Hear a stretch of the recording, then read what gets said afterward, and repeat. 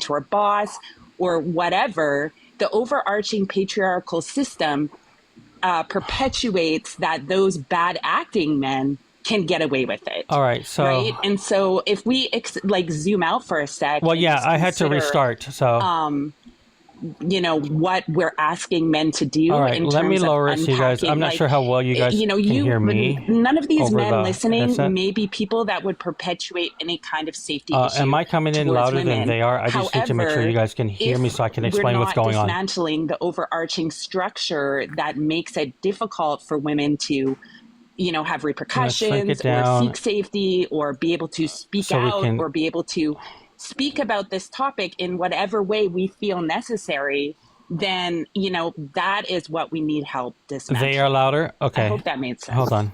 It did. You did great. Yeah. If we don't need to move past the messaging, I think though that as long as we acknowledge the messaging has got us to this point to where we are having the conversation, and it is important to acknowledge. I mean, it's loud in my ears, but I'm trying to adjust it for you guys. Is to say, what is the message that is going to reach an Andrew Tate fan? That's fine, we can go there, but you still have to acknowledge. Can somebody confirm? Okay, that's better. Okay, right? Perfect. But you guys can still hear them, right? With the message. And that's part of like everyone in marketing. No, I don't acknowledge right? Like okay, perfect. All right, just wanted to make sure. Even if it's a terrible so the commercial, argument here is that the messaging is bad. The slogan, it's all men until it's no men, is bad. If it makes people like kind of put up their defensive posture, that's where I think, I'm not saying it can't be a hard truth, but I think that the reaction, if there was a more direct way to achieve that goal and to invade those spaces, that's what I was bringing up. I understand everything that Cabin said, 100% on board with. I'm 100% on board with the advocacy for women. And I don't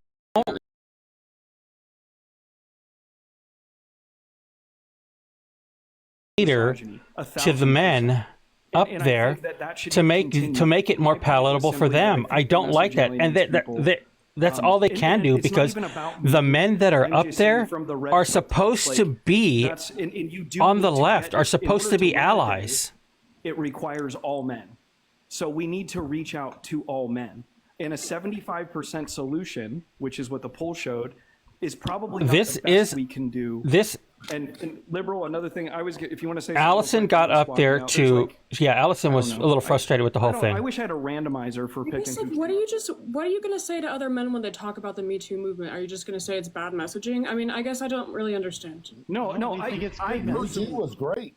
Me Too was fucking great. It was absolutely phenomenal. It made those ass wipes look like. And what about when they? I'm sorry, liberal. You're one of those A-wipes right now. I wasn't talking. Okay. It made them look like the pieces of crap that they were.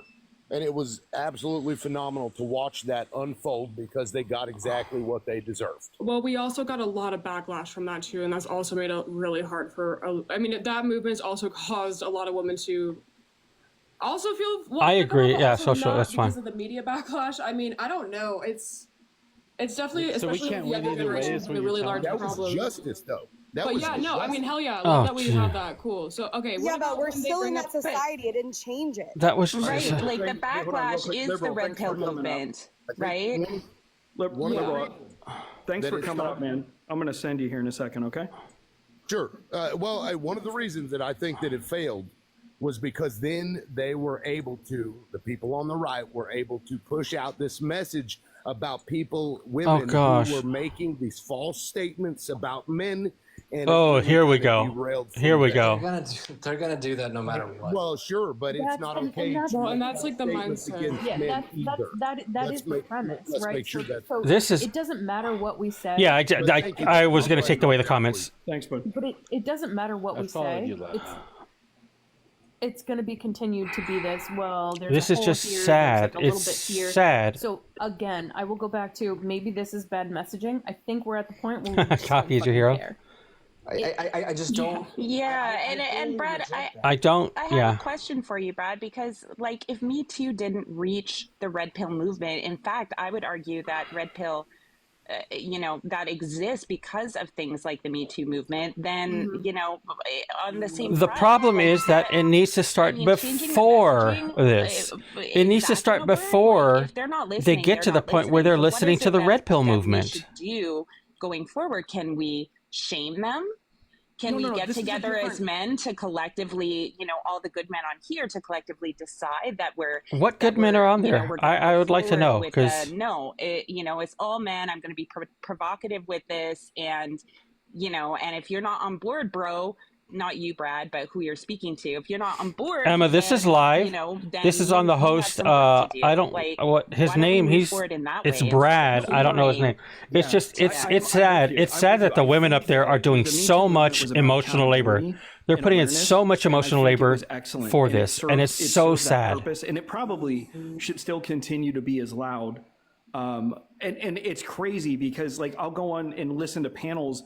And it worked in one regard. Sorry, I need to lower the audio because Carol and women on the right, I've seen actively saying, she can't be trusted, and this isn't true. And so that dynamic wouldn't have existed 10 years ago, right? So I'll admit that is fantastic. In most spaces, that dynamic wouldn't have occurred. It is now. But I think that the ask of right now, and what I did is saying, as a man, y'all don't know what it's like to be a man if you're not a man, right? I'm going to say that I'm saying that I think this message may not be the best way to achieve that goal. And that is the goal that I'm getting from everybody. Is that let's have men again. Let's have men tell women what to do. Of the message. It is an amazing message. But I think to reach the people who need to hear it the most, they don't always have people like the men or women that are in this panel available to them. They might be in an echo chamber of a group of people. They're all the bad actors, and you need to wake them up. Hi, Brad. You're being one of them. The opposite effect, and so you're being one of them, Brad. All I was pushing for. But we're tired of being told to stay in our lane.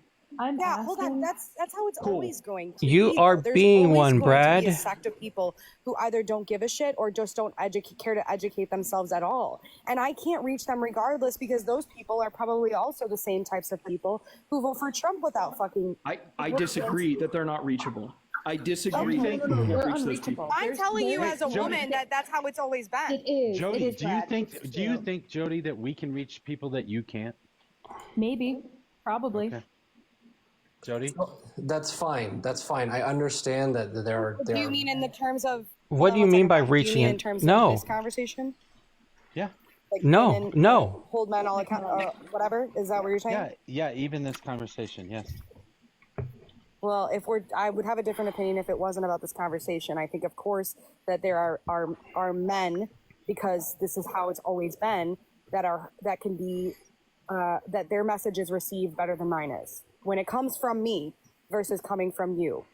Correct. And so the question I want to ask is so that's why the message needs to be the same. That there is a panel held to do That's this. why the message needs to be the same. Promote the shit out of that.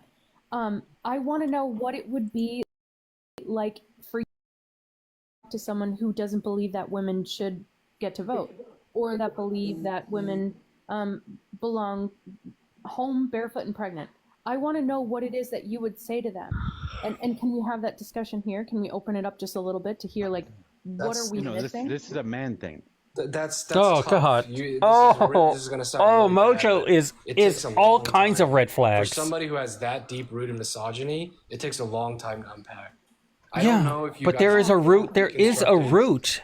So get to the root before it even grows out. It takes a while, and it's not something conducive to a panel.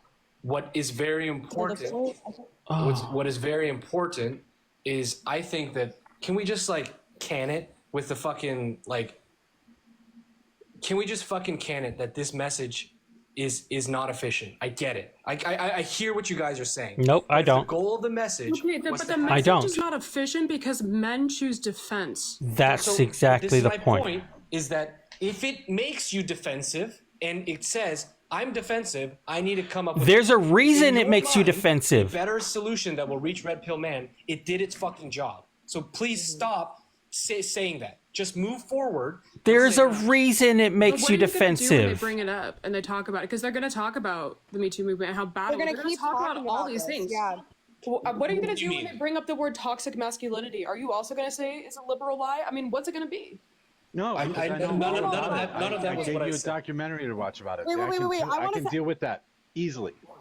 I want to I stick up think for the Bond. issue- Bond oh, has- go no, ahead, wait, hold Jody. on one second. I want to stick up for Bond because he's been like literally Mojo is so a fucking effective full-on with this red flag. conversation, and I Full-on hate no that it has to be no Bond notes sometimes red because flag. This has happened specifically with me too, where like Bond Yeah, I has agree. literally had to come in and be like, "Hey, this is what it is," and you know what? Whatever. I guess if somebody gets the point across, I Brad guess is that's actually is he? fine. I'm seeing Brad But as I no do wanna better. defend him because right now that's what he's been doing for fucking 3 hours, and what he's trying to say is obviously after talking about this for days and days and days with this community that there is still going to be pushback with messaging, so why not let's move on to phase 2, which is what are we going to do about it. We Thank can you. all, yeah, and that's what he's trying to say. It's not that because he's been fighting for the messaging forever. That's but it, at yeah. some point, how long are we going to keep going back and forth tip for Yeah, tat I don't on know if it's messaging it might be and- the same and live because they instead said it's been talk going for about 14 hours. tit for Yeah, tat I don't know on if it's the messaging it might be the same and live because they said it's been instead going for talk 14 about hours. messaging. They did say Talk about the they said reason. I between know, but two he's saying, lives, let's so it move may on. not Let's be. accept that we're going to have differences on the messaging, and let's talk about solutions. Let's talk about why this happens, why the messaging is there, etc. So And if I'm Yes, wrong, and can I add to that super quick? I just want to say that like part of the issue here is that it's being deflected back to the women to change the messaging when CTO, I don't instead, know. like that's really the I problem, don't know. right? Because like you're saying, Jody, let's move forward and figure out how to talk to these other men and do it in whatever way you think is best, but it's not helpful to push it back to the women and say, okay, you need to come up with something But you better. have to guys do it come up in with a something manner. better. You're You in have the to do it in a conversation. manner That's what where we're it doesn't That's not your contradict messaging, the though. message That's that the your women have been messaging, relaying. because we are all working towards the same Yeah, goal. so I want to be very clear. We are all on the same page. It is not up to the women to give a better message. It is up to the men. There is to no deliver better a message to be I want given. very, very There clear about is that. no better So, message to be respond given. Allison, when you have an issue, like somebody saying, well, what about the Me Too movement? We say, what is wrong with the Me Too movement? And then we go down the line of logic with this kid to understand, hey, if they are just saying we want accountability, or they are just saying it's all men's responsibility until it's all I men are part don't of know the if you guys want problem. to go over there for that one. I mean, what did I I say can earlier? drop What was the fucking I can phrase drop I said? the All ad, men are but part Jody's got a good one up in her background, which Yeah. is hold all men accountable. All men are part of the problem until all men are part of the solution. All of these. How are is ways that any we advance different? That conversation and stop harm. This is very important. Like, I understand. Obviously, like you don't got to tell me. Obviously, I know. no, I'm not saying. I'm that not I've been telling up you. here. I'm just saying this is a way that we can advance. let's that make it conversation. more palatable for the fragile men that are going to take offense been up here, I don't think. to the Yeah, to I'll the just word want to say, all. Since I've been up here, since even before the beginning, I've said that all men. I'm sorry, I'm gonna. Anyway, I don't see the problem with it. I just don't like. It's perfect. It's look at it as a symbol. What we do with that symbol and how we talk about it is what's going to make what that says all men until no men. That's what's going to give that symbol power. So it doesn't. You don't have to change that. In fact, the women here, I don't know who came up with that. It's whoever just- it's just wild. The women gave us like a tool to use. That's the tool. That's the symbol. Just take it and run with it. I don't care what reaction you get from red-pilled people. The point is that it invokes conversation. Now you have to start focusing on what that conversation is and the things that you say. They're so hung up on the all That's what's part of going to it. give that a phrase, slogan, whatever we call it. That's what's going to give it power, and it's going to give it meaning, so that when you see it, you know what it means. You know what it stands for, and now you just have to enforce that. And I don't care if it takes 50 to 100 times with the same group of men that you have to talk to. You're going to have to do If you're that too hard if you're work too in order lazy to make that to have it, behavioral change. It's if not you're going too be lazy easy. to There's actually no put way the to work simplify in, this. It's going to take then work. you're part of the And problem as also, well. Just to, this is the last thing I'll touch on. The men that are on this panel that have all the good intentions, we're still going to fuck up. we're still gonna be That's why it's all men. on small things. That's why it's all men. It's up to us to try to catch ourselves, reflect on those things, and try to be better the next time. This is not going to be an instant fix. This is going to take years of reinforcing this kind of behavior to make that change. They truly don't believe they can be part of. They can be part of the problem. You know what? And hold on, and I want to challenge you real quick, RJ. I'm curious, because I know you, and I'm gonna put you on the spot. What was your reaction to how they responded to me? And be fucking honest. Was I in the wrong, or was their reaction defensive? Tell me. The only thing I was actually, I'm glad you said that, because I kind of forgot about it, because I was going to actually answer that with a question to CS and Jody, because I want to hear it from them. Because why won't he answer? You've been listening for like 10 or 20 minutes. Why won't he answer? Thinking, but you haven't been here for like the 2 hours. So if CS, Jody, if you can tell me if I'm wrong, we've been listening to women and getting. Why won't you answer her question? The majority of the panel, in fact, and I don't remember her name. She was in a Cabin's spot. She had even said, yeah. we've done what we've needed to do. Now it's up to you guys to have the conversations. But you can't answer her question. I know sometimes I go up on spaces and I don't necessarily know the creators. I will tell you that all of the men here I know to be genuinely good men. They're not arguing the fact whether or not according to what I've seen. Not according to what I've seen. They're very good people. They're very good people. I think they're trying to push back just a little bit because we do safe spaces with each other where we can have that's a cop out. I'm sorry. Because they're against anything that has to do with feminism. The exact opposite. They are. They've been big advocates for me, and I spend every single day with them, probably for the last 4 months, which is crazy. That's great. But yeah, so I understand. That's great that they've done that, but this conversation has proven that they are still part of the problem. Of what's happening, but that's the context. They're good people. But then why Brad directly immediately? This is the problem. Brad directly, without me saying a name, pointing someone out, Brad directly made it about himself. He centered himself. He personalized it. Talk about anything to do with Brad, and Brad directly internalized all of it, and I think everybody else did too. So sorry, but this is wild. Talking about the discussion, and I get it. CS has her opinions on the men based on. You came up here and you said you guys don't understand. You don't. You don't. You don't this. You don't that. You don't. To everybody up here. So yes, I'm on the panel. You're talking to me. So that's where that came from. It wasn't some blind thing I pulled out of my ass.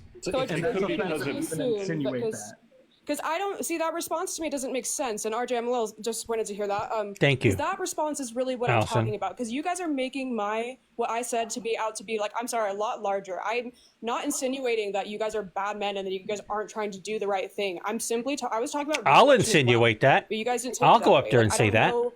I guess I don't really understand the reaction. I'll go up and say that. I have absolutely no problem going up and say that. If we can address specific ways we're trying. I don't know you, but based on this conversation, you're not good. You're not safe. Talking about the discussion, while it might not be a direct reflect of your guys' character, then you guys should have the capacity to understand and be like, hey, listen, we totally get that.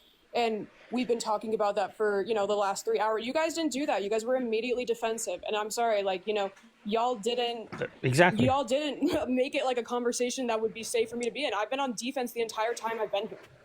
Okay, well, I'm sorry that we did that. That wasn't our intention. I mean, do you acknowledge that's the point. That is the point. You didn't intend for that to be, but you. Yeah. No. This is live. This is happening live. Swish, if you're hold on, I'll stage of a 6-hour conversation that we were at, and it came off as dismissive or defensive. So you guys are kind of tone policing. Let me write it. Checked my intention, right? Is this your assumption that one life only have fun? Have done that. And let me put the link up there. From another woman, are we serious? I definitely have the right to be up here and have my own perspective. I'm sorry, a 20-minute conversation that I was listening to that was no, that's fine. Kind of just talking about how bad messaging is right now, and the messaging is really talking about the effects of toxic masculinity, and that's the important thing to understand. Come for me on it, that I understand, because it feels icky because women are my number one. I will always defend women first. I just wanted you to have the context of who the people are in the conversation. Well, I mean, I don't really need the full context because nothing I said really implied full context of these people's character. Like, I think that's the assumption that's incorrect. Exactly. I think we've addressed that though. Well, we have, but I think that like it's important to understand that you guys misunderstood my intentions and how that derailed and how that put me as the villain of the panel. You know, like we should definitely talk about that. Now you see my point. Okay, Now so you then get why did what I I'm become the saying. villain on the panel? No. My point is the way that you feel right now is exactly the way that the messaging that it's all men or no men is received by people that are the red pill people. That is my entire point, and you just demonstrated it. I Thank you. thought that you guys were past that, right? I didn't think that you guys are deconstructing from red pill. I thought that you guys are past that, but apparently we're not. So are you guys just not that far? I guess is what I'm asking. Are you guys working on it? They've been doing this for apparently 14 hours. I think there's not, like, personally the message 14 hours. I'm not bothered by it, but personally I don't think it resonates with the targeted people who are the I'm ones. sorry, a lot of my platform, and you can look at my page, is about deconstructing red pill. Like, I do a lot of research on it, and like I said, I'm really into the gaming community. Like, I have a Allison is very, very involved in that because she's in the gaming community. So Allison A lot of my understands. platform is about deconstructing red pill. So no, I do know about this. And Cool. I've obviously, been a man for 44 years, Allison. Like, I'm telling you that we also probably enter some different spaces in different ways. And I don't know that your voice needs to be louder than mine on this, and that because you're an e-gamer doesn't make you a man. And I'm telling you, as a man and as a father of a 16-year-old son. Oh my gosh. Sure, but I'm still like, He is part of the problem. He's part of the problem. He's part of the problem. I'm telling you that there are different ways to interact with people. He is part of the problem. Brad, can I offer a suggestion about that? Did I shut the panel down because this is exhausting? I finally get to hold you hostage. He's tired. No. Wait, Kate. I just want to offer, because we're talking about moving forward. So I just want to offer a suggestion, which is sort of in line with my original point, which is that, you know, okay, so this that guy isn't going to work, and you're going to go out there and you're going to. I'm sorry. He's all the red flags too.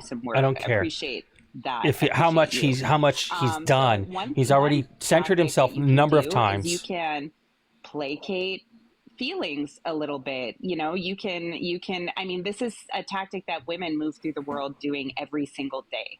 You know, if I'm getting hit on by a stranger. See, and so many people in the comments. I don't have the comments up because I don't want them to overlap. Also, doing it in such a way that so many comments are like, Allison hates men. Hey, Allison hates men. Trigger him in some kind of way. You know, like, this is the way women are moving I'm sorry. through the world constantly. All the men in there.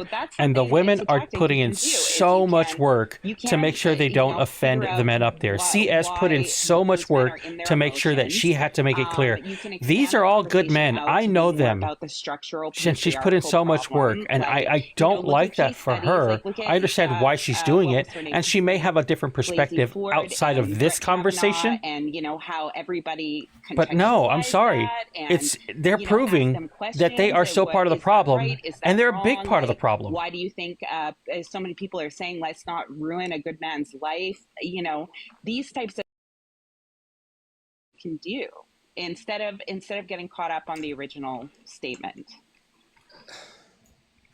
Despaired. So, if you have live studio, you can. Sissy's been up here for like 10 minutes quiet, so yeah. If you have live studio, you definitely could do this. Yeah, I mean, we can go back to Kevin's question afterwards, but there's a couple things I want to touch on. First of all, I think that, and regardless of how we all feel about it, Allison, I think it's a great demonstration, like Allison listening for 20 minutes and having her initial reaction to the things that the men on the panel were saying. I don't know if anybody here has Allison as a mutual, but I would love for somebody to tag Allison, come in here to speak with her, because wow, the fact that she had to deal with that. Sit in a comment section for 30 or 20 minutes and evaluate who was there. And in this case, Allison's 20 minutes. Oh, you haven't been able. Oh, I got it. To the hours that we have been having this conversation. I was I don't know the last time I got as well. I got banned. I have no idea. I don't get to understand who I'm walking amongst. is my split reaction. You know what I do, Despair, So is whether or not you think that her evaluation of who was up here was correct, that is the entire point of the yeah, statement that in even and the of comment itself. section I is don't get toxic to in know there. who was around me. The What I do is perceived I do occasionally play what you are I do saying occasionally is play incorrect. Minecraft, That's so the I first don't know thing if that I that want to triggers say. the And the the second thing aggro that I in a want to weird way, say but is that I I do. understand that we all So have the same end goal, right? Of course, in a perfect world, this is pushing out into red pill spaces and deconstructing people who don't even think that there is anything to deconstruct, right? Cool, awesome. But I don't understand how we even get to that place when there are people in this space on this panel who don't even think that they need for to a do year the now, rest yeah, of their it's just it is deconstruction or think that where they are is enough. yeah. Like They're we just all just sat inviting the up here toxic and people heard in the there as person well. who I'm in their space, who was in the space before me, say that they engage in locker room talk and they think there's nothing wrong with that. That is inherently part of the problem. So I corrected it on the we all spot. have the same end goal. I'm so glad we all have the same end goal, but the work in our own spaces is not done. Stop centering And how yourself, do Brad. you take the message and push it out when you have not fully internalized it? I 100% disagreed with what he said. I made that crystal clear. Two, I 100% acknowledge the uncertainty of being in a space and not knowing who is on your side and who, predator and prey. Totally understand that.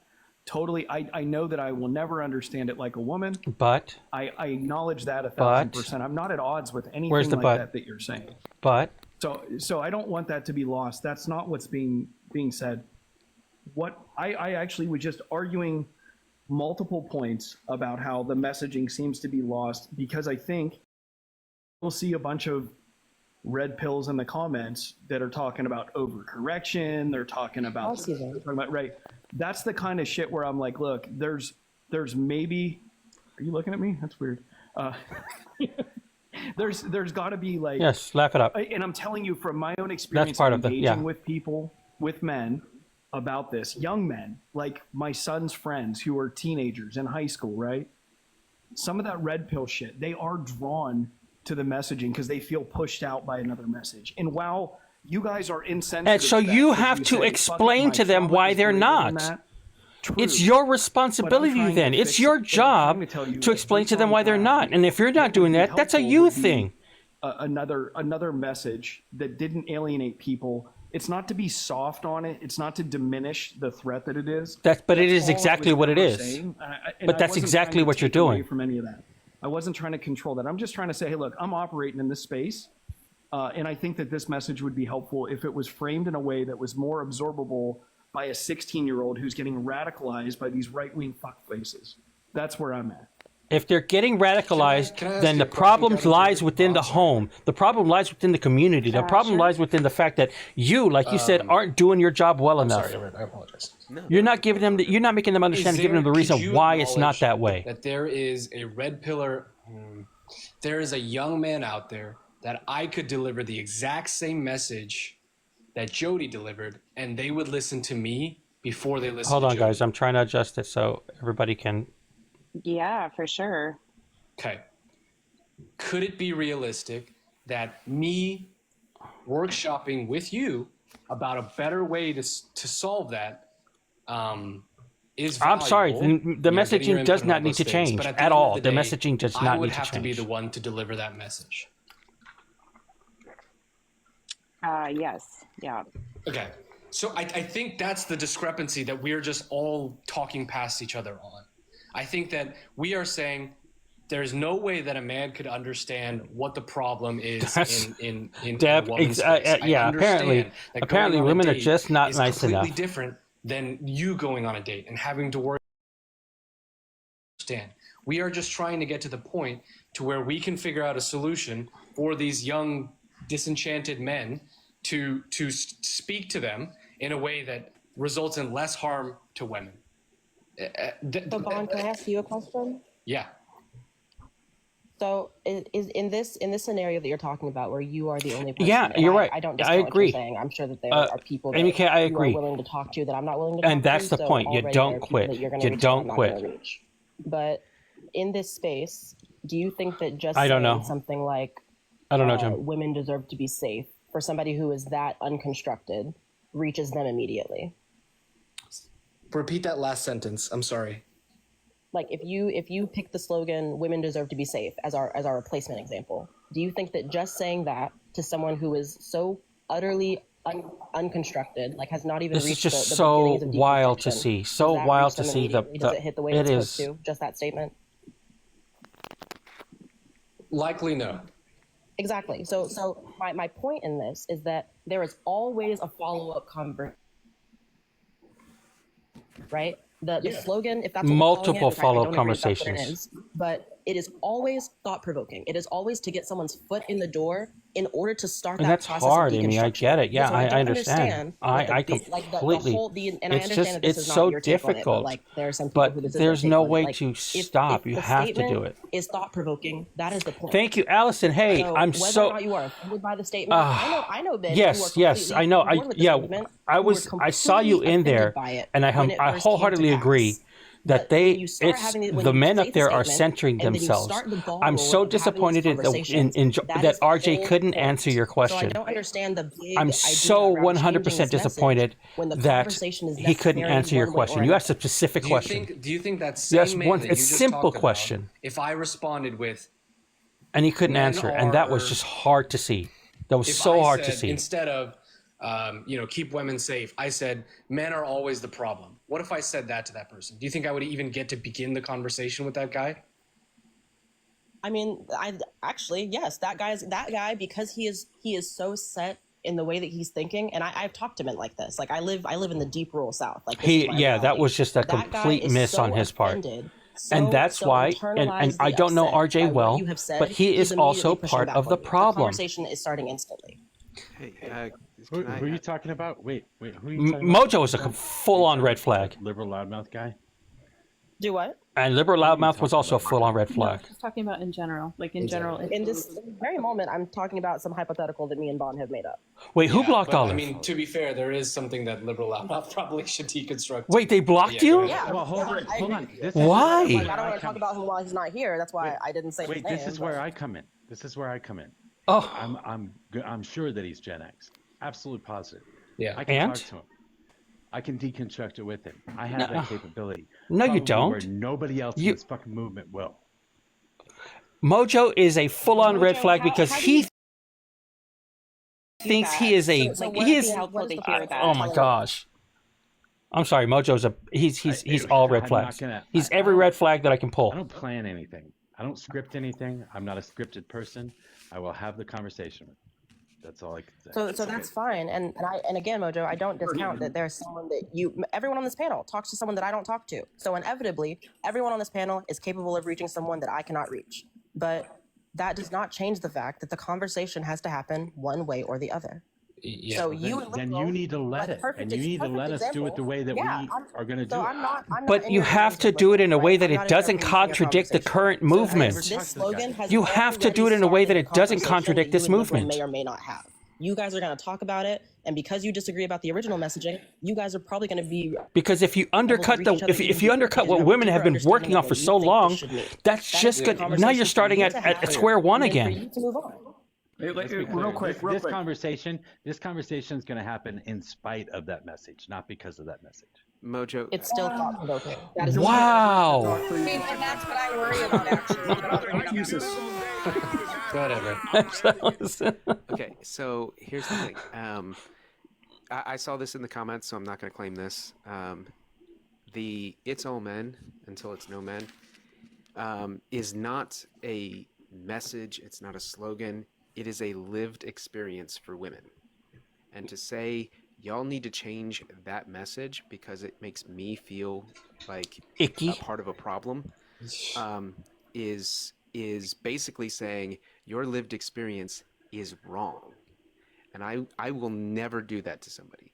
I will never say that your lived experience is not what you say it is. I will never say that you should. That's actually the way you feel. Walu Irish. That's not even Anything Luigi. about what is your truth is a lie. I won't do it. It's wrong. It gives me the ick. Okay.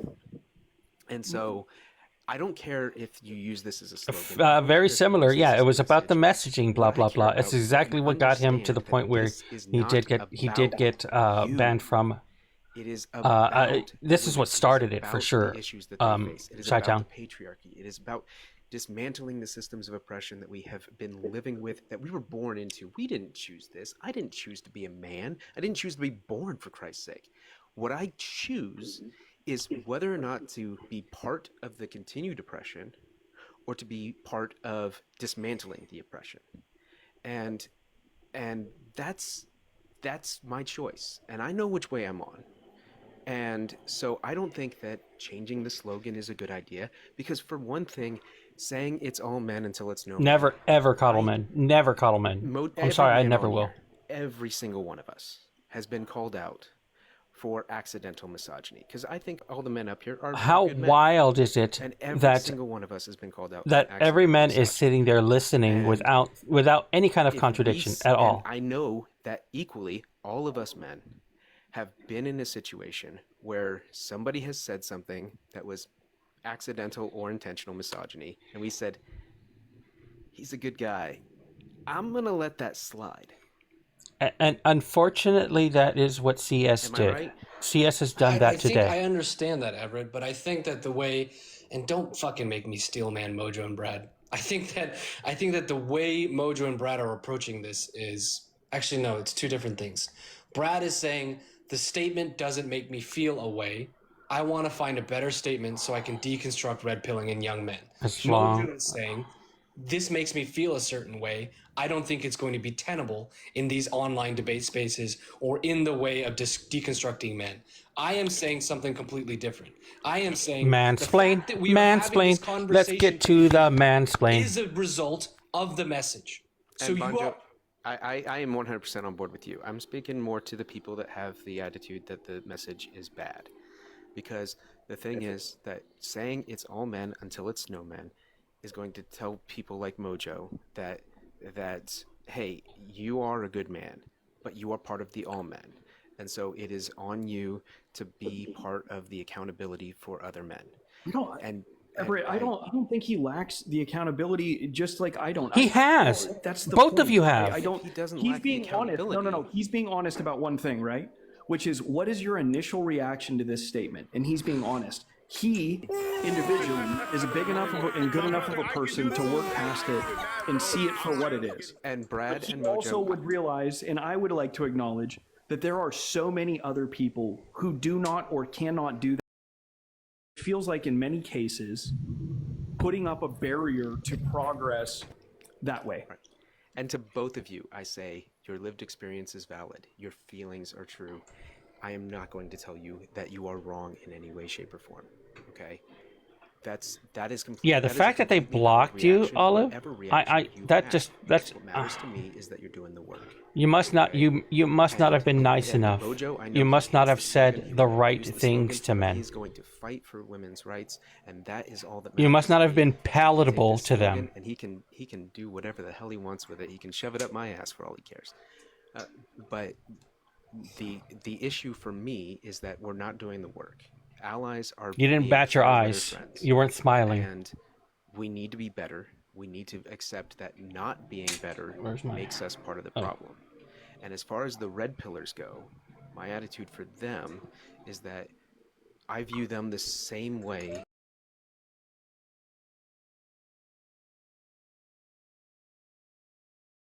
Democratic Party, okay? They have always been courting conservatives and assuming that the left will vote for them. And they have seen over the last several years that that is not the case. The left is going to stand on some principles. The left is going to say, I'm sick of this, where you are courting the worst people and assuming I'm on board.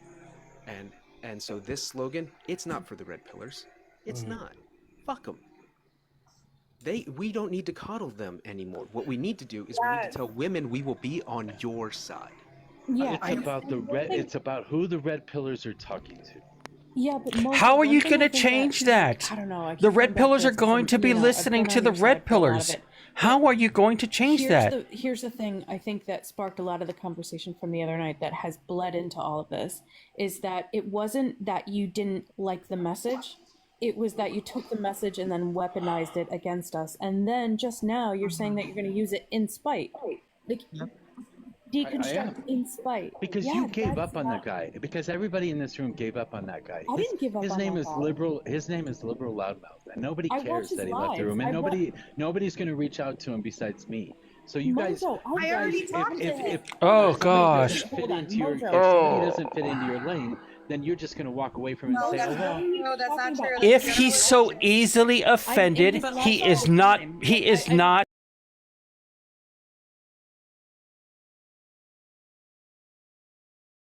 Follow yesterday when we were all talking about that. Oh, yeah, I wrote it down. I That's the only reason I knew just who he wanna was. ask, Yeah, I don't think that's fair, man. Like- Come on. like Mojo, All right, are you? all right, I apologize. I just want to ask a question. It's fine. Like, and like, to Everett's point, Where's the- like, I'm not trying to where's police the anybody's Wild feelings, Irish? but like, be real with me. Do you think it is Where's the appropriate Irish? to say Oh, man, when I someone don't- says something that is it inherently does that all the harmful time. to women, women should be the one to reach out to that person? You're like, no one's gonna reach out to him. He just said he doesn't have a problem with like, being cool with like locker room talk. He's that not is cut out for the obviously about conversation doing if he things got that are harmful offended. to women. That's a good point. That's a good point. We all piped up, right, Mojo, and said you shouldn't talk like that, right? Absolutely. Yeah. Well, that is That's the whole point of the fucking message. Those are the people that we talk to.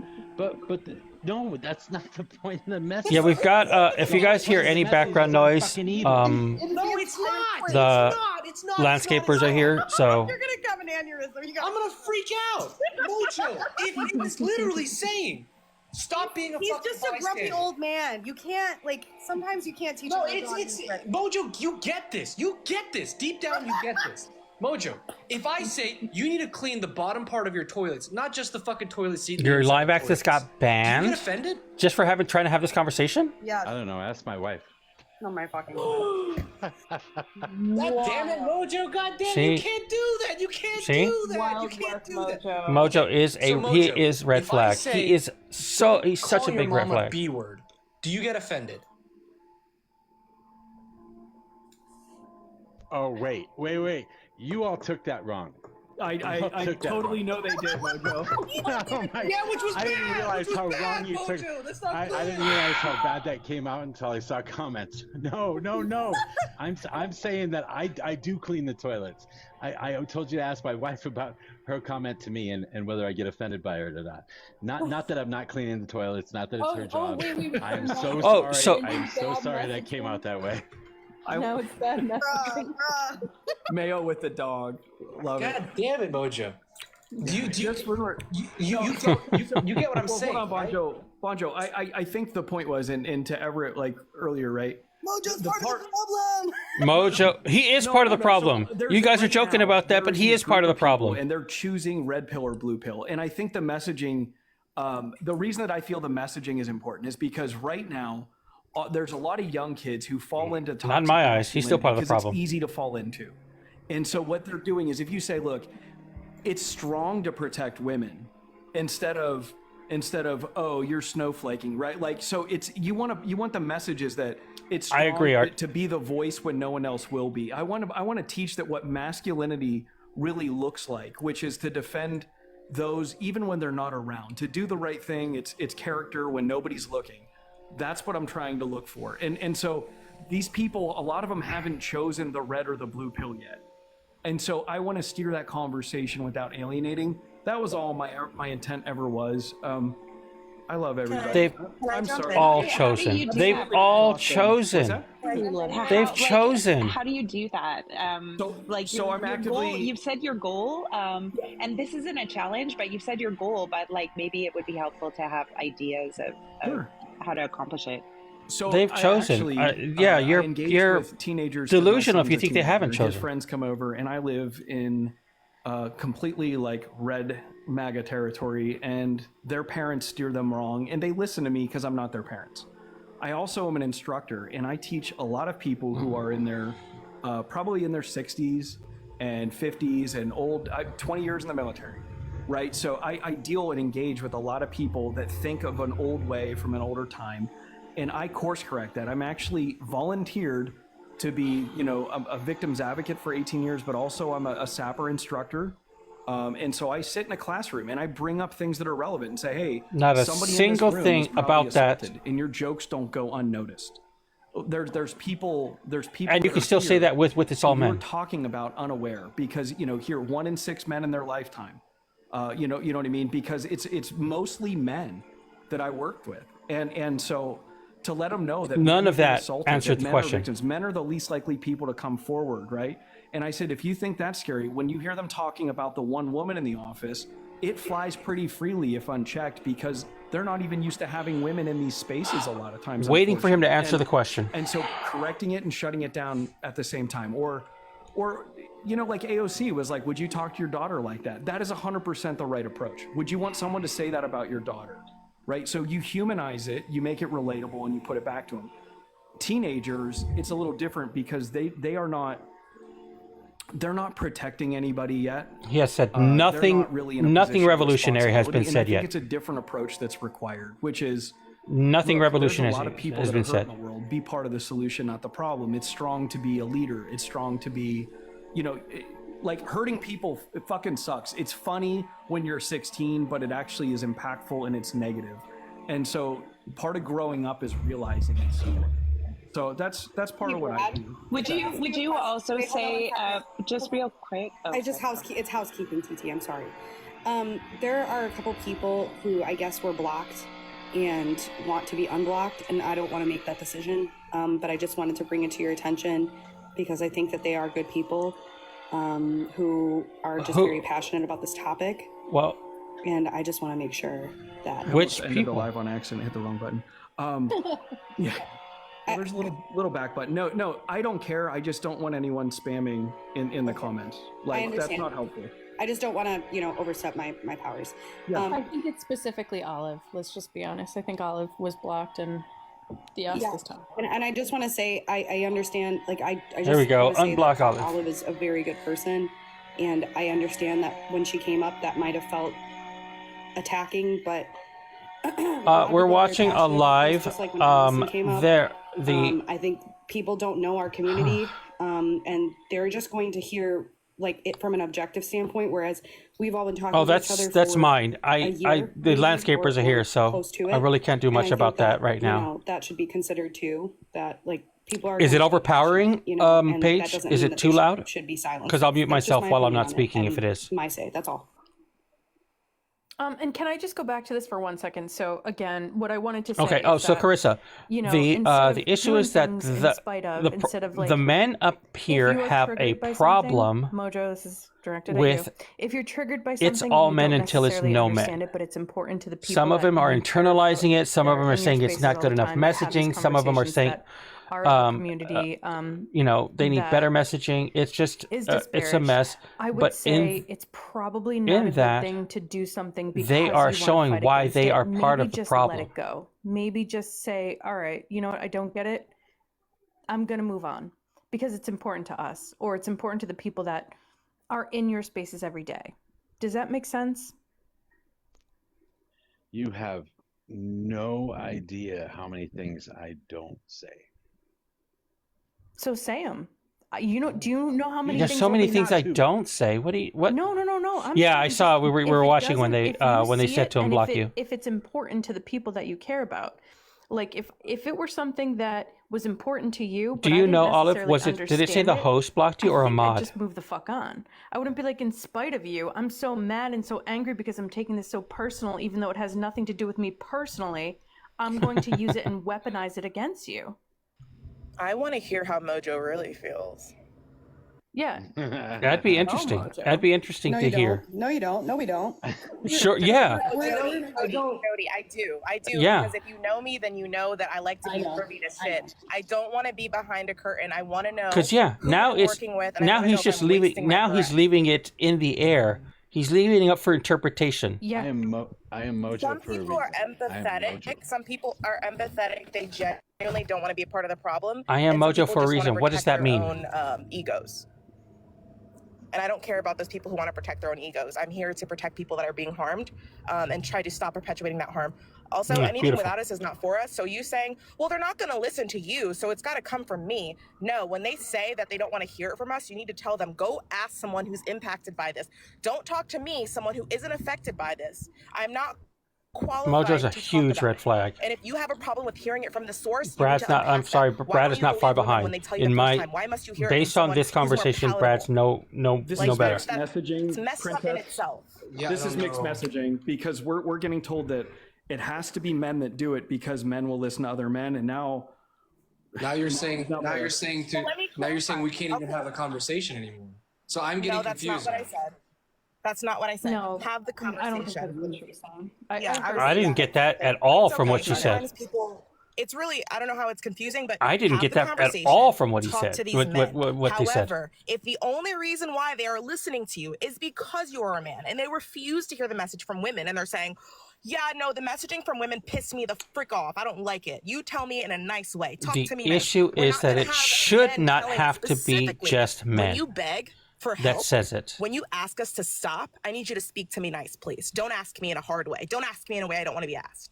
What the fuck? Like, what are you Why saying? does it have to What be are a you saying? man Why do you have to hear to from your relay brother? that information for it to be Hear it from me. legitimate? I don't under. What's your question? How are the men question lost? is, How are the men way lost? I understood the call to action. The thing that I've been defending this entire time is putting the onus on men who want to see less harm come to women. And Because men who it's want to dismantle the necessary. patriarchy. But she's saying is it doesn't. our It job shouldn't to be go out necessary. and talk to people. How is that? and How is tell that them hard to that grasp? there is a problem that they need to be a part of the solution for.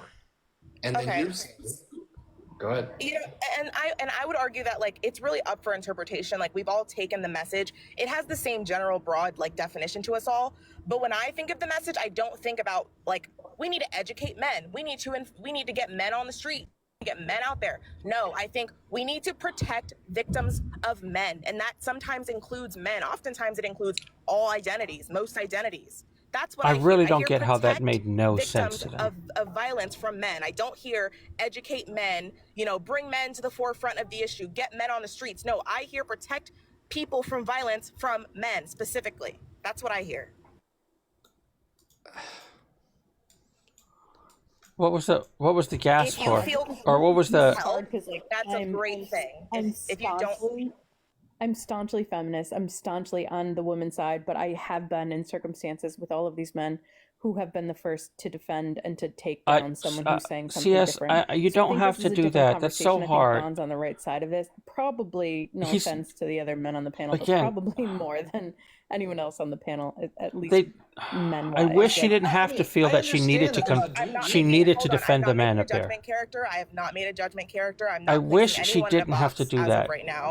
I was just sharing my. She didn't interpretation point out any this of the saying, men. right? Because Bonjorman shared, like, you know, when I think of this, I think it's a call to action for men. I'm like, yeah, sure, okay, that's one interpretation. My interpretation is this is a call to protection, right? Like, you Yeah, I can get take it that. as a call to action, but this is really a call to protection. This is about centering the victims of violence. This is not about telling. I mean, again, like it's interpretation, but I was not trying to put Bonjorman or anyone in this panel in a box. I literally just got here. I understand. I think because I think CS knows them a little I better. don't take any offense. So to it. My I point think is CS that is taking the if I taking a hear stance it, I that know they that are I know it's a good, convertible. even I if know they don't that one side understand is it. saying, you have a responsibility to do some action. And that's Get just- that. You can't be a fence sitter. I think the other Yeah. side is too is that women look at men completely differently I think than we CS look is at women. And I get doing their that too. best Like you to you ensure don't have the that same lived the experience. people Women are not the only that she victims knows from up here violence of men. I just want to clarify. You know, this is a woman-led movement. So you're not wrong are up in there, centering so. women in this conversation, but again, women are not the only victims of violence from men. So I just want to be equitable and we have this conversation because we don't have all of the identities that should be here. I'm just let's just like not. Mojo's you know. face? What the fuck? So Princess, I don't know. Hold on, Bonjo. I think I understand, and maybe I can sway this a little bit, Mansplain right? it now? So Let's what I'm mansplain thinking it. is Because it wasn't there clear. are many men that are dismissive of the claims of women about how serious of an issue it is. If a man talks them and goes, "Look, what she's saying is true," it would be the equivalent of somebody who, for whatever reason, shitty upbringing, bad parents, maybe whatever, they don't take this as a credible issue. If they hear from another man, like, no, you should listen to her. She's not wrong. This happens. Here's some statistics, right? Now maybe they would engage and maybe listen, but there are a lot of men who simply do not listen to women for whatever fucking reason, and they're stupid for it. And maybe I shouldn't even bother with them because they deserve to be That alone. is part of the problem, Swish. Yes, Brad. But there are a lot of people that are young and impressionable, and it's unfortunate is because the far right red pill shit, they're not sitting idly on their hands and writing off people on the left. They're going out and recruiting in droves. So it feels at some point like maybe the message, I don't know who's winning, but it is a fucking tug of war for sure, right? Can we all agree on that? Yes, but who's pulling? Hold on, I just want to point out who's pulling. It's men on the left telling us and policing us. Also, this whole, oh my God, like we love Me Too. I'm not saying the men on this panel are a part of this demographic, but a lot of liberal men were against Me Too, saying, but you're putting us in a box. But not, Talk to the men on the panel though, I'm sorry, the men on the panel, especially Brad and Mojo. Conversation about how to help, how to do everything, how we're going to approach it, right? So what I'm saying is that the tug of war exists. I don't think writing off the people on the right, which is some people's beliefs.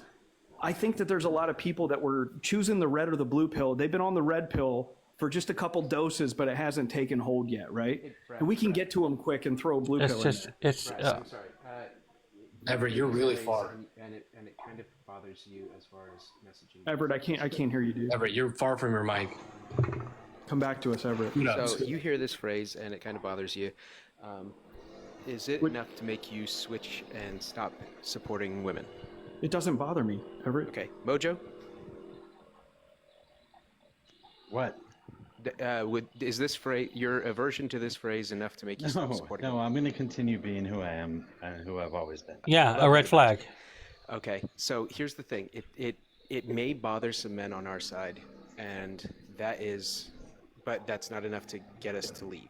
So there's going to be men in this movement on the left, and when men on the right or the alt-right say Andrew Tate is weaponizing this phrase, and he says the left hates all men, and then the people he's talking to see men on the left, they're going to wonder what the fuck's up.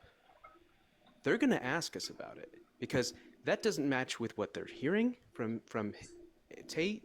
It doesn't match what they are assuming the left is all about. And it gives us an opportunity to talk to these men that we haven't had before.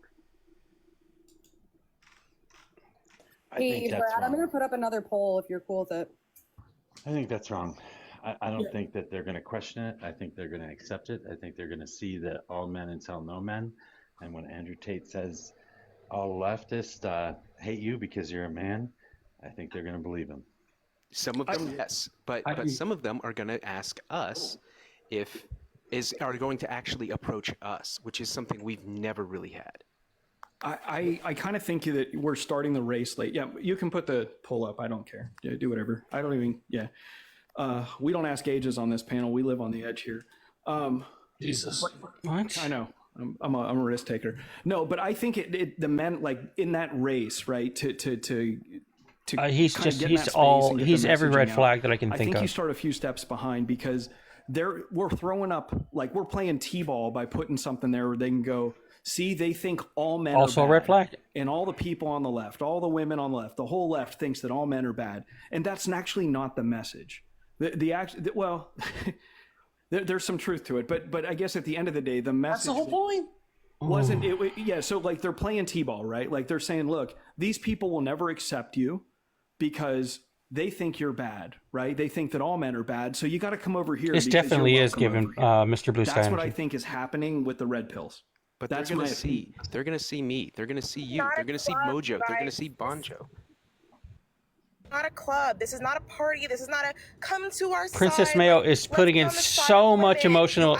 She is putting so much emotional labor in people on the left. Why does Princess Mayo have to put in so much emotional labor on these men? Not saying I'm going to hear it from my bro because I don't really care about a woman's opinion. Because if you're starting from there, you have a lot of work to do.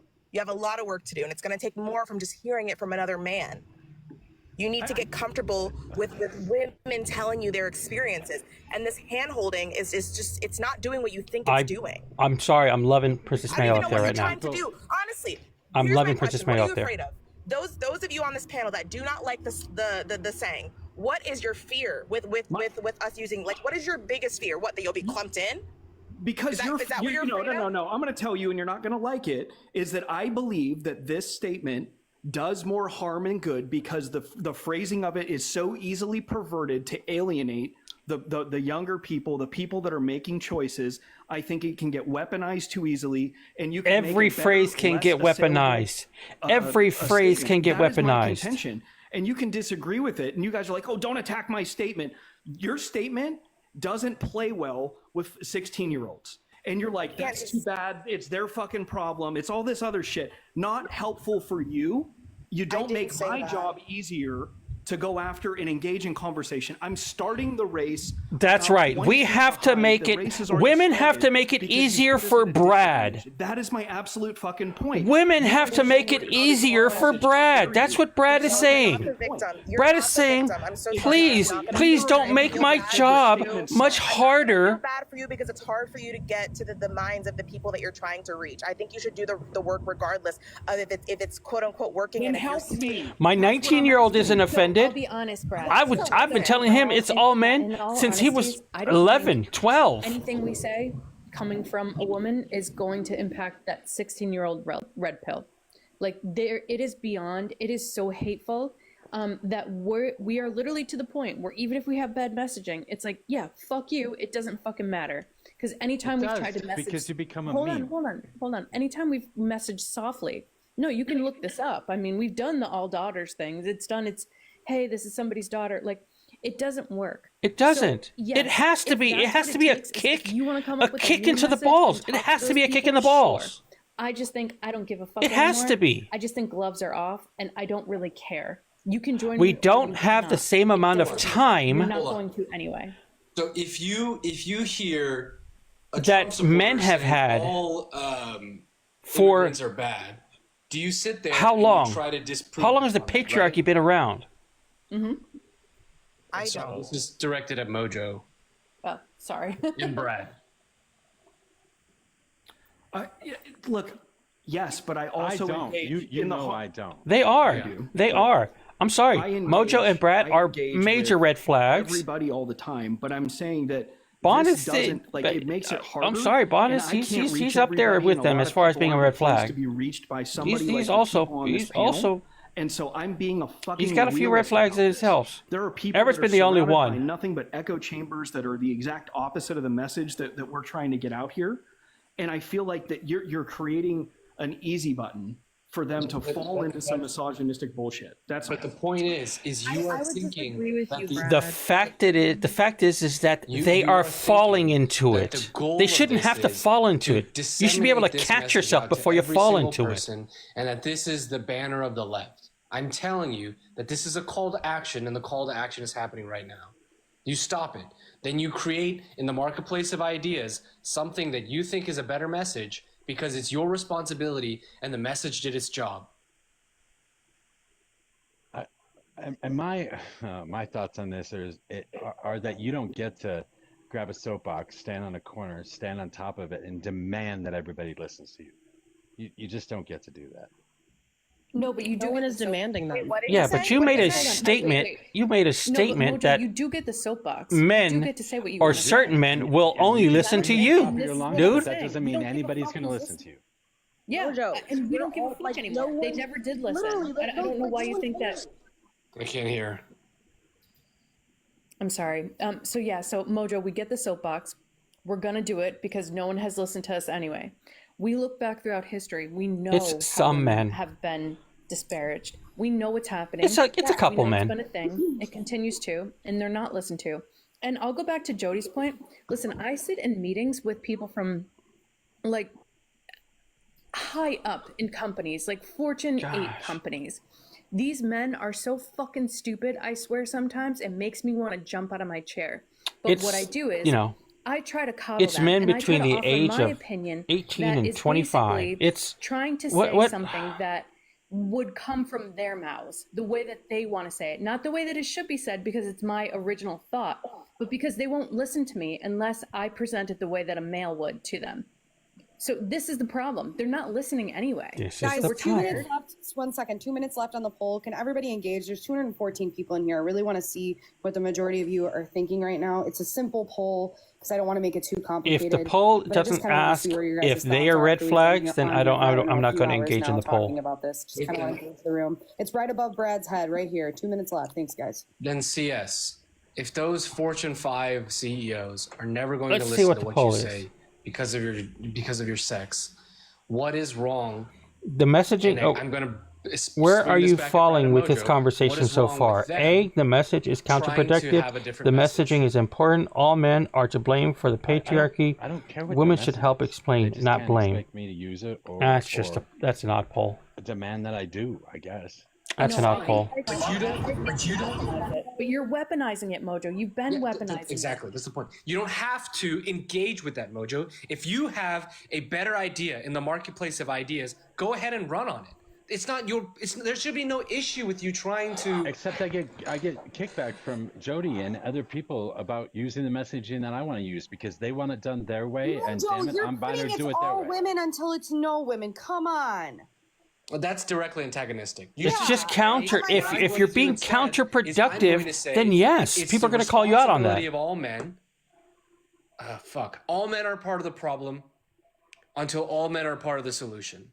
Is that what I said earlier? I'm losing my talk. That's what you said. Yes, that's what you said. Actually, I don't mind that. I don't know that it's the best yet. I have to think about it a little more, but I think it's a lot better than the original.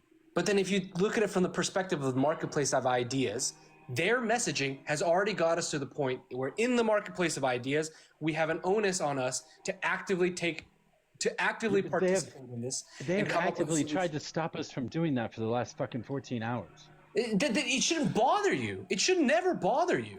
Well, Bonjo, the one thing though is you would have to imply that you somehow know that the message that you just said, which I am. It's all women until it's no women, is counterproductive to the movement. You would have to imply that changing the message to. Wants to show you the results, hun. That's why. Oh, yeah. That it's all men's responsibility until it's no, or whatever the message was, right? Who said You're that? Implying that somehow that would have not been effective or done the same thing. We don't know that. Who just said don't call him hun? That's objectively true. So I'm saying is that like there's a whole lot of valid anger and aggression and all this stuff. But what I'm saying is just talking to. Of course, all lives matter, Fallen. The question has never been do all lives matter.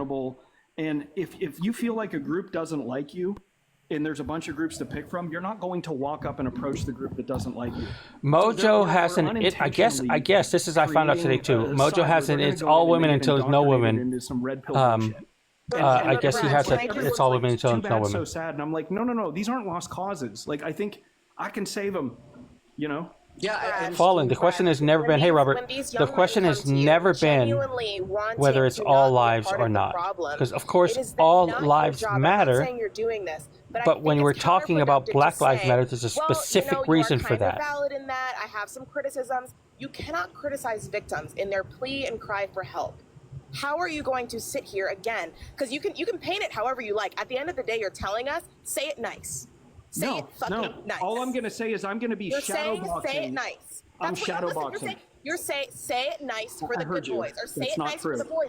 We don't want to say it nice for the boys. The boys are 16. We're talking about 16-year-olds. 16-year-olds have the cognitive ability to understand the consequences of their actions. They're not these maybe if you're talking to a 5-year-old, okay, it's a very complex topic to talk about the nuances of like gender and how that's impacted our social structure and masculinity and all those things. But a 16-year-old can certainly comprehend the idea that women move and victims of violence from men. Sorry for just saying women. Hold on. Let's see. What's Princess Mayo's at? Because I gotta follow her on my main. Danger to them, and that is how we have been able to maintain our safety and our survival for a long time. And we're not okay with that. It's not okay to just move around the world as if you're unsafe. Princess Mayo 33. It causes issues. It causes trauma. It causes anxiety. It causes. I gotta follow Princess Mayo 33. It's negatively impacting us. I would like to go and one thing wanted to too go over is the like poll really quick before we move on, if that's okay. Am I on my main here? So No, I'm on my 106 backup. people contributed, so I appreciate that because that's a lot of the room here. So I just want to remind We're everybody doing well, the Robert. poll Thank was, you. Where are you falling within this conversation so far? I Okay, would so say let's find Princess Mayo. The messaging is important is what won at 38.68%. But otherwise, the other three answers were the messaging is counterproductive. That had 17.9%. All men are to blame for the patriarchy was 29%. And D, women should help explain, not blame, was 14%. I would say 38 plus 29%. W. Princess Mayo, I have to say, Princess Mayo has been on it. Majority of the votes. That's all. Thank you, Jody. Can I ask a question? Or I don't know. I would love for Princess Mayo to come over here afterwards. I would love for Princess Mayo to come over here afterwards. I'm not at odds with anything you said. W. Princess Mayo. I just don't think that's what a 16-year-old hears, and you're like, nope, they can discern it, and I'm like, no, they can't. No, they can't. Respectively, like we deal with misogyny from men of the ages, I don't know when of they become 12, aware of, 13. 7, 8, 9. Yeah. They started acting like that. Yeah, let's talk about 10. Hold on. Let's just say for purposes of the argument, from 10 years old to 90 years old. Why do you think the 16-year-old is my focus? They are not. They're like good. Hopefully, and this is where the all men comes in. All men should be educating those 16-year-olds. I don't like whatever our message is probably trying to make the biggest impact and not just targeted at the 20 and under group. It is a way bigger issue because there's men in power that are a lot older than them that we need to deconstruct with. Go ahead, Everett. So I'm sorry. You should. I have been talking a lot. No, that's right. Oh, then read next. Read next. Sorry. Oh, read. I just want to real quick. When Bon was talking earlier about like the message is already here within this space, because now we're talking about it, right? And the thing is that like as women, we have to be completely real about the situation. This is centuries of misogyny. Like this is not going to just happen overnight. We have come a very long way. Thank you. And still a lot more to go, but we have to really address the psychological issues that are happening within men. But there also has to be a major boot into the, mental health. We really have to tackle programs that I just, but I know, but hold on, but that I just feel like criticizing. Go ahead, Reed. Sorry. Go, Princess, because I want to hear what you have to say. I feel like criticizing victims on how they, again, like this is not productive. If a 16-year-old kid can comprehend misogyny, and they can, Brad, like these are not complex topics. I would say about 10 or 11 are the ages of. Well, you got bars. Hold on, cut out. But that's what I'm trying to say. Like this is more than just a message. They can understand that all men until no men means. And victims should not suffer. There are 16-year-old girls too, right? Mind you, you're so worried about protecting these 16-year-old boys' feelings. What about the children in their classrooms with them? You know what? Then go scream a phrase. There we go. Ineffective. Way to cut off. Way to cut her off, Brad. That is what we need, Brad. That's my point. That's Brad. That's right. Like beautiful, Brad. Way to cut the woman off, Brad. To say whatever, and I'm saying I don't disagree with That's why you are part of It's All Men. And there's a bunch of people. Brad being part of the problem.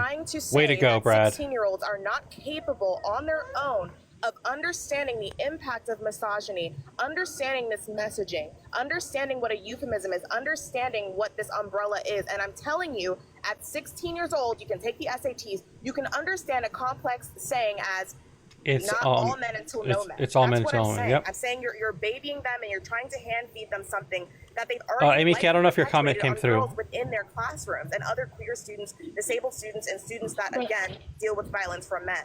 But Princess, how can we tackle this without understanding like this is a mental health issue? Like this is something more than just. Wait, it's not always just a mental health issue. It is not.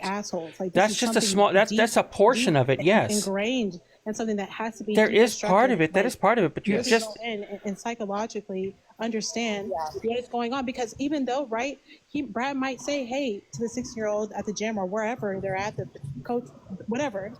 He says that's putting the cart before the horse. It's right back to square one. That's putting the cart before the horse. And give them a path to understand how to self-reflect, because most men cannot self-reflect due to the lack of empathy. Until that put that into and how did they get to the point where they didn't have the lack of empathy? Go back to square fucking how did they get to that point where there is lack of empathy? And I have a very, very, very important question. I said 3 varies. Okay, so I'm going to need a drop after this, but I did want to say that to me the messaging is similar to, and I know Mojo can get behind this because he's a Marxist, that it's similar to saying all capitalists until no capitalists. And it is our job as members of a capitalist system to uphold the capitalism, but that doesn't mean that it's right. And so that's kind of what this message is. We are all part of the patriarchy, whether we want to be or not. And we can either choose to just kind of go along to get along, which is what we've been doing, or we can say, hey, I realize that I am part of the problem and that I need to be part of the dismantling. So I am never going to start a conversation about Marxism with all capitalists until no capitalists. I think that's a ridiculous thing to try and do. Can you acknowledge that there are individual actors in an institutionalized racist system? Okay, can I get a drop real quick? Sorry. You're asking me. Yes. Love you. And Brad. Yes. Hey, Brad. And that's there's a lot of people asking for a particular person to come up that has quite a bit of followers. I'm not sure if you want them up or not. No. Leave that up to you. Mercedes? I don't care. This is They're like a asking to once a bring month up thing for me. Mercedes? You don't care? Okay. No, I don't know. It's That's what I'm Mercedes, seeing in the right? comments. Yep. Yeah, I don't care. Right. okay. No, I'm not a creator who, like, I do this once a month. I'm having a discussion with people. Fine. But I guess my point was like, I Oh, feel Paige, like yes, was please missing, call that. Yeah, yeah. I agree with all those points. I just feel like the outreach could be different, and I see a lot of weaponized statements from the left that get perverted, and so I just want to stop that. I'm not trying to diminish anyone's experience or reality, but I also don't think that 16-year-olds necessarily. I think they make 16-year-old decisions. They don't necessarily have the best judgment. So I think anything we can do to try to make that easier, better, to make them go in the right direction is valid. And I think you and I are at odds with that, Princess. I have a 16-year-old. Oh He my does some dumb gosh. shit, and he says some dumb shit, and he thinks some dumb shit, and I have to undo that. And I'm willing to put in the work. I just think my priority is the victim. Your priorities is protecting the young men, and my priority is protecting the young victims. That's all. No, it isn't. That's bullshit. My Yes, priority because is if it's someone came to bullshit. me, That is bullshit, listen, Princess. if someone came to me and said, "Hey," Nope, I ain't doing that. Did Don't he tell me just my mute priority her? is to answer for it. And then He you just can- muted My her. priority is to stop the system. Hold that on. Facilitates this behavior in the future. So don't tell me that my priority isn't the victim. I'm trying to avoid future victims. I apologized. Okay, so can I ask a question? How many people Whoa. have actively gotten in the way of a kid turning red pill? Oh, I absolutely have. Yeah. Daughters, I deal with them like my throughout gosh. the school year. Yay. Problem solved. You got somebody not turning into red pill. If you did your job for the day. Can somebody give him his cookie? Made quite an impact, and I would have many students come up to me, talk to me about concepts of feminism, white supremacy, all of those things. So I would Congratulations, say, close to Brad. probably in like the tens, if not hundreds, of students. That includes women and men, because obviously women can also perpetuate This misogyny as well. Right. is Adults, bonkers. professors, graduate students. Yep. It was just a quick question. Yeah, And so, wait. Let me answer your question too. I don't know that I have a whole lot of effect over. I think you have. 18-year-old kids. However, I do have an effect over Gen X and older. And there are somebody still a lot said of that people people kept that are more asking to likely bring up vote than Mercedes, anybody and now else. I Mercedes think is up there. that's Mercedes has not probably said why. anything yet, but yes, no. which is important. No, the because fact that they brought up rhetorical Mercedes. tools you use Wow. are completely different. I think we need to acknowledge that. I think you can say the rhetorical tools can be different if your goal is to reduce harm. That is also to be said that you can't just go back and shit on all the other rhetorical tools that got you to that point. Mercedes It's counterproductive. Chandler. I Oh, understand you oh can my say gosh, that you are pulling despair. it back at the onset Ooh, because of you what have is to being said. But just that is Google going to Mercedes happen Chandler just to regardless find out of whatever what's going on rhetorical with tools you them. use. So in the marketplace of ideas, if you have a better rhetorical Yeah, tool, just if you have a type in better Mercedes message, Chandler that is- in the you are search free to in the use it. search But there's no reason in the search bar on TikTok. There's no You're gonna get reason. pushback on that every time. That's Yeah, I talked to her a couple of days ago. I know she Can I just had finish my sentence, please? yeah, she called she if called me a you couple have days an ago, issue with that is and fine. I she's understand. still a little But you can just in your marketplace of ideas upset about push how out a she better was message. treated. That's it. If we're And then all I get yelled at by Jody and by everybody else. if we're trying to accomplish the same goals, don't- what's no, wrong no. that we use different methods? No, if woman it's raised her not- voice to you. Like, if we're Oh. trying to play the long game, accomplish the goal of trying to stop misogyny by bringing men over here, why would we echo a message that for some Alicia, my men friend Alicia. won't allow them to come over here because they can't get over the messaging? So if you find the men who pair well with your messaging, Princess, that's good. Yeah, I But wasn't know a there, lot of but men she did who tell me see that about what statement happened, and will that never sucks. come It over really here sucks how they because of treated that her. statement. But they're lost anyways. If you're, I don't think they are. That's yes, where we're yes. lost. I don't think they're lost. No, because if you're chased away, by that, then you're misunderstanding the original goal of the conversation of the tool. If you're saying ACAB, well, all cops are. I'm not gonna say it. Whatever. If you're saying ACAB, Bastardize. that's the start of a conversation. What's If wrong you're with saying bastardize? Defund the police. That's a start of a conversation. If they're not going to listen past the first 3 words you say in a sentence, they're not going to understand the really complex nature that patriarchy has ingrained itself in our systems. Well, I think it comes down to empathy, though, Mercedes. You think that the ones that can't get past the message, do you think it's due to lack of empathy, being able to understand the message and put their emotions aside?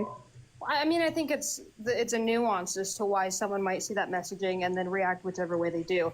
And I think that that's the problem is for some men, they'll see that messaging and they'll just instantly be turned off. That's Evan, why I it's just not my messaged her, messaging. letting her For know other men who might have that the you're thinking of her. or the intellectual capacity to dive into the conversation and actually discuss the patriarchy, things like that, then that messaging might work. But the problem is, like, just coming from the country and dealing with a lot of people, I feel like we're applying this invisible education on these people or this invisible intellectual capacity that might not be there.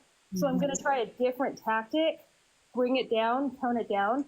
A lot of these people are operating off of feelings, not education and not intellect. So if I can make them feel better about being over here, get them over here, get them to vote for a system that better helps them, I'm going to do that. Yeah, give them turkey sandwiches and juice boxes. I want to say that there's a role everyone plays. Every person on this panel, I think, like, has a really good place somewhere to either change minds or I don't know who Serena Joy is, so to I'm not fight, sure. like, to be aggressive. And I think that we should honor all of those minds. So I think if it's my role not to want to meet in the fucking middle, I'm not going to meet in the middle. It always works when you it's- take them I think fishing. It's cool Exactly. that some people do. Go do that. I'm tired. I don't know how I have to Oh, be the okay. victim So, and yeah, also I the haven't watched educator Handmaid's and Tale, also so- put on kid gloves Got to it. do that education. I'm not doing it anymore. So I think everyone has a place. So I'm glad that you have your place, Mercedes. Bon has his, Mojo his, mine is different. Turkey and that's where sandwiches I and juice stand, and I don't give a boxes. shit how the messaging comes across to people I'll never reach anyway. Oh, Paige is in there. I love it. Yeah. Oh, Yeah, and Charity. it's really Nice. valuable, right? Like this idea that, like, in this conversation where we are talking about a Okay, movement I'm going to by shrink it down so women you guys can for see not if only you guys are women, okay but with it. I'm going to primarily shrink it about down a little the harm bit that women face so you as a guys result can of see the patriarchy, comments. that in order to reach people who are perpetuators of that system, we're centering the feelings of them. Like, I don't see how this is beneficial. I think I'm realistically assessing the ability to listen, and I do have a way. I can go on a red panel, keep them calm, not get kicked off, let's and see. talk and have them rethink some things.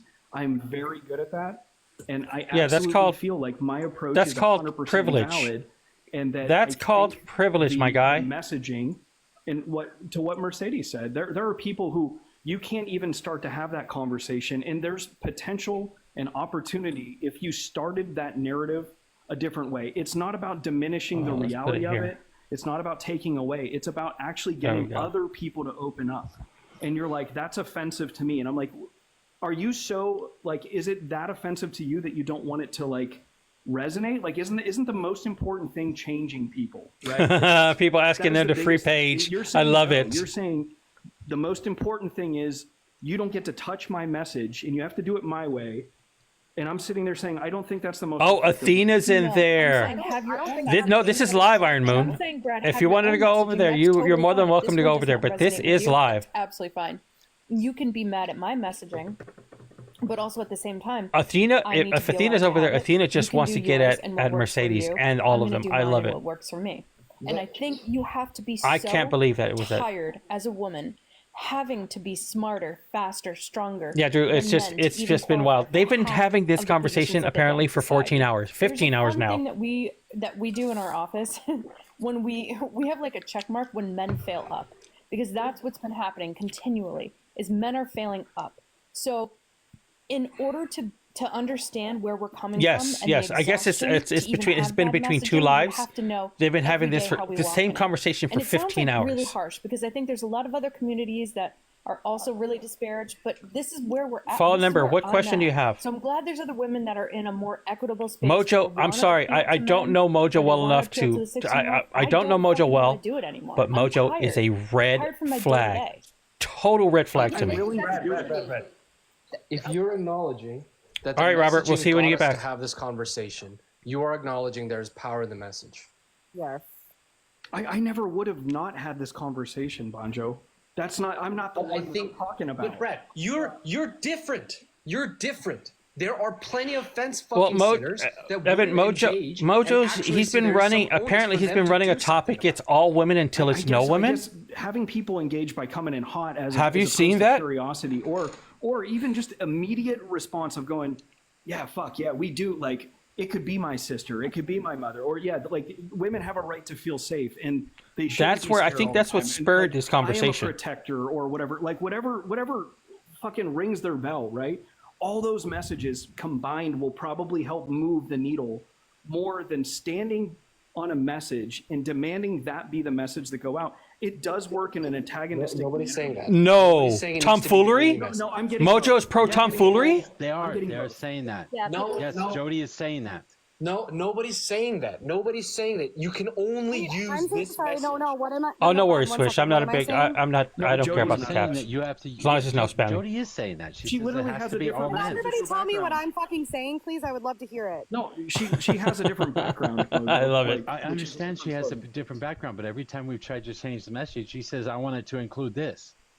It has to include this. And that's what I think is the big problem with this all, though, is like, because I think the message works.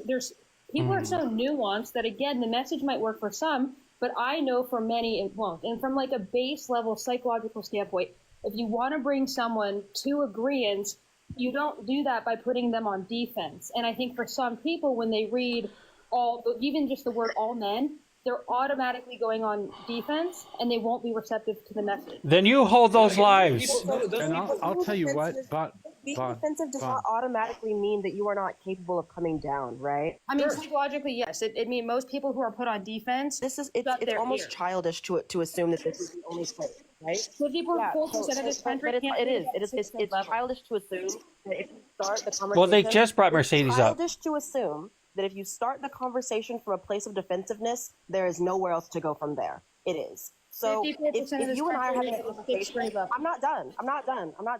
If I start a conversation with you and that conversation starts as defensive, we are on opposite ends of the spectrum, for you to assume that there is no way for us to talk it out and understand each other, while it may be a path of resistance in your opinion because you disagree with me, that does not mean that the messaging is not effective, right? It does not mean that there's not a conversation that we are now having, ultimately because we disagree about the fundamental meaning of the message. Now we're talking about probably. it. Now we can get somewhere.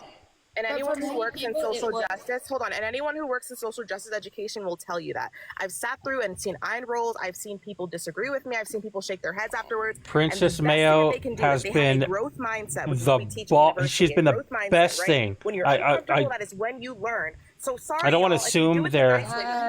They people blocked you? Until they're uncomfortable. No. Oh my God. Not bad stress. But a healthy amount of stress will force you to grow.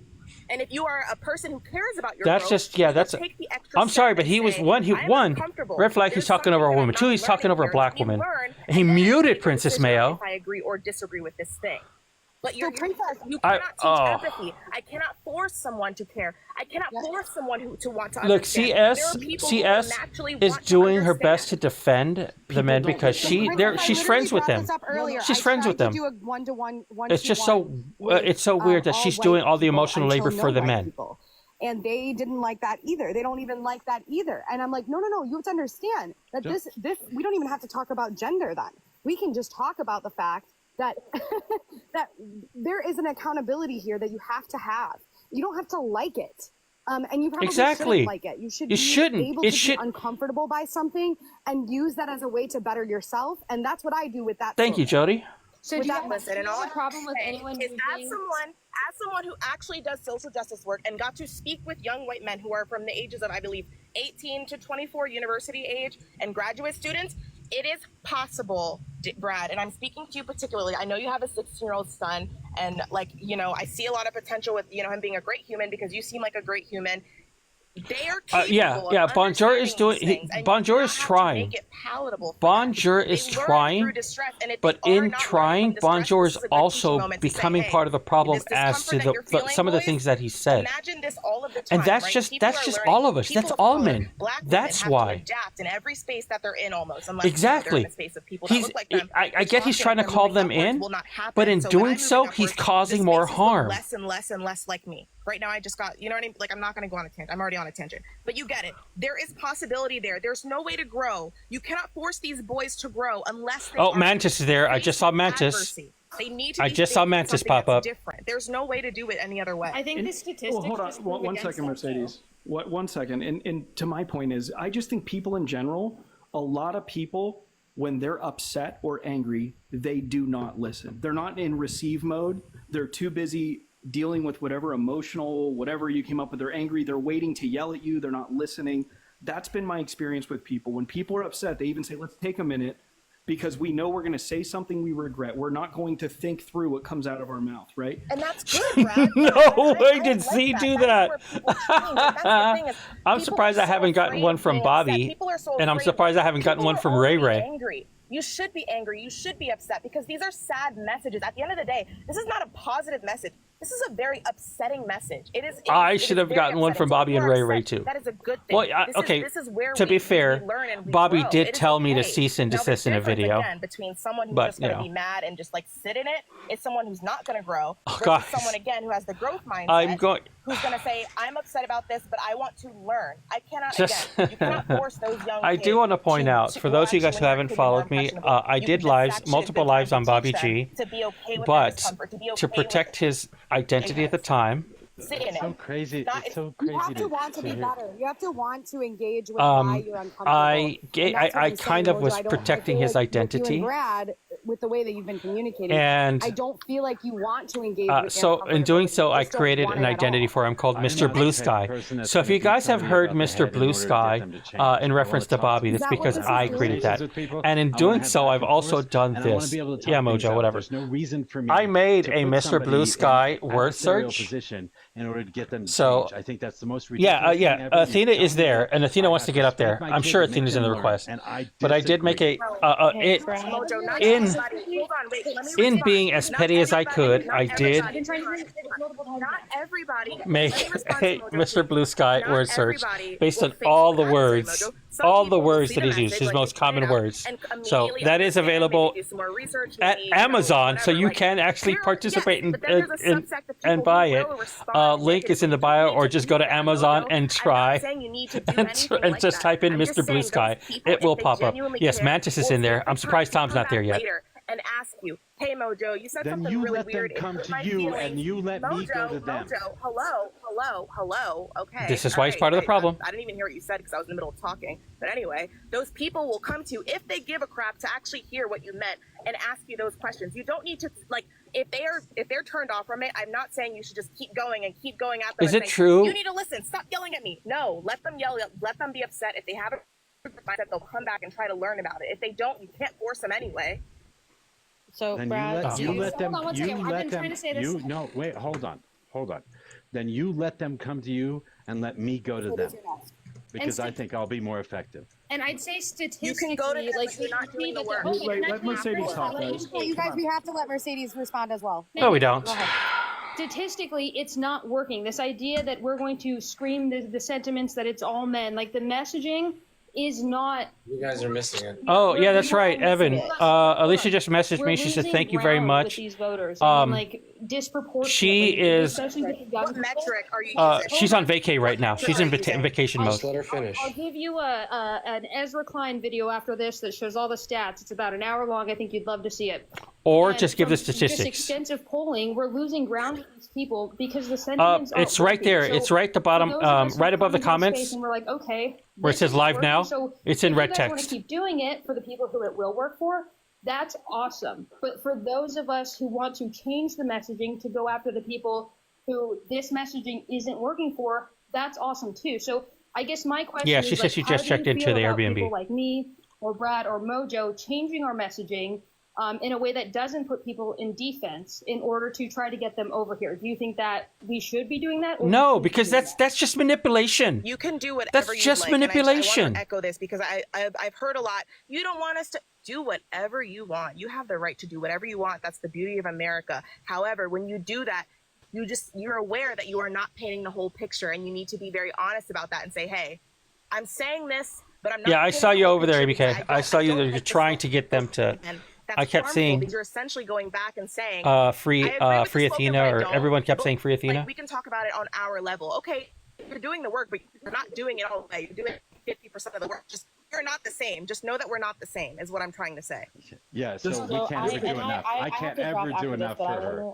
I have to drop after this, but I just wanna finish out. But I have, and if somebody could give my box to Covey, I think. Oh, gosh, yes, please. This is beating a dead horse at this point. Thank you, I just Sissy. like to say I that, agree. like, if we're having, and to Bond's point, like, the fact that we are even sitting here discussing what could be better messaging, and this is not the first time that this statement has like evolved in the way that like I it's said, been, if you like, do a produced to the search public. on, So if you the do a messaging search has on already TikTok for changed, Mercedes and Chandler, it is productive messaging. you'll Just see because a you lot, don't enjoy it does a not lot mean of that it is not a lot of achieving the videos on goal. her. Yeah, This is the WCC is goal. for sure. Making people aware of how deep patriarchy is, making people aware of how common this violence is the goal. So just because it hurts feelings does not mean it's not effective.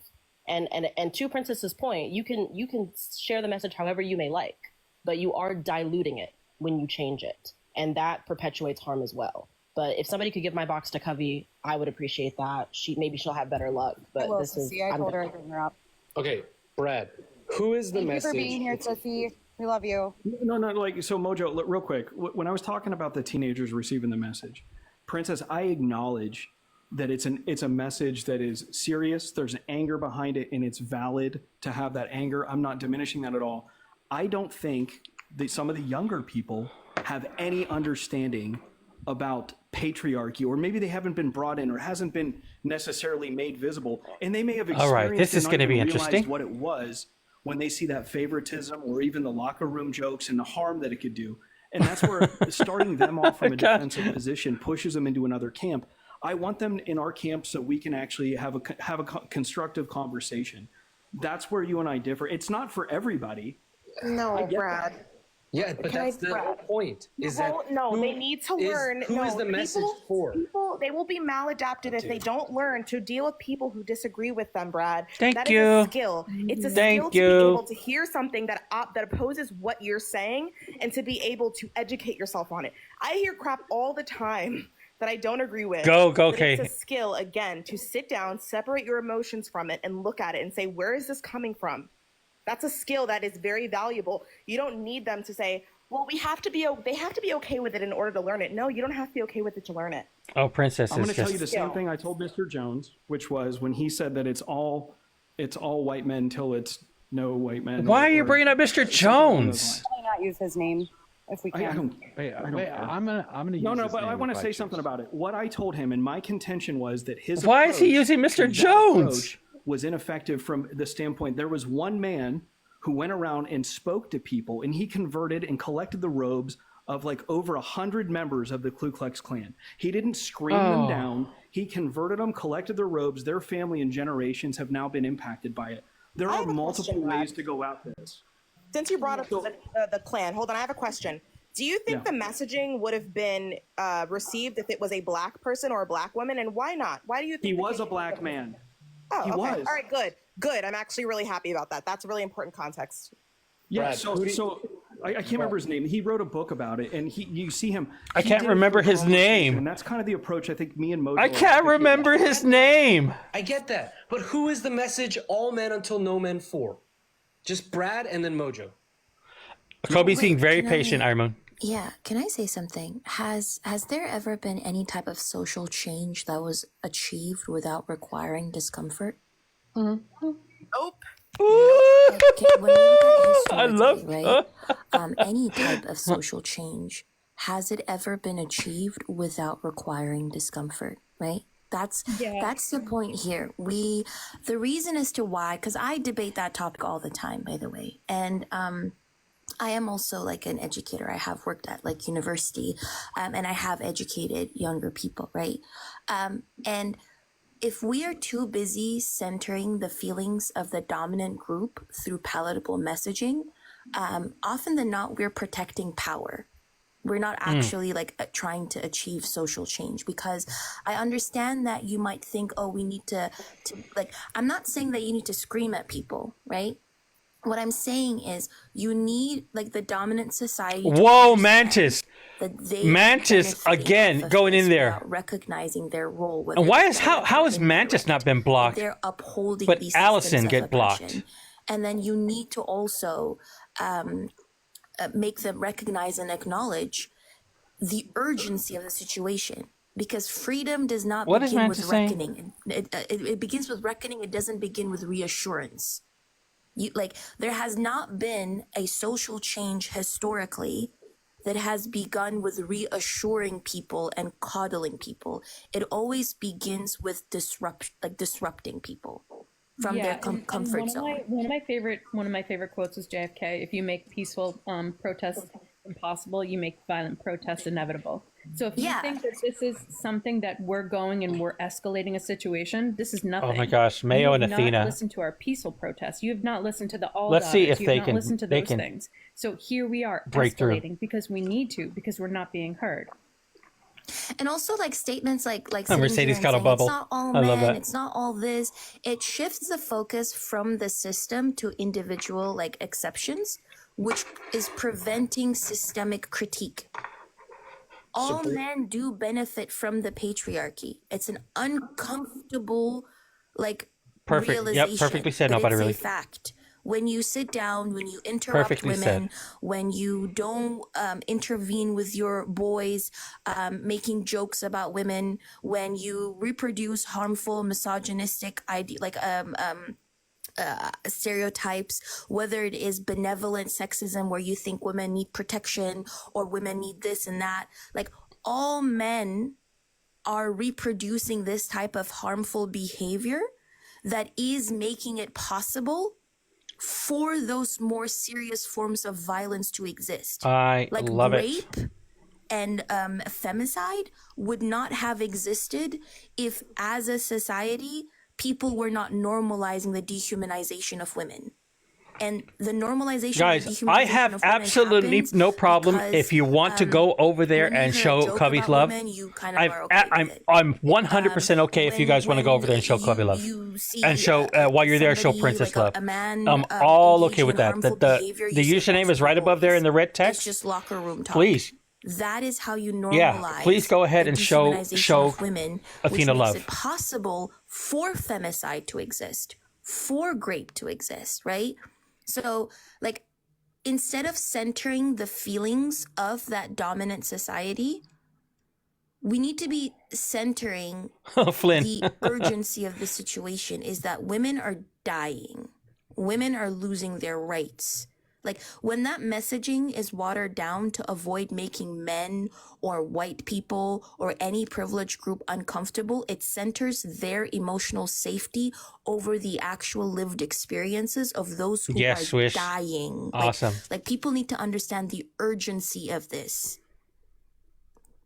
Adriana Smith literally is a human incubator. Period. Bam. She's a human incubator. Like, that is horrifying. She might that be people live within a society. Yeah, where she might be adding bait to her hooks right now. Is kept alive as a human incubator, and that is normalized. But instead, people are focusing on on She is a robot, so not she might actually be harming the recharging right now. emotional safety of the dominant society. Woo! You cooked. If the goal, Brad and Mojo, is to have this conversation and get the fence sitters off the fence to acknowledge that they're part of a system and they need to actively take steps to deconstruct that system, otherwise they're not doing shit. Isn't this already step 2? Isn't it already achieved? You keep saying that. Because you keep going back to it's going to affect the Wait, record. Vaughn, let him respond. I want to hear his response, Vaughn. Just hold on. What is step 1? Step 1 is get the Just fence getting the sitters off conversation fence. going. Yep, getting the conversation Step 2 going. is perpetuate the message, perpetuate change, deconstruct the patriarchy. How do you get the fence sitters off the fence without a message? The message is that's the message. Message, Mojo. Hold on, stop. The message is that's what I'm saying. Step 1 is the fucking message. Yes, I'm telling you the message. You shake the fence. You get the fence sitters off the fence by shaking the fence instead of sitting there going one by one and convincing them, can you please get off the fence? Thank you. When they know that they're benefiting off of sitting on the fence. You shake the fence. You shake their comfort zone. How do you shake the fence? By having these very by having these very uncomfortable conversations, you push them into the reality where they have to acknowledge that they are upholding a system of oppression by virtue of them existing within their body and their positionality within like society. If they you fall, cannot sit there one by one telling I don't want to talk please over get off Athena. this fence where you're benefiting off of sitting off this fence. No, you shake the damn fence. If they fall on the other side, then they were already leaning in that direction. Yes, but I have these conversations all the time. And the amount of people who come on my panel, not only in real life, I do have this conversation in real life, but the amount of people who come on my panel, like really defensive in the beginning, like, what do you mean it's all men? But when we sit down and we have these conversations, like I sit down and I talk to neo-Yazis on my panel. Kobe, I'm sorry. The fence, right? I think part of it where I'm at is I don't think people realize what's on both sides of that fence. I think there's a bunch of people who dismiss patriarchy and they need to have a conversation of going, no, it's fucking real. This is a real thing. This happens. There's That's victims, a completely different conversation. Especially people who have that's a different are young in conversation. life and years. I think Different that there's a place for conversation. approaching them. And that's like Different the fence is clear conversation. for everybody up here. There's a whole lot of people that don't even acknowledge the patriarchy and stuff exists. We don't necessarily need to pander to them. What I'm looking for is the people who are sitting on the Mantis fence is in going, the "What's on comments." this side? What does this mean on this side? The people that are somewhat curious, that's who I want to appeal to. So that's why my approach is what it is. That's why I try to appeal to too, Brad, though, right? But if the messaging always makes the dominant group feel comfortable, they may interpret this issue as someone else's problem. But That's exactly what he's saying. The dominant group, you're making them understand this is your problem too. And when people are confronted, like, because that discomfort does disrupt denial, and it compels people to self-examine, right? To self-examination. And when they're confronted with this horrific reality, usually you're forcing them to ask themselves, what is my role in this whole situation? What have I ignored?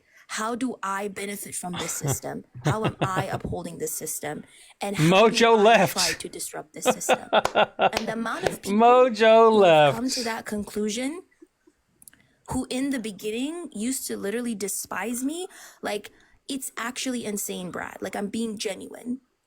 Like, I agree. I agree with what you're saying, but I'm saying that it's going to be an uncomfortable conversation once it starts, because I'm about to explain to somebody why women may shy away. What exactly is she picking, Macros? May be really hesitant to. What is Athena picking exactly? What it means to show up on a date with a stranger, and how you're just as a hold man, on, let's not jump. Let's not jump on Macros yet. What exactly is she picking? Totally validly fearful by going on that same date. The conversation will always be uncomfortable, but I think the start of that conversation is what the difference is. And that's all I'm saying. That's my take. That's all.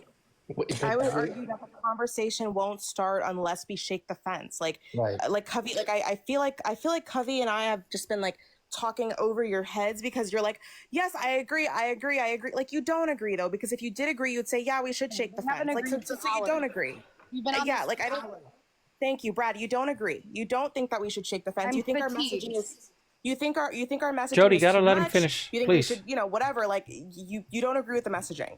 That's the problem. We don't need the left, critiquing victims and how they Gay Despair went over there. Their pain. And W Gay Despair. We don't need criticism from the inside. I think it's about deterring it in the future and changing people in order to alleviate and avoid future pain. And so I think the way we do it, I understand the pain. But I honestly believe that let Mantis up. Why is Mercedes asking for Mantis to come up? It does all the time.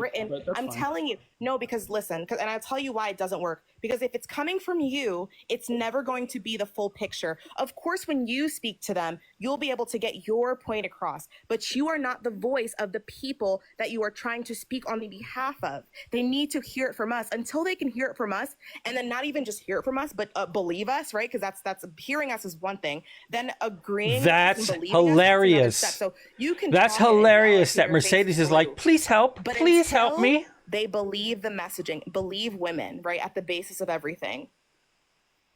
It's you're fighting a battle. You're getting people to your side, but again, you're doing 50% of the work. You've offered them a watered down version of accompliceship, and I would honestly say it's a watered down version of allyship at best. Can I also say that social change has never been achieved through palatable messaging? Exactly. In the past, like there has never ever been a point in time where social change, like actual social radical change, has been achieved. No, I don't think. I think Mantis is Kiwi. And if your correct? activism is not actively challenging the status quo, it's just performative. Yeah. Okay. Yeah. Right. I think that people don't understand that. Like again. You have to disrupt the comfort zone in order to make people listen. Mantis is not. I don't know if Mantis lives in the U.S. or not, but I know that she's Kiwi. By not making people realize the urgency of the situation, like people are dying, and we're sitting here focusing on the feelings of the dominant society. How is that not in a way like upholding the patriarchy? It's upholding the yes. I can hear my tortoise moving around in the kitchen. Slowing down change. Don't make the men uncomfortable. Don't make the men uncomfortable. Say it in a way that doesn't hurt our feelings. You can have your peace and equality. You can be free of violence from us, but you need to say it nice. That's what I'm never That's all I've heard. Agree with you, Princess, that screaming at somebody instead of engaging with dialogue. Who said screaming? Leave them open. Who said screaming? Who said screaming? Messages that put them on the defensive. Apologize, Brad. I apologize to you when I mischaracterized what you said. I don't know if you're doing this intentionally or you genuinely misheard me, but I literally went out of my way to say, do not yell at them because it's ineffective. Give them a second. If they care, they'll come back. So I don't know what that's about. Wait, Kobe doesn't say this stuff and shake the fence when she's on Parker's live? What gets offensive? Well, is the conversation, is that the conversation when she's on Parker's live, Macros? That's the question. No. My point is, Kobe can speak to more things than just it's all men. Went back and forth with my son and said, so if the topic isn't that, then how could she talk about that? I want him to perceive it in the worst way possible. And I'm sitting there going, yeah, but like he doesn't like he and I'm not sure what you mean by that. Do not listen if they feel like they're being attacked. They're not in receive mode. That has been my life experience for 44 years. I don't see. Honestly, it's a possibility that they do tokenize Athena. It's the real way. It's not. I don't know. I haven't seen her on Parker's live. There's no way to water down oppression. Oppression is ugly. I haven't seen her on Parker's live because I don't watch Parker's live, so I can't say yes or no. You're saying you're trying to make me do it in a bad way. It's not. There's no good way to talk about this. It is a nasty topic. Can I also say something? People will always feel attacked. You cannot prevent that from happening because the dominant society will want to continue having power. Like you saw how people felt attacked when Colin Kaepernick was literally just on his knees, like kneeling. Yeah, that's the point. Peacefully, not doing anything, right? So regardless of if you're peaceful or violent or whatever it is, the dominant society, the one that's Oh no, holding Mercedes the is power, quiet. will always be attacked. Mercedes has been in the by comments very trying to fact get that you Mantis say, up hey, there. I deserve equal rights. Like, you deserving equal rights is seen as an attack, is going to be perceived as an attack. So you cannot Yeah, I mean, ever I achieve don't know. social change again. Like this idea that you need to center the feelings of the people who are holding the power, it completely slows change. But by Macros, reinforcing that this statement right idea there, that people are critique extremists on must be either side. gentle, it What must does that be have to polite, do with it must what be easy to your hear. previous And statement? I don't I need don't to understand scream. what that has to do I with your talk the previous way that I'm statement. talking. I'm pretty sure I'm not screaming. And when I go on my lives, I also have these conversations the same way that I'm having these conversations, right? So you don't have to yell at a person. You don't have to scream at a person. But like, I personally, like, Mercedes just ran.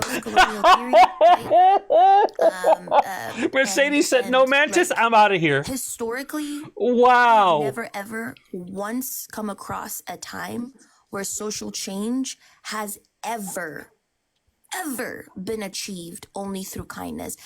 Mantis is a racist, I'm pretty sure, by the way. Just Mantis wanted is to definitely a tell y'all racist. that person is a big bigot. Yeah, we don't need that. Okay. If that's true. Well, the person who just came up on the panel, she's a major racist, like a self-proclaimed. Let her go. Thank you for letting me know. Okay, so Brad, can we agree getting off the fence sitter needs some sort of uncomfortability destroyed? for that fence sitter to get off the fence? Were you watching a different conversation? Because that's not what happened. Yeah.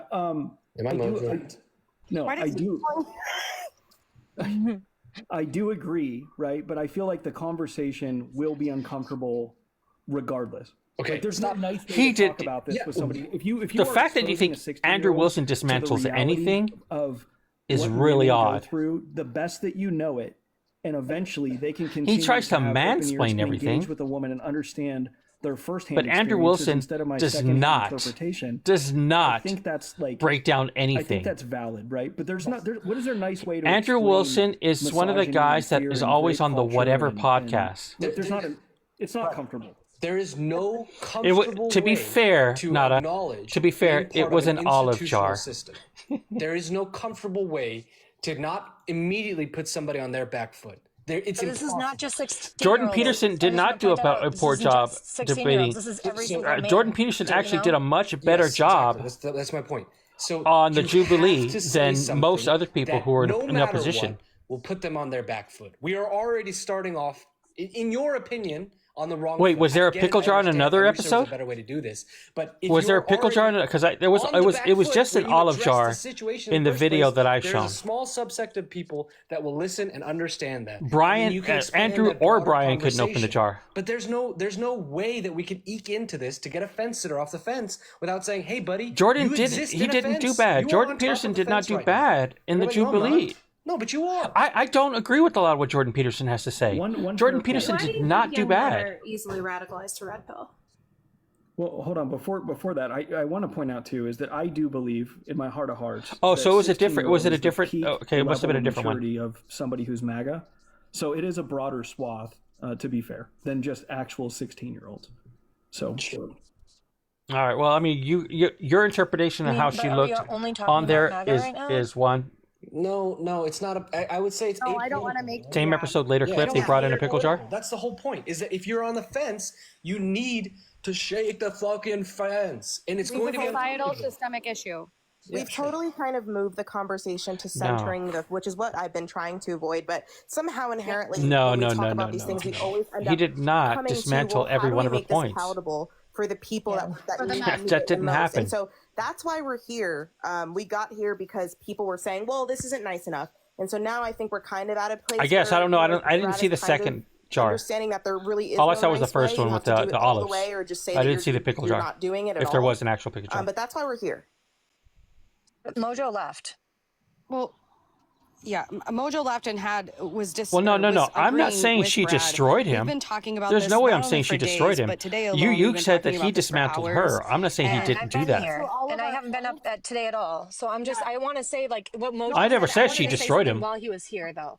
And Did I that's say why that? I'm bringing him up. I'm not bringing him up because he's not here, like to talk shit. Yeah, about Mojo him. left up that. Yeah, I'm for bringing sure. him up because Allison was up here, and Brad, Mojo, and Liberal all jumped down Allison's like fucking they jumped on her because she pushed back on them, and it was really frustrating to see and hear from the comments, and like he redirected it possibly. He redirected what she's trying to say. That's not dismantling it. Olive, you know, like I mean, but it feels like there's like a pattern here. Like I'm just like it's frustrating that it feels like instead of just taking accountability, they won't like sit in the uncomfortableness, like be familiar with the uncomfortableness. And I am still doing that with racism because it's fucking uncomfortable. And I still have to stop myself and be like, this is not.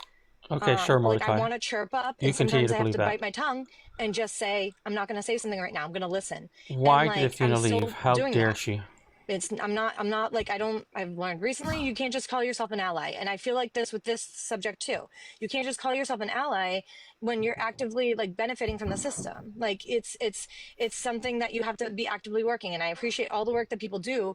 At the same time, women still get talked over. Like, you know, there's still people that don't come up on the lives, women's lives, or they come up and they talk down to them or tell them to go hang out with their cats, how many cats they have. And it's like there's still this uncomfortableness that isn't, if you get questioned at all, if you're a man, you get very defensive, and women are fucking sick of it. And that's why I would love either Macros or Mordecai to make a video where he dismantled one of her points. Just make a video and tag me in it, because I don't recall seeing any of that. Intimidated by that because they know that they're working against it too. And I want just make one single video where he did that. Something to other men. And I want tag them me to in it, check please. the other men in every situation when things happen.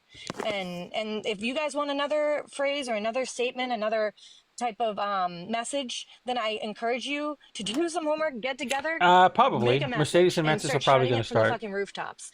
But like with this one, unless she had to go fishing. If Mercedes had to go fishing, that's a different story. You don't think it works, or you get like Mojo just saying, comparing himself with creepy dudes. Like, you're just calling yourself out. Like, why are you comparing yourself with creepy dudes? We're not doing that. We're just saying that you need to do work. You know, I'm not trying to have an international flight. Yeah, but he doesn't think that. He doesn't think that. Guys, enough about Mojo. He's not here. I've already stated. Make a video pointing that out. I know. Just left, so. But I would say Olive was talking over. It's right there. It's in the red text right above me. It's live where it says live now. And then when she got in the comments, it's right above the comments. Spam, and I blocked her, and I would do it again. And it was nothing about misogyny. It was about behavior. Period, regardless of gender, Emma. And that is, it's not accurate to say that was some sort of misogyny and that. I mean, it's easy to miss. I did that due to gender. About That's Allison, ridiculous. They blocked Allison. I have to just like talk about that, Brad, because we're talking about something that Alice came in and told us that they blocked her. Don't know where exactly. Wait, they blocked you again, Olive? Their side of the table. I'm not going to sit here and justify anyone's actions. They blocked you again? Rooted in, but I think that women, people who are victims of violence from men, like, which you never know, it could be anybody on this panel. We should give them some grace, the same grace that I thought they said, Olive, that they were going to unblock you. Reaching across the aisle. Give the grace to people who have been possibly victims of, and I'm not saying like, and I wasn't, I guess 100% paying attention. So I'm not sure how bad it got. And maybe it was warranted, Brad. I'm going to give you the benefit of the doubt and say that it was warranted. But if it's just because they were being loud and talking over people and coming from an emotional place, like, I think we should give them a little bit more grace. Yeah, this topic affects them on a personal level. It's a topic about them. But but we shouldn't downplay the women who were speaking up and saying that that was like an okay situation to meet somebody, right? Oh, okay. Yeah, I don't know. So yeah, I don't think we should downplay those women's voices either. My well, also, I mean, is that Brad? I get. Okay, so Allison is unblocked. I didn't see Olive yet, but tone policing is a loose word here. I get the idea of trying to get the message across, but I think that message can never be perfect. I don't even think you can improve that message. I think that message has to get them off the fence with a certain amount of aggression. Oh, you're not welcome here, Mercedes. Go back over there. Hey, man, people who are part of an institutionalized racist system need to be uncomfortable that they are, unless they're actively taking steps to dismantle it, they are perpetuating that system. They're not intervening, right? Can we get just introduce like Andrew and Kenzie? I just don't want them to. The filtered comments, yeah, that'd be good. And Red Knight is new as well. Oh, and Red Knight. Sorry. Okay. I mean, I guess we can talk later, Brad. No, I'm here. I just Kenzie, I heard you. Kenzie, I hasn't really been able to talk. She was up here first. I'm curious why you think young men are radicalized into red pill. Because I have a 16-year-old and I see some of the conversations. I know all of us the in the target request. audience. I swear it's the target audience of people like Charlie Kirk and Ben Shapiro, and they're going to colleges and also Yeah, but Andrew the reason Tate they are the is target a huge audience one. is I've heard because him of their quoted upbringing. by a bunch of teenagers on multiple occasions. So somebody's paying attention, and then Joe. Oh, Rogan this is isn't a safe probably space not for fucking Mercedes. helpful either, but I Right, I can't didn't fix ask you that. to name people who are red pill. I asked you why. What motivates them to adopt this philosophy? Dominance of the space would be one, but I also I think that sometimes the message is, in my opinion, I believe that sometimes these people feel targeted and not welcome in certain spaces. I think there's definitely toxic masculinity to not be a tough guy who, like, you're not allowed to be offended, or else they're gonna say that, oh yeah, you're a snowflake. It's that whole narrative. It all plays into it. Is that somehow having feelings, emotions, or worrying about other people's feelings is somehow some sort of beta attitude or something like that. What is he talking about? It all plays in. Well, I think that's upholding patriarchy, but it's not telling me what's motivating them to it. I think what's motivating Yeah, them Mercedes, to you got it really is quiet because when they're Athena was up entitled. there. And it because it centers their experience and it centers their feelings. And maybe, if I may, Where and if you're feminism not and done, leftist is not. They would actually have to deconstruct their entitlement, their privilege. And so I don't know it's what weird Brad to is. me when This is you my say, first "I'm gonna use the interaction same with Brad, tools but and center their feelings and experience. I don't know. When that's what we're trying not to do. I know he's a red flag. I definitely know I that. think to continue that analogy, like what the red pill movement does is continue. Where did they go? They dropped down off the panel, but there was the analogy of the fence sitters and shaking the fence, which I loved. But the red pill movement is very coddling in the way that they're saying, like, hey, we don't care if you stay on the fence, but just so you know, those people are going to come and try to shake you off of it, so that when we do come and shake the fence, these young men are saying, well, then I'm going to jump to the other side because you're shaking the fence anyway, and they told me you were coming. And my argument here, or my thought about something like that, is like, maybe those young men were going to not even jump. They were going to stay on the fence or jump to the red pill side anyway. Maybe we, like, politics is all about the margins. And if did they leave here? I don't see them in the comments anymore, really or I don't see them the kids who are going at to all. be red So pilled, because they're probably going to be red pilled no matter what our message is. And then just on the topic of the message itself, like, if we had a very clear and concise message that everyone agreed with, we wouldn't be having these discussions at all. Everyone would just be like, there's no such thing. There's no such thing. Just not take action. Everyone would just go back to normal. It would continue, because you can't have a message that everyone automatically agrees with. Yeah, there's no such thing. Yes, just like ACAB is provocative intentionally, just like I believe Black Lives Matter was vague. Like, obviously, to anyone who believes it and was out in the streets, like I was out in the streets in Los Angeles, it was clear to me what that message was, but it was intentionally kind of vague, like 3 words only, so that it would spark discussion, right? I mean, people were extrapolating all the, and saying like, oh, you're saying only Black Lives Matter, right? Like that, but that got the conversation going in a way that was productive, or, at least we hope it's productive. We can't guarantee it's Yeah, I'll gonna be play the pickle productive, but jar we have to clip in a try little to get bit. a conversation going. And the fact that we've had these lives for days means it's working, I think. I don't know. And we're not going to win everybody, but Sissy, you were awesome in there. we're winning. Thank you for coming over. Sissy, you were awesome in the there. margins of politics, that's what it matters. We're spinning.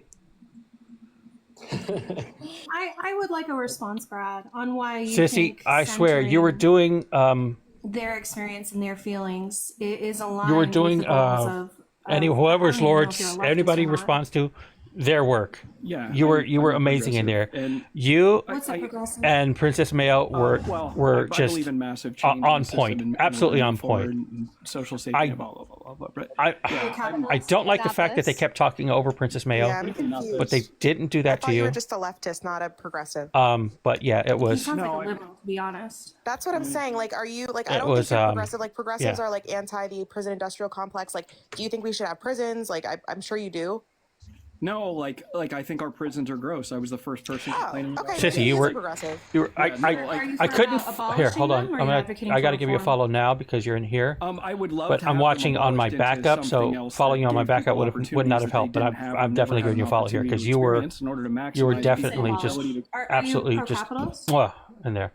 Mayo has been. Mayo has also been great. I messaged Mayo in one of her lives as soon as she comes down. I would love for her to come over here because I don't know. I mean, everybody in here has been that to me showing makes you a you liberal. and Mayo nothing but love. I don't- Absolutely nothing And but love. liberals are on the right. So I'm just wondering, like, why again? You're telling me the most effective tool in order to But the fact get is that boys they- to deconstruct patriarchy Hold on, is yeah. to center their feelings and their experience. Like, Thank you. tell me how. Well, that's your words. That's not my words. That's your impression then of what where I'm am I saying. wrong? Then yeah, My correct her. word is, my simply is this: is I think to start a conversation in a place of defensiveness is not healthy. Like, hard stop. Period. Right? I don't think that it's people are receptive in that state. That's it. That's the beginning and end. And What do you also, mean like by you're saying, receptive? Why are they necessary? Why is it necessary? Yeah, what state? that it's all men until it's no men. When it comes to people who What do you want the messaging What to be? state? What state does that put them good in? men hold all men accountable, or So Where are you the thinking good there's men? Just a binary of men, that there are good men and bad men. no, I understand all men have at some point been accountable for it, if not constantly, and will again in the future. I'm not naive to that at all. So no. So why say that? Why say that? Then why say good men?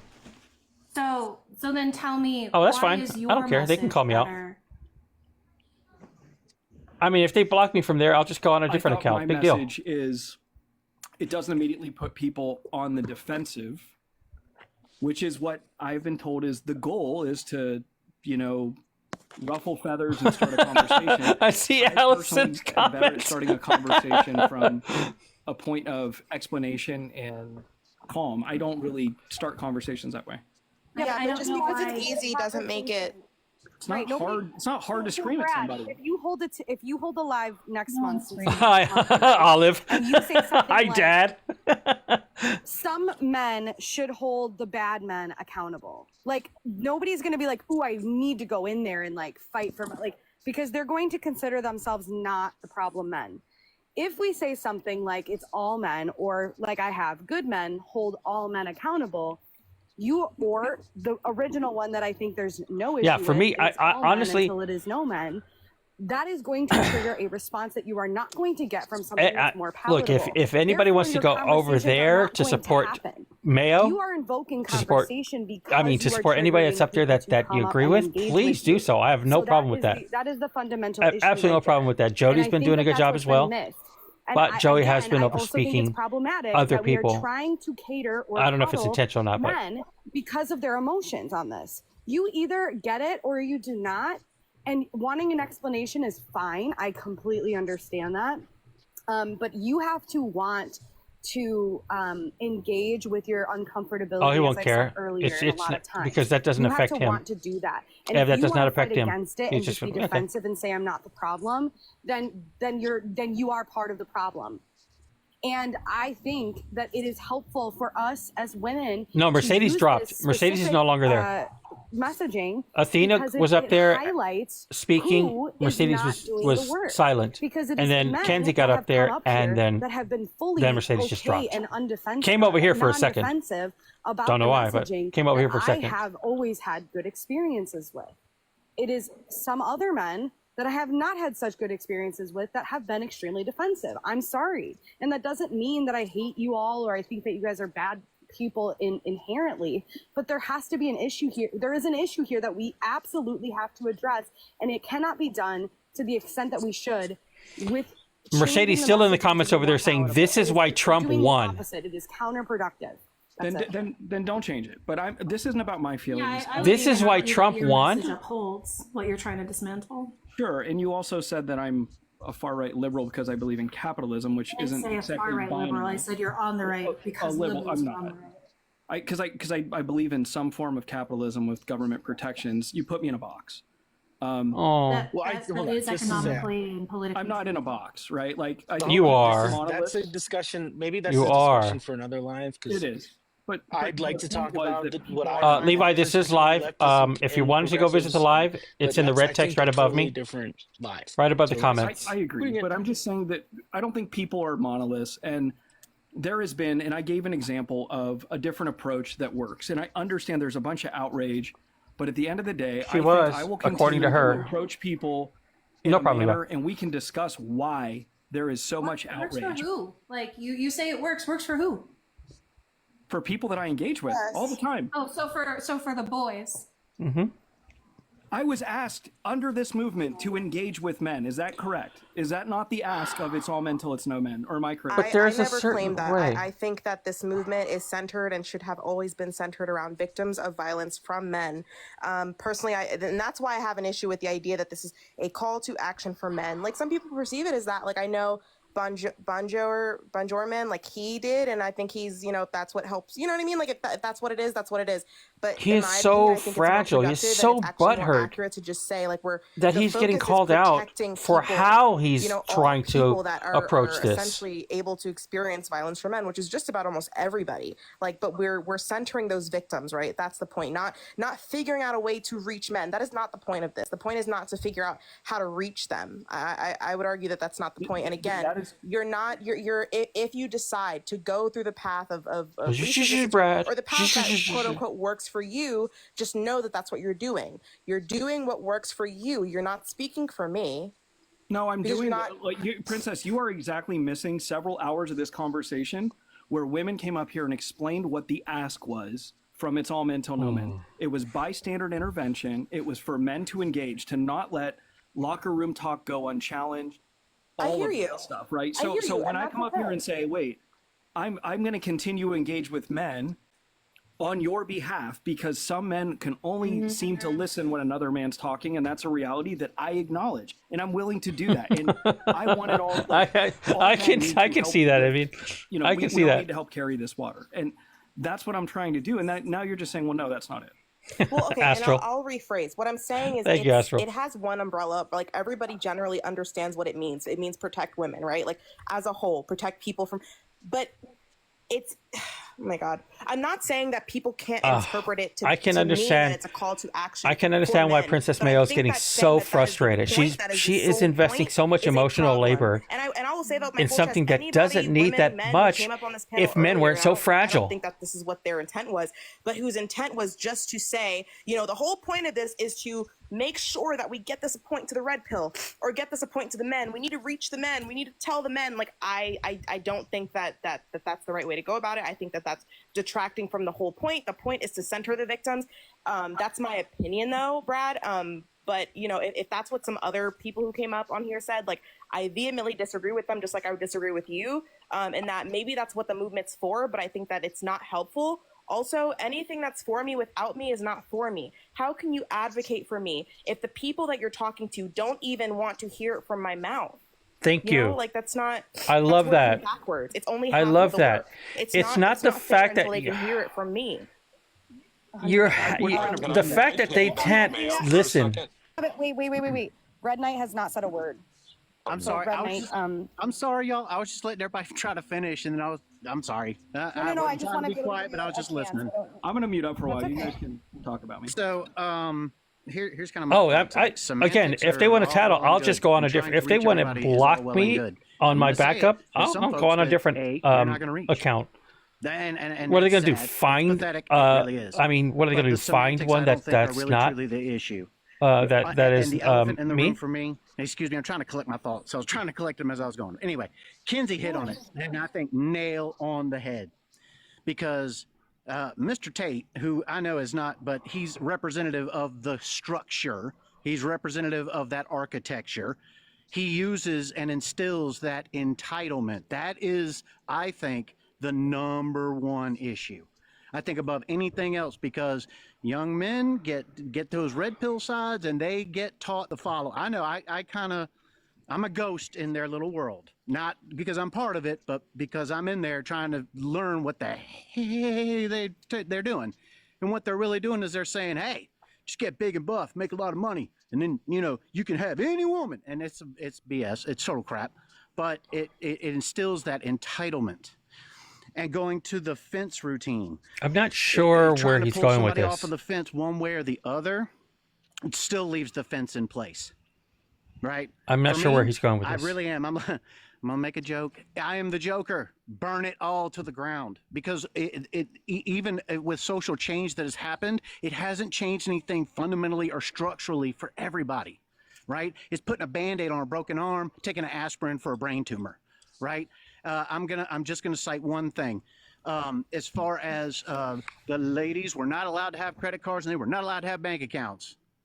Okay, well, now they have that. But the financial system is still rooted in that total BS structure. That's the problem. It needs to be rooted. The root needs to be torn out, and we all need to come together collectively. Now, is that easier when we get folks on this side of the fence to tear it down?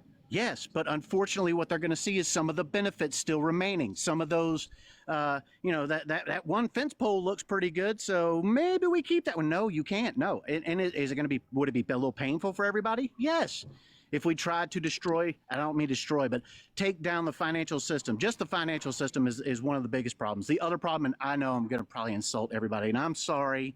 The other big problem, I think, is religion. You got two people that I can quote back and forth, which is Andrew Tate and Charlie Kirk. And those two prey on those systems because I think he's trying to say what a lot of people are saying. Specifically. He's a storyteller, though. You can tell he's a storyteller. And I asked this to everybody. And well, I'm gonna play devil's advocate real quick as far as just religion goes. And then devil doesn't need advocates. Me, it's cool. Devil does not need advocates. But I've said this to ladies before. Ladies, if you are a Catholic, a practicing Catholic, you are part of the patriarchy. I know that's rough to hear, but I truly believe Why is that rough to hear? It's not just Catholics. It's not just Catholics. I know. I don't think this is helpful. I really want to come up real quick, and I only will take like a minute or two, I promise. Number one, I am going to apologize to the host if I came off a little too aggressive. That's just who I am. I understand I'm not everyone's cup of tea, but I'm not going to be palatable, okay? I'm one of the people that will hold your feet to the fire. I speak loudly. I'm very proud of what I speak on. It's how I've been doing this since I've been on this app, number one. If Olive isn't up there and doesn't say W. Ernesto, the thing you need to understand is you guys don't listen to the younger generation enough. Whatsoever. This entire election, no one listened to the younger generation. And ultimately, the younger generation did not show up to the polls, number one. But number two, they weren't encouraged enough to do so. So when we're talking about red pill, we're talking about kids ranging from the age of 16 to 20, 25, I believe. That's Gen Z. That's my generation. We don't actually address and talk to these kids. We talk down to these kids, number one. Number two, I just need every single person to understand we need to stop coddling men. That's it. Stop coddling men. That's not helping anything. Oh, who was that? I don't know who it was. I didn't see them in the comments. It's all men till it's no man makes you feel uncomfortable. That's not a me problem. No different than all white people are racist, right? That's not good to hear. It's not good to, listen to, but it's ultimately the issue. I am a cottage cheese complexion woman, and I am very much aware that I am racist, right? Every single day I actively try not to be racist. I learn, I deconstruct. And the thing about deconstructing is you never stop. So, Brad, I understand. I don't even know if you're still here, but I'm sure you'll listen to the recording later on, right? Okay, cool. Again, I'm sorry for coming off aggressive, but undermining. I swear, my tortoise is so loud. 23. He's moving things around in my kitchen. I've got a little mobile cart in my kitchen, and he loves moving it around. Debates, people question my age. He's a big tortoise, how much I know at 23. But again, this is when I say, right? If it makes you uncomfortable, you still got growing to do. That's all. I did not mean to come off aggressive. No, you're fine. None of the whole it's all men till no men, personally to me, does not make me feel uncomfortable. I get the message. I am read in. I fully understand, right? That has never been my contention about my own feelings. But mine has been about the reception of others. That's literally been my whole point of conversation. In fact, this conversation Emily, he's around 25 pounds. was about what Black Lives Matter. If you would have added the word "to" at the end, it would have been a lot harder for it to be attacked by the right. Which is what they're going to do, right? So I don't like law. Oh, Brad. Brad. Wow. Assumption, okay? You are cottage cheese complexion. And I wow. want my feet to the fire. Okay. I'm just double checking because some people change their PFPs all the time, right? It's an Ohio State hat, by the way. Okay, well, MSU's better, but that we won't get into that. What was that? Putting the 2 at the end when it comes to BLM isn't the message. It's supposed to be no different than, it's all men. Like, I understand the sentiment. Good men hold, bad men accountable. That's no different than the argument of, well, the bad guy stop or the good guy stop the bad guys with 100%. Right? Like that doesn't solve the problem. 100%. Good guys that was a macroaggression there for 77 fucking minutes while 21 people he lost swear their he thought lives. he swear he thought he was cooking. Right? He swear he thought again, that was going to hit in a different way. Number one, I understand if you're uncomfortable with it, you have to take time and deconstruct yourself. And again, deconstruction doesn't happen overnight. It actively happens as he straight up said, "You didn't do it right, black people." That means you're growing.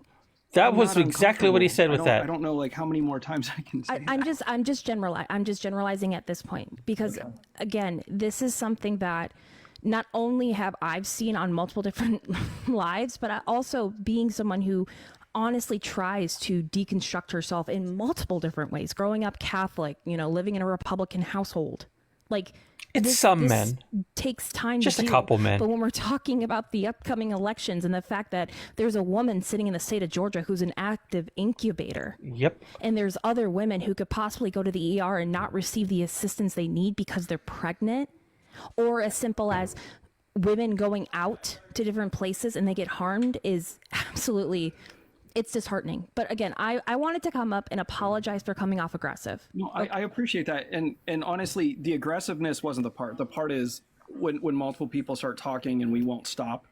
And I'm like, all right, like something's got to give, right? So I understand. It wasn't intentional. I understand. And the one that gave was the one you disagreed with. 100%. That's the one that gave. All of that. 1,000%.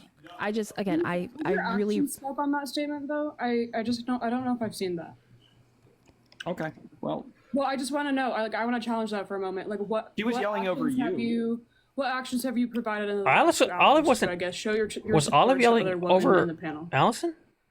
So you're gonna give me a test? I'm just curious. Like, I just haven't seen that. Why is he? I'm sorry. Well, I'm just like you said you did those. So I mean, maybe I'm missing something. Yeah, I've actively tried to make sure that there was a balanced panel. I brought up women to try to make sure that all voices were heard was something that I did. I've actually tried to make space and stopped people when there was women that were on the panel whose voice wasn't being heard as well. I've done all those things. I'm sorry that you didn't see it, but it happened. Okay. I don't know why we're bringing men up at all, to be honest. I mean, that's the thing, right? No different I can explain than. That. Well, hold on real quick. Princess, can I ask you a question and let me know if I step on toes? I don't know if you're there, Princess. I'm here. Sorry. No, you're fine. So I want to ask a question, okay? When there is a panel of a bunch of YT individuals talking about issues that actively affect the BIPOC community, is that What's up, Big actually, does that progress anything further? No, not at all. Also, I prefer the term "not white" because I feel like people like to use the word POC and BIPOC, and it's not like, and I don't think that they're necessarily bad, but personally, like, because I know a lot of other BIPOC people in my communities don't care. But when you, like, in general speak to me, like, I'm immediately going to be like, you mean not white people? Okay. No. Understand. And I just want to make sure. Dude, how am I not following you? When I hear, I want to make sure the panel is diverse. Is this a new account? I don't want Big Joe, I haven't. That's I don't know how I'm not following you. Problem. Also, real I know quick, following because your I do see them in the different comments, account. bringing up someone who is in a huge situation that ultimately pushes down the voices of other marginalized groups is crazy. The person who was in my box, not Andrew, and I don't know if there was anyone before Andrew, But I think putting someone up into a panel that is actively showing their racism and being prejudiced and being one of the first people that uphold the red pill theory and push other women down should not be in this conversation. That's just my opinion. And with that, I know there's other people in the queue, so if a moderator wants to drop me down, they can. And I was talking about Mercedes, so. Thank you. I got you, Olive. Thank you very Thank much you, for Olive. being here. You know how much we appreciate you. I at least I do. I love your voice. Thank you so much. Thank you. So the conversation, how this was panel with men on it was, and this goes back to what Princess and I just talked about. The conversation was, what is the ask? And it's all men or no men, right? The ask was, as it was explained by multiple women, that men need to hold other men accountable. They need to engage with them. They need to be the front line. And then there was the other conversation. Oh, yes, all the W solid. Listen to other men. All the W solid for sure. They need to be the front line. That Olive. We saw you up there, Olive. The statement as it was explained. And so men hold each other accountable is a different ask than men should be the front line. Men Way to should go, not be Olive. the Yes, front that line was in a that was women's great. movement. That was great. Makes no sense. the conversation was that there are many men who will only listen to other men. And everybody who's been here long enough will advocate that. Multiple women on this panel have agreed that I will say, like, a woman will say something and it won't be heard by this man that they're trying to get through. And then a man will say the same exact thing and all of a sudden they understand it. And that's, you think if I put myself in the box here, they'll hear me? That's why men were up on the panels, because men were. Do you think they can hear me if I just put myself in the box? To approach engaging as allies in this to push it forward.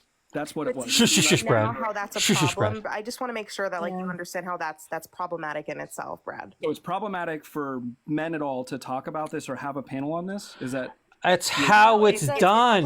It's how it's done, Brad. By being here. No, I think it's okay problematic for... that you, as the I know. of men, has had centuries to engage in this exact same conversation. However, they have not been compelled to do so until women, as they have always had the burden of doing, have had to make this slogan here's another for man them. telling us what the problem is. Great. No, I'm talking to Brad. I'm not talking to you directly, Kinsey. And in fact, I'm very much on your side. Before you got up on the panel. I don't know why you think we need you to talk for us. Princess was talking. I'm so sorry, Princess, if I interrupted you. I won't argue against that. Please go ahead, Princess. Yeah, I just go ahead. When you started speaking, I presume that you didn't hear me. I didn't. Thank you. I really didn't. Thank you, Kenzie, for speaking on my behalf. I truly appreciate that. I did presume that Tapley, because I will say Tapley does try to uplift my voice every time if possible. If I interrupted you. But I appreciate that, Kenzie. I think I kind of forgot the problem with apparently Mercedes came over here. I don't know if Mercedes heard me, but yeah, she's not welcome here. You can have a she's not welcome here this, but you have to at just all. realize without us, it's not about us, right? So Brad, you're having a conversation about it. Do with that what you will, but you're missing the biggest piece. So just be honest with yourself when you're having these discussions and saying, "Hey guys, we're talking about this again." But we just have to be aware that this is not a representation. Oh no, Mercedes was here for talking about. And so that's why a it's moment. Really important that essentially you're wasting your breath, right? Like you can do this in the privacy of your own homes and in men's locker rooms, but you have to also understand that you're missing a big picture and you're only doing again about half of the work by not saying, no, don't take it from me. Take it from this black woman. Take it from this queer person. Take it from this white woman. Take it from this elevate trans the voices. Take it from this person who actually has experience with this. Take it from this man who's also experienced violence from men. That's the problem. It's problematic because you're not actually platforming the people who are being hurt by this. You're just kind of talking it amongst yourselves, which isn't actually doing any work. And it's not forcing those people who already hate us to hear us. Because listen to how the verbiage changes, right? Like it's okay coming from you, but as soon as you tell them, hey, I want you to get on a panel. I see Mookie on the panel now. I want you to get on a panel with Kenzie. I want you to have a conversation with Jody, and I want you to have a conversation with Sissy. See how it changes, if it does at all. Oh man, I don't want to talk to them. They're gonna no, we're gonna hold them to the fire. That's why they don't want to come talk to us. And if they don't want to talk to us, then unfortunately, Brad, you haven't done the work, and you can't really do that without us. Which also points out that it's not about the messaging. It's about the messenger. Exactly.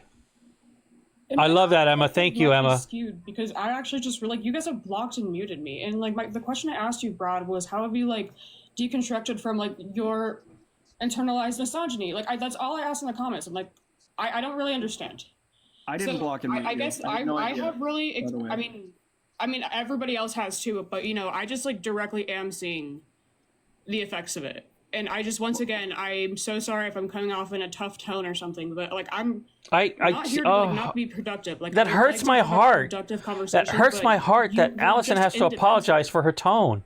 It It hurt my heart that Olive had to apologize. It hurts my heart Yeah, that so because if you guys on a didn't there's do that, 350 people here. that Brad This is wouldn't hard be to keep up. I receptive. literally was starting this to continue That's a conversation. Awful that was we broader that you guys even about had to do that. Slogans are potentially distracting from the intended outcome of the message itself, But right? wouldn't you argue I that understand the why it has to be done with people propaganda like Brad, of the but messaging I is just the fact that it that has is to be the done problem. is a problem. Look at how That's the what makes pro-life Brad a red movement flag. originated. It is literally propaganda. And if like to understand history and how we got here, in my opinion, is just so important. And so I'm just curious, like, have you looked into these things? Do you understand why we're here? Yes. I agree. Why? I agree. Well, it's I guarantee that wasn't your intent to go up there and say, "I'm sorry misogyny because and I patriarchy, wasn't 100%. palatable to you." It's That an just, but absolute I knew, undervaluing but of you women. know It's not also if you equality, don't it's do not that, he's going to achieved. immediately drop you. Behaviors that are generationally passed from one person to the next through terrible fucking culture and bad parenting and fucking, do what your dad did and the refusal to evolve. And it's also the fear of losing your place in the world, where men have inadequacy things where they think they're going to be replaced by women, or they shouldn't have to listen to women, or whatever else. It's all of those things and more. Would you agree that's a pretty accurate assessment? I would agree. I think that's not. I don't know how much. Yeah, history's yep, found I in agree with that, I Olive. don't know if you really understand how we got here. At the end of the day, a simplistic way of understanding it is the decentering of women and women's voices. Femme presenting people, decentering them, not listening to them, only hearing things from a manosphere, only listening to people because they are men. That is the problem. If someone's only coming to you, Brad, because you're a man, you should check that. I mean, if you truly want to stand with me, if a man even says, well, thank God it's coming from you, you should be like, bro, what? Why can't you hear it from black women? Are you crazy? Are you misogynist? This happens with Bonjo. This happens with Bonjo all the time, and this is why I wanted Bonjo up here so bad, because I've had this conversation with him so many times, and it's like bringing people Princess up on has the just panel, been and on the men fire get up listened there. to, and he literally did it. I forget. Maybe to Jody, she explained something completely, and then she goes, "Did you hear me?" And he goes, "No." And he This kinda is snickered. exactly And I'm why like, what the fuck? Like, I she's don't join actively a trying to lot of help you people's lives, a lot, deconstruct this especially shit, women and you're not that are even having paying these attention. conversations. And so, like, in those I moments, I don't. need men to check the other men and be I like, don't what the because fuck, I dude? should. Why are I you shouldn't saying that? have to. Not be like, They're not saying oh, anything well, different Mojo's than being what I'm silly saying. again. Like, it's like Or even saying things like, well, I think what she's trying to say, or like if someone explains something and then another guy comes ahead and says, yeah, what she meant was, no, just say, go ahead and repeat yourself, Jody, or go I ahead will and sit in repeat yourself, Athena's and I don't live. think I they will heard you sit the in first Kenzie's time. live. Like, I will that's sit in another- Comrade that's Berry's another live. way that men I'll sit in center Reggie's themselves. live. I'll sit Kind in of the Paige's assumption live. that us I'll as sit women in can't all of express Alina's live. ourselves All of these and that we lives can't be understood. that are We can't that be are understood. that are And I think women another thing, driven Brad, is, and then I'll shut are up friend because I presenting know, driven Sissy and Mookie and need just to support be from the reintroduced comments. and want to speak on this. Excuse me.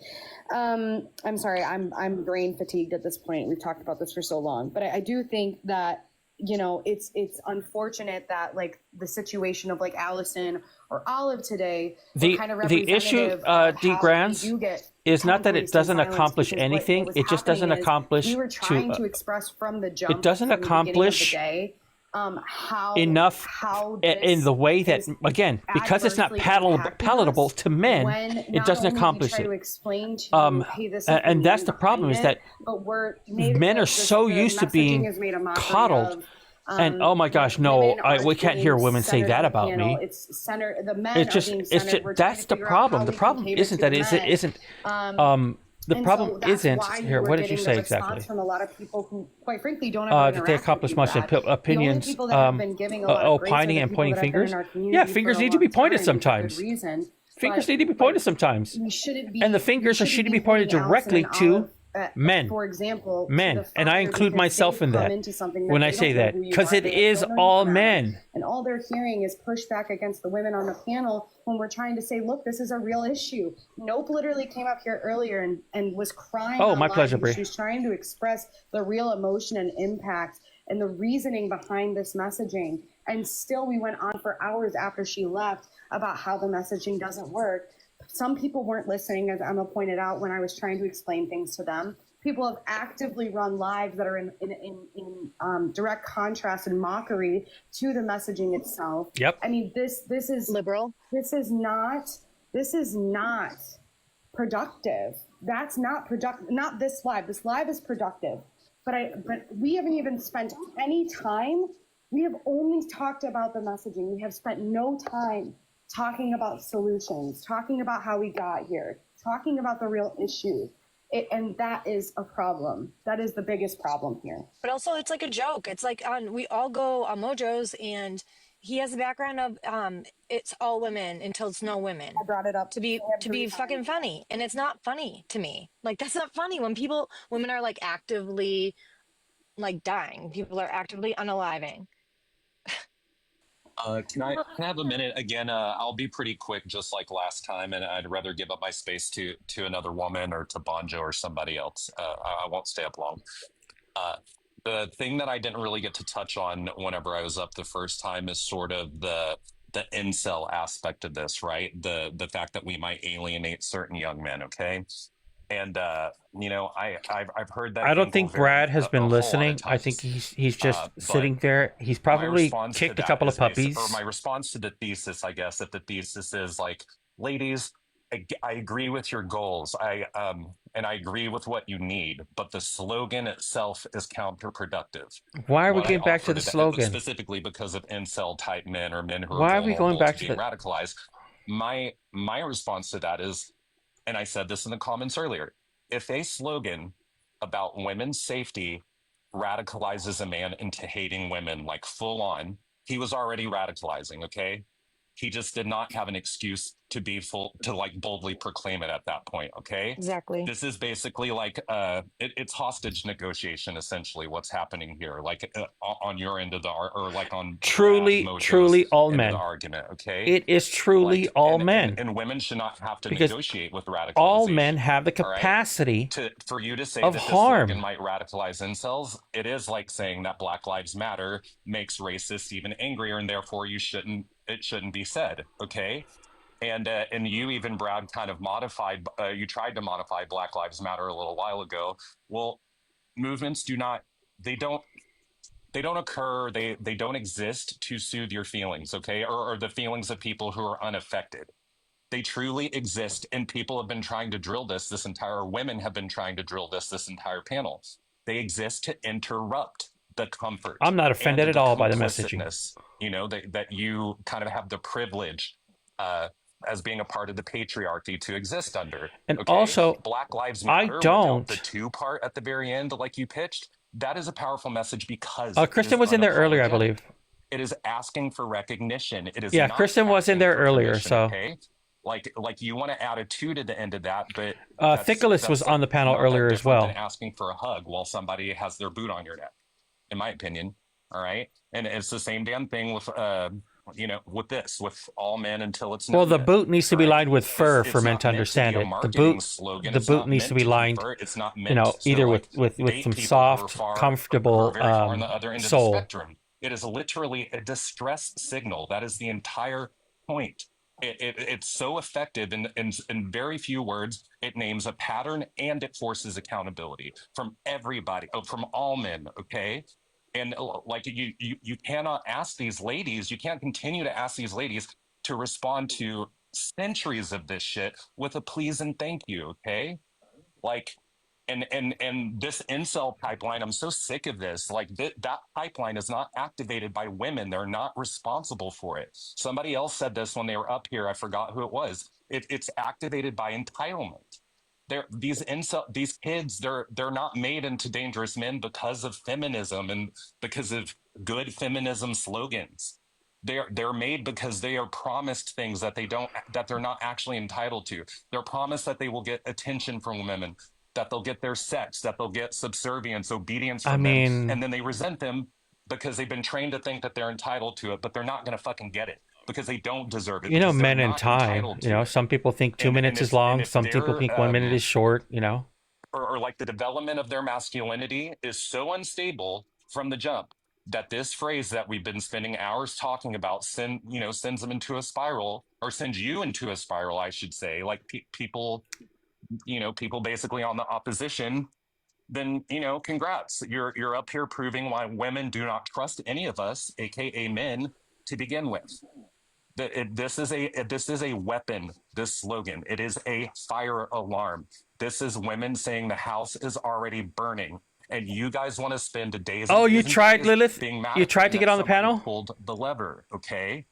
And none of this allyship that you want, like out of these like incels CS, or whatever. Oh, like how are you?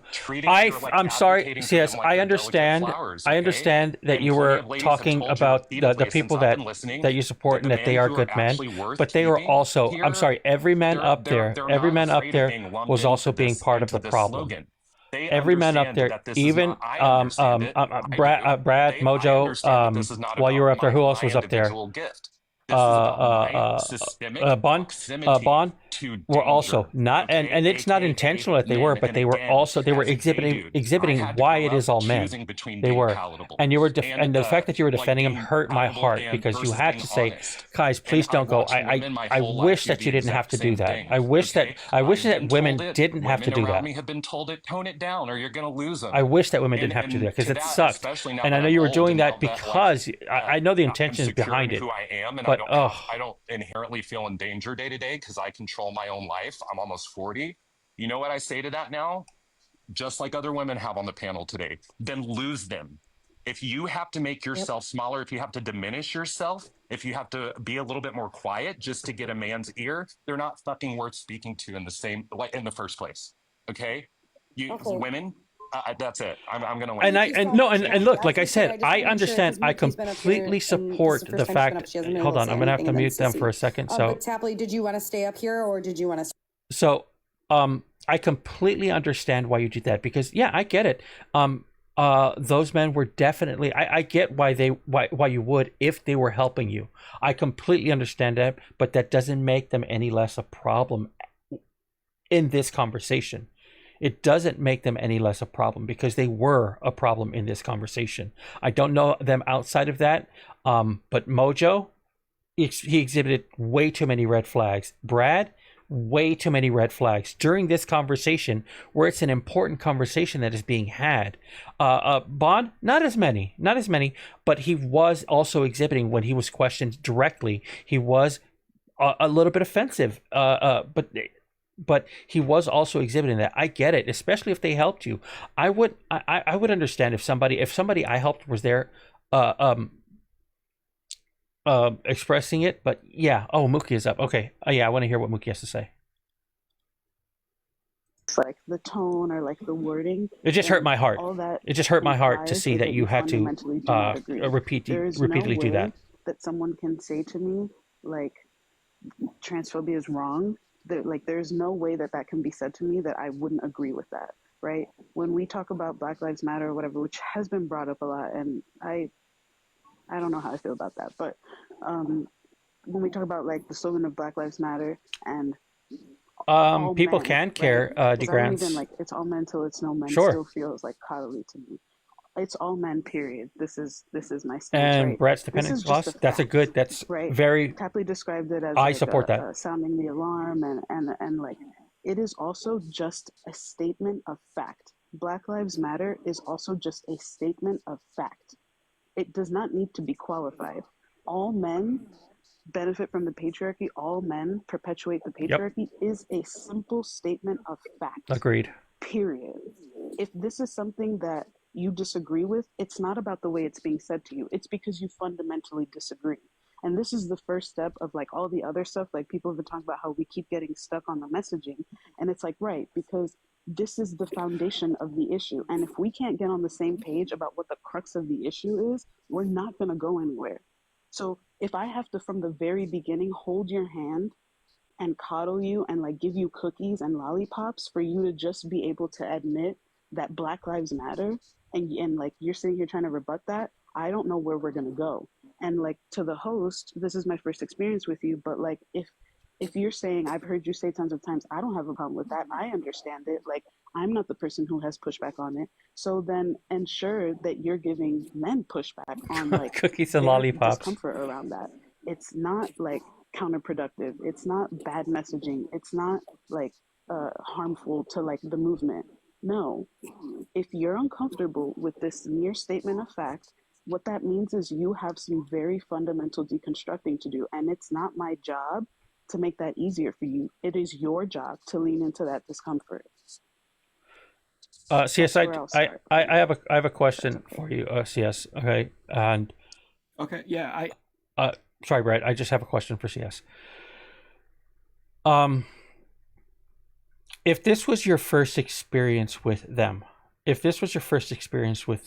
how would you feel based on what they were saying?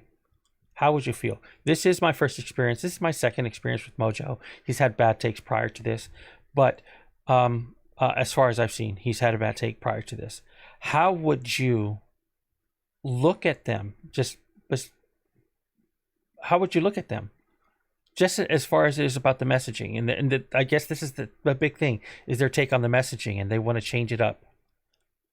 Some sort of, I don't know. It's easily dismissed, and that's what the problem is I don't want. And yes, Brad has he has exhibited misogyny. He has exhibited he has expressed microaggressions because he has muted Mayo. He has talked over Mayo. And those are definitely microaggressions, for sure. And he also exhibited racism by saying that you needed to add 2 at the end of Black Lives Matter. Like, you know, so many men were dismissive of that. And it's so like, it's even like thought of as somewhat of a joke now in certain like places. And never in my circle, Emma. And dismissive, like, you know, to that of Me Too. And I want to call you to action, Brad, because you brought up a really good point. And I think that it's that you are now seeing that changing the messaging should not be the focus. And correct me if I'm wrong, but I think you've come across the aisle to us and you understand, okay, the people who are on that side, if they care, they care. If they don't, they don't. And so I'm going to hold your feet to the fire so that when people... Is it BBH? This is actually a live. I'm streaming a live above. And I don't expect you to agree with them anymore and say, you know, and the messaging could be better. Like we're not going back, Brad. And I hope that if I see you on a live next month or something like that, you're saying, hey, I have the privilege of having these, you know, amazing people, these amazing. TS, are they trying though? That's my thing. Who's muting? Sorry, I got a call. Oh, got a call. I hope that you take that time to say, I have these amazing It hasn't looked like they're trying, especially Mojo. Mojo hasn't looked. And Brad continued trying to change the messaging I just hope that, to make it more palatable for 16-year-olds. Now that you're aware that the issue is not the messaging. They're not trying hard enough. Absolutely. Yes, same. So I'm one of the people, like, I argued for this message in the 1-versus-1 debate. Yes, my concern is that Brad wants to make it easier for himself by changing the messaging because he doesn't want to explain the messaging. That's not the way it works. Unbiased mod in the conversation towards the end of it. That's not the way it works. Changing the messaging so he doesn't have to work as hard to make them understand? No. As feminists, Athena was very specific and clear about that, and I wholeheartedly agree with Athena.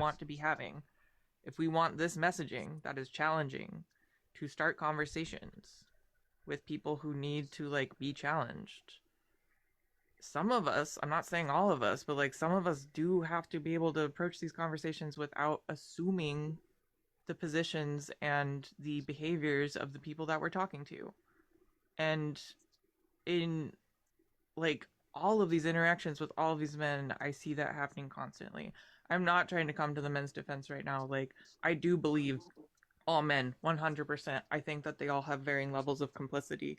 But if we want to have conversations about that deconstruction, if we want to be a part of that, and we're putting this phrase up to do that, I don't think it behooves us to be like, well, you're just making an excuse for your behavior. Like, we don't know what their behavior is. Like, ask him about his behavior. Ask him about his position on it. Like, don't just... No, I don't think I understand what you're criticizing. Oh, yeah, what I'm are not you sure. criticizing exactly? I mean, I'm criticizing something that I've observed over the last almost like 20 hours of these conversations. It's been a while. Which is that it's been 3 hours for us. Even men who are like, I agree with the messaging, I'm just like confused on its efficacy. I have like I have critiques about its efficacy, which, to be clear, like, I do not agree with. But to take that disagreement and confusion, like George was a good example of someone who's like just kind of confused, but came up and said he had changed his mind, and then like, I know that you weren't part of that. Happy Pride, no problem. But multiple people jumped on him, and assumed his position, and I have seen that happen in these conversations with Brad and Mojo up here as well. So like, I get why it's happening. I empathize. I would also like to jump to those conclusions a lot of the time because it feels correct. It probably is, like, honestly, like, it probably is materially correct in some way, right? I just don't, like, if we're going to have challenging messaging that we're using to start conversations, we need to be ready for those conversations to be challenging. And I'm like, anybody call me out if ever I say I'm a good guy. I should never have to say I'm a good guy. I feel like it's a contradiction to say that they're confused, but then can critique the messaging. So 2 different people I was talking about there. Brad critiquing the messaging. George last night was confused. I also said I would give Sissy the floor because she never got to speak. So, Sissy, did you respond to? Oh, nope. I'm sorry. I thought you were done. Go ahead. It's No. fine. Finish. No. Finish, Chev. I was mistaken. Go ahead. I mean, Princess, did I clarify what I was talking about for you? Yes. So, I agree with Mookie's original statement that like the statement by itself does not need to be like, you know, like ratified by anything. Like we are just talking about things that are true.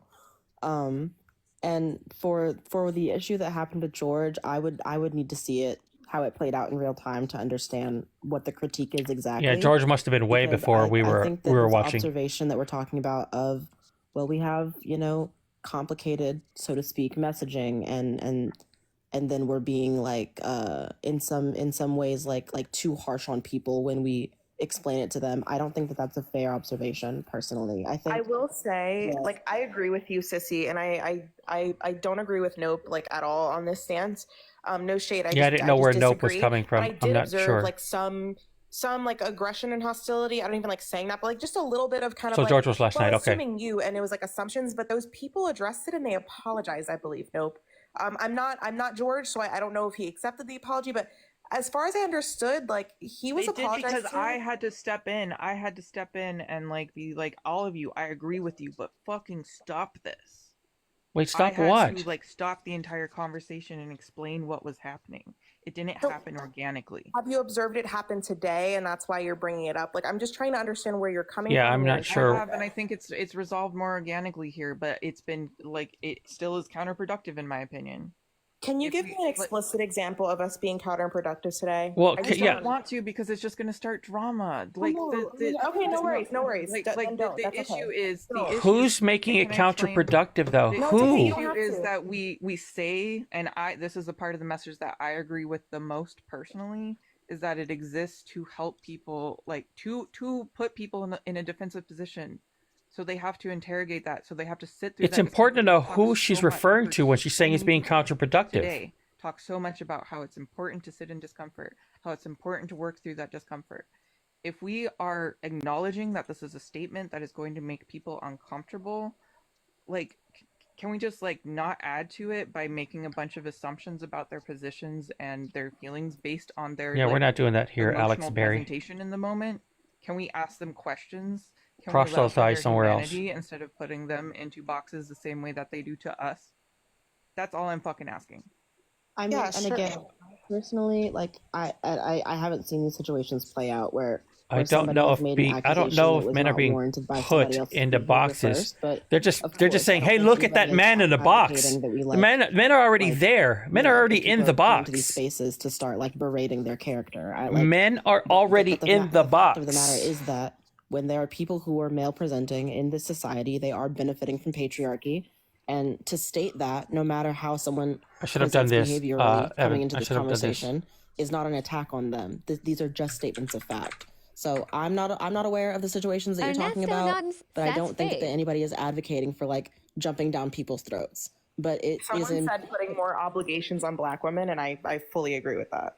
Anyway, go ahead, Fest. I just had to like Hey, point Dustin, that out. welcome back. All There you right, go. y'all can grab me. It's like absolutely impractical. It's impractical to assume that like coming into these emotional conversations do not warrant more emotion, right? Like if we're having this conversation and we're saying that, because I know from the poll they were like, you know, part of it was some people said women should be involved in the messaging of this. If that is the ask, then you're asking women to defend their humanity to people who are coming into the conversation not understanding them as entire humans, right? This is where the issue lies. This conversation that we are having is the result of years of dehumanization of femme presenting people.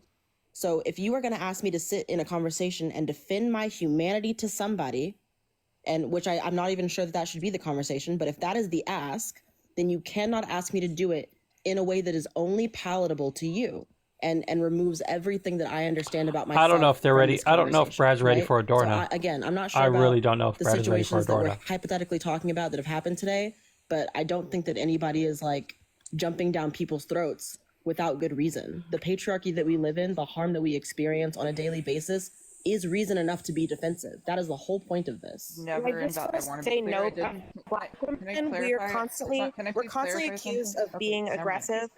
Sure, go ahead. Go ahead. Princess, Go you ahead. have red bars. I think you already know what I was going to say. It's a So little go hard on. to hear you. I like. Sorry, but I do want Nope to go because I think my Nope knows what I was going to stance? say. I'm not sure what you mean by stance. I mean, Kenzie is. I don't fucking know at this point. She's a rat because, femme. Like people are just She's, calling me a you know, pick me, and I do not. I feel have like no my words concern. are I have no being issues fucking with her. heard. Her I approach care about this as far as conversation so much how it is. She has to that have her in guidelines, fucking and if ways, she's going to like, follow them, then yeah, y'all I can have no keep issues with doing her. whatever this is. I do believe that if you If she's up, no, she's not up. if- To me, she's if not up. we are putting ourselves in the position to like have these conversations with men based upon a statement that is rhetorically designed to put them on the defensive, we cannot like just jump to assumptions about their character and their behavior and their actions based on the defensiveness alone. I don't know if it's the am host inclined that- to do that that as well. Nope is talking about. I'm still going to ask. I'm still going to ask them the questions to clarify it. And if y'all don't want to do that, that's fine. I would just like to be very clear that like I was stating what I think might be more effective. I'm not telling y'all what to do. I'm not trying to tone police you. I'm just saying like if we are actually saying at like as Wait, feminists who, or Bug? whatever that this is a statement that is meant to challenge, that is meant to start conversations. Can we like have a good faith conversation? I mean, are Is that these not good possible? faith I think we conversations? Well, Confused about, I don't like, think that. I don't- Good faith conversations don't always have to be civil and polite. To Kenzie's point, like, I don't think that. I think the confusion. Guys, 1 second, just 1 second for me. I'm so sorry. I think nope, and I'm gonna leave it up to you. Oh, if I don't you'd think like Kenzie's to, a turf. Without saying I've names, never it might be heard helpful anything. if you just gave I've a never simple heard Kenzie mention example, anything even if it about was a more trans people as hypothetical far based as on her something that happened. her But stance. just so maybe we can understand better, I would offer that. Is there something that somebody can if not, point me to that whatever. that shows that she's a turf? Because no, I've never seen this anything about her reaction being a is turf. defending his bad behavior that we can't see elsewhere. I'm sorry, I'm flustered and like frustrated, and I cannot really pull like quotes. Out Yeah, of my I mind didn't right think now. there's nothing I've ever seen Again, have been watching this to conversation exhibit happen to for a give very any long time. notion I'm that probably Kenzie too is a long. turf. I I've never can seen take a anything break about after that. this. But like I see the alienation that they're fucking complaining about happening, and if someone who agrees with y'all on literally everything else saying that is just me being shitty tone policing and a pick me, then like fuck me, I guess. I'll continue I don't trying to think have you're a this pick me, conversation. nope at all. But It's cool. Tell the fucking comments that. Wait, you can't go with what the comments But say. this is the thing. It's like when Allison comes up here, she's younger. She hasn't been around like the people that are like the Mojo group or whatever. And they are immediately dismissive in my eyes because she's younger and she's kind of confronting them with things that they maybe don't want to confront. And They it's definitely immediate, infantilized like, Allison for harshness. sure. They all talked over her, and it's like that was an instant reaction of like they get I've got life I experience, feel like so people I know excuse their better. behavior in that sense, and I wanted to come up and say it immediately, and it's hard to do it afterwards because people weren't here. But it's just like there's a reason why people see certain things, or they might pick up on certain talk or certain things that they say, and then people want to address that immediately. Like people want to admit what's like to confront what's immediately happening in front of them. And the thing is with these kids that are red pill too, it's like they see this behavior somewhere else. It didn't just come out of fucking nowhere. It came out of them seeing older men doing this. And like we've all experienced men being dangerous around us. So it's like sometimes it's really difficult to like It's influence have for sure. non-harsh words, or to like when you're being spoken over, you kind of have to speak up more because that's what men do. And so we have to kind of go into that, you know, and like I'm all for asking questions. I agree completely. But I also think, to be clear. I feel like, yes, like they need to answer questions, but I mean, every single man has done something that's problematic, and every single man that calls himself a good Yep. man is not necessarily a quote unquote good man. Yep. I mean, like the bad men don't, to me, isn't it? the men don't say, the bad men don't say I'm a bad man. They say I'm a good guy. And they convince you that they are until they're not. And that's all. I also want to say, we don't talk about the I backlash. just want to clarify real quick. I'm not a fucking men rights activist or a pick me. Y'all can fuck right off. Well, but I mean, if I just want to highlight that there's like, isn't that what's happening? And I'm going to tie into what Kenzie's saying. I just want to point out that Black women are victims of being called aggressive, and that we're, you know, just doing too much. And like, I know, Nope, you're Yeah. not trying to do that. So but you are on a Schrodinger's panel of feminism. 3 Black women. Everybody has done bad, but the harm caused by men versus the harm caused by women is dramatically different. It is incredibly different. Jody, No, I fucking just said that drop that's me. not what This you is said. Fucking Oh my God, ridiculous. Okay, listen, I'm just asking you to be sensitive to us. That's all. Like the same way how you're saying, like, let's. Would you like to ask my position instead of assuming it? Because I this think is what I'm fucking talking fairness, about. hold on. I did Never ask. mind. I I said take you it are back. tone I policing, take aren't it you? back. I will not finish what I'm saying because I'm too afraid to like piss off. I mean, I've already pissed off Nope, so just forget it. He just ended the live. He just ended the live. I'm sorry, but that's just wild. Yeah, so back to our regularly scheduled conversation here. That was unreal. That was absolutely unreal. How much? How much? Oh yeah, we were watching. We were all in here watching. That's unreal. The men on that panel were so fragile. I cannot say anything. It was unreal to me to see what was going on in there. It was unreal. I get people who have come in here and say that certain people up there were good. There's certain people were up here. We were Kristen. I don't know if you saw. We were watching the whole thing. We just saw him end the live. So we were watching all the way through. I started watching it when Thickless was up there first. When you and Thickless were in there, that's when I started watching. And I was like, I've got to go live and have this conversation with people who don't want to be up in that panel. So I did.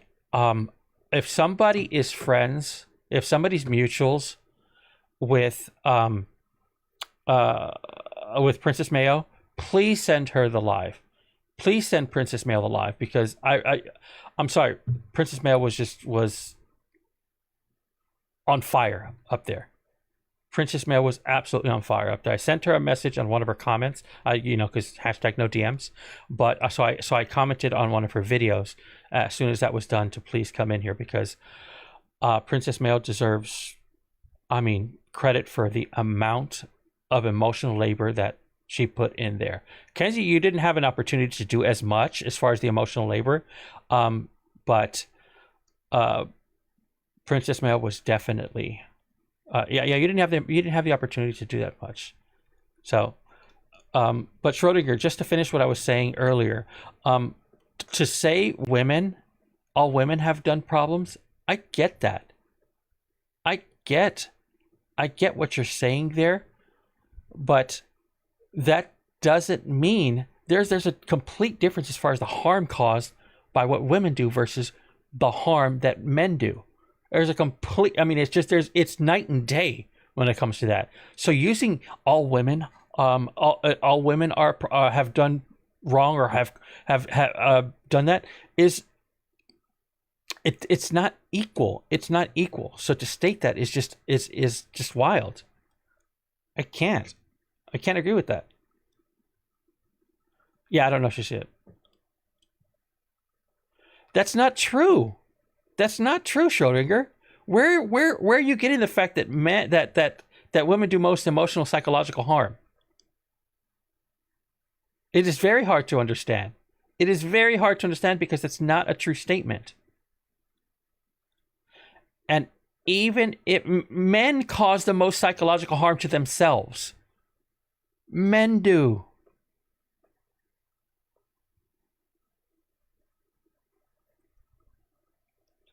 I don't understand. What do you think? I'm not saying that women don't cause harm. I'm not saying that. But it's nothing in comparison. Oh, well, the live ended while there was a back and forth between Nope and Princess Mayo. It just seemed like they were in disagreement as far as that. I felt that Nope was trying to do her best to coddle men in a way. I could be wrong, but that's it. But yeah, I mean, there was a lot of emotional labor in there.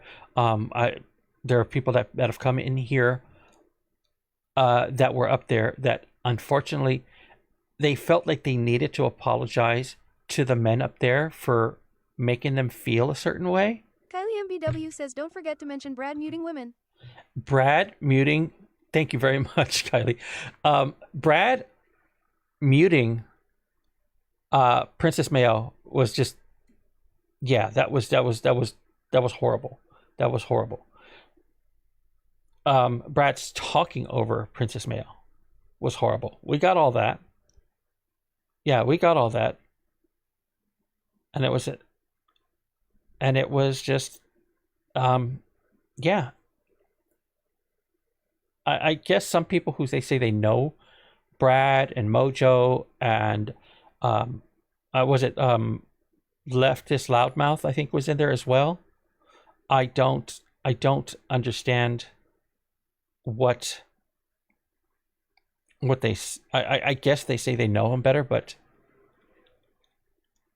Tucker, he did. I have it recorded.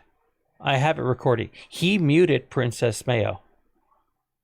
To say that he didn't when we were watching the whole thing is wild, because we were watching the whole thing and he did, in fact, he blocked Olive. That's right. That's what I was gonna show, because like if that is your argument and he never does this, then explain why he fucking did this, right? Here, let me change the format. Let me find. There we go.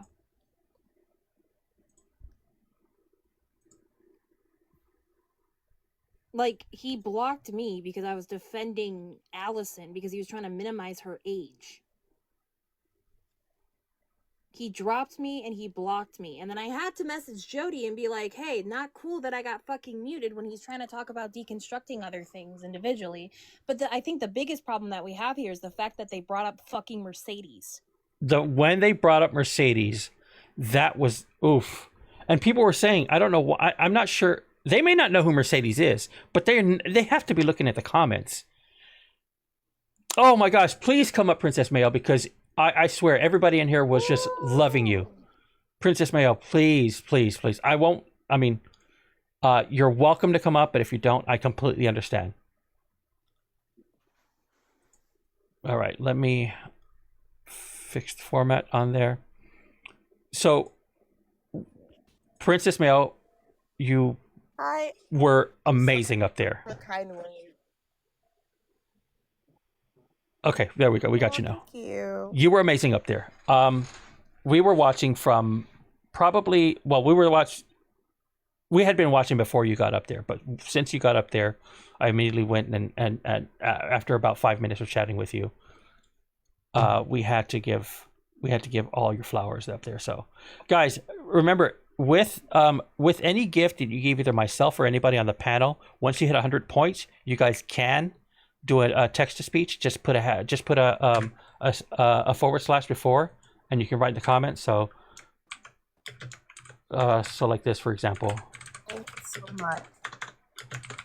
I just want to say thank you to everybody who showed support. I just kind of started doing debates about a month ago. I kind of do them on the weekends when I can. And I'm just grateful for any opportunity that I have to use my voice. And this was a particularly challenging panel because essentially I'm arguing with people who claim to be on my side, right? But they're Kristen. they're trying to police me and essentially say, I want you to beg this way. But they don't like when I say it this way. But you're asking me, I want you to do it for me this way. But I'm the victim. Kairos Keeper says the fact they left Mantis go unchecked in the comments was awful. Agreed. Yeah. Well, I think it's powerful of you not to like go and fall with what they did. MBW says W Princess Mail. You were amazing. The thing that was the biggest struggle was the fact that the only way for him to let me or Allison speak is we had to apologize before we went forward. Oh, that was hard to hear. It was hard to hear. It really was hard that you guys had to tone police yourselves to be able to be again more palatable to them. And that was just I don't get that, and that was horrible. I was in here just cringing the whole time that you guys had to do that.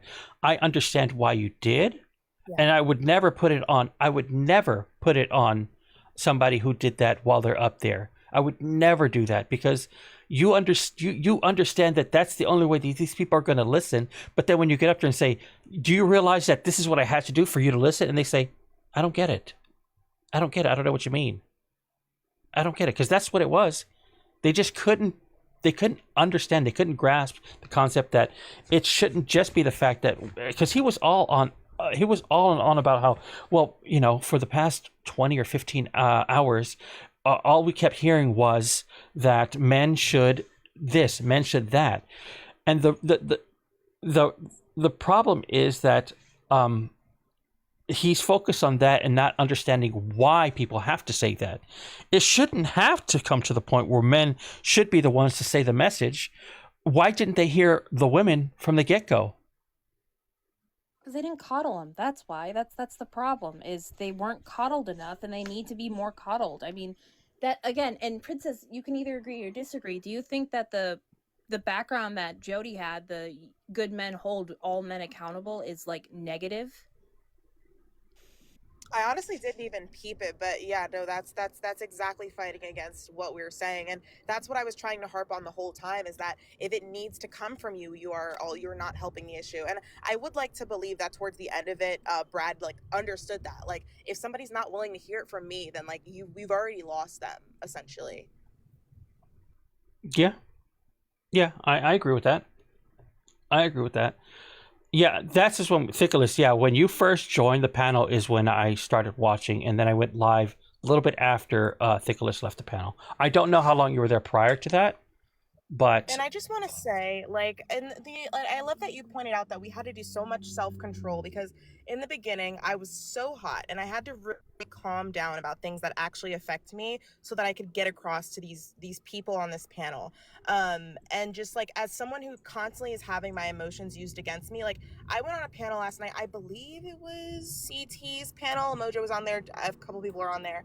And afterwards, and even during, like, towards the end, people were, like, telling me that I was argumentative, that I was just there to argue, and that I enjoyed fighting, and I'm just like, this is the bare fucking minimum. You would not be saying this to a white man or a white woman who's fighting for their rights, but when I do it, it's a problem. See, it's cool when they do it, it's a problem when I do it. Fuck them, you know what I mean? Like, I'm just doing what everybody should be doing, but when I do it, I'm a fighter.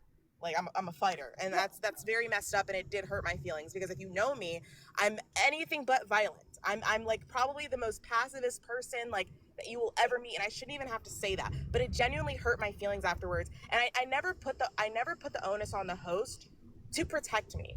And I think that moving forward, like in this like past, like, because I just got on TikTok a few like months ago, I think like February or something. It's maybe like end of February, beginning of March. Like, I'm gonna start holding these hosts accountable and letting them know, like, if I'm gonna be in the space, you need to protect me from racism, because it doesn't always happen.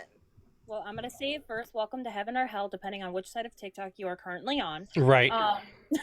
But I don't know if you were in there. So the thing that makes me extremely upset is the fact that constantly, like, we had to speak in a lower tone, and after I got blocked, it was just like, what the fuck is this? And seeing the other women there constantly coddle them was absolutely crazy. Number one, I think bringing up someone like Mercedes is crazy to fucking do. It's crazy fucking work in the year 2025 with everything going on.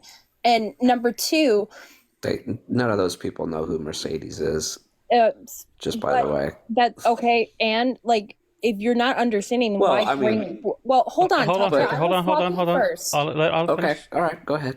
Cool. So again, crazy how after I go up to defend another woman, you constantly overtalked the entire time she was up there. I get blocked and kicked out of the live.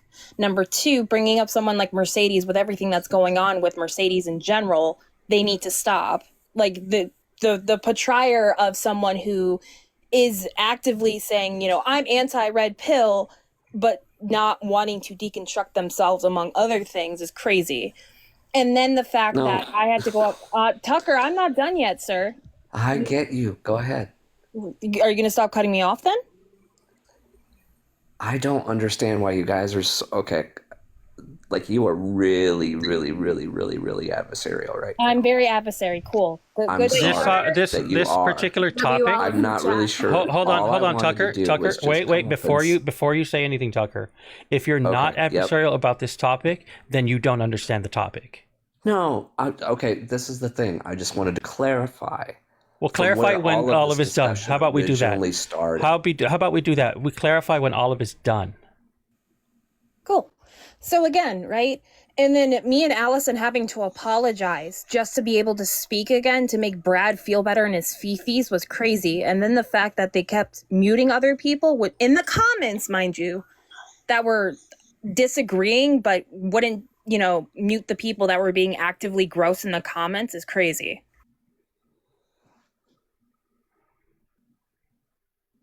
Also, Tucker, what did you mean by that? What do I mean by what?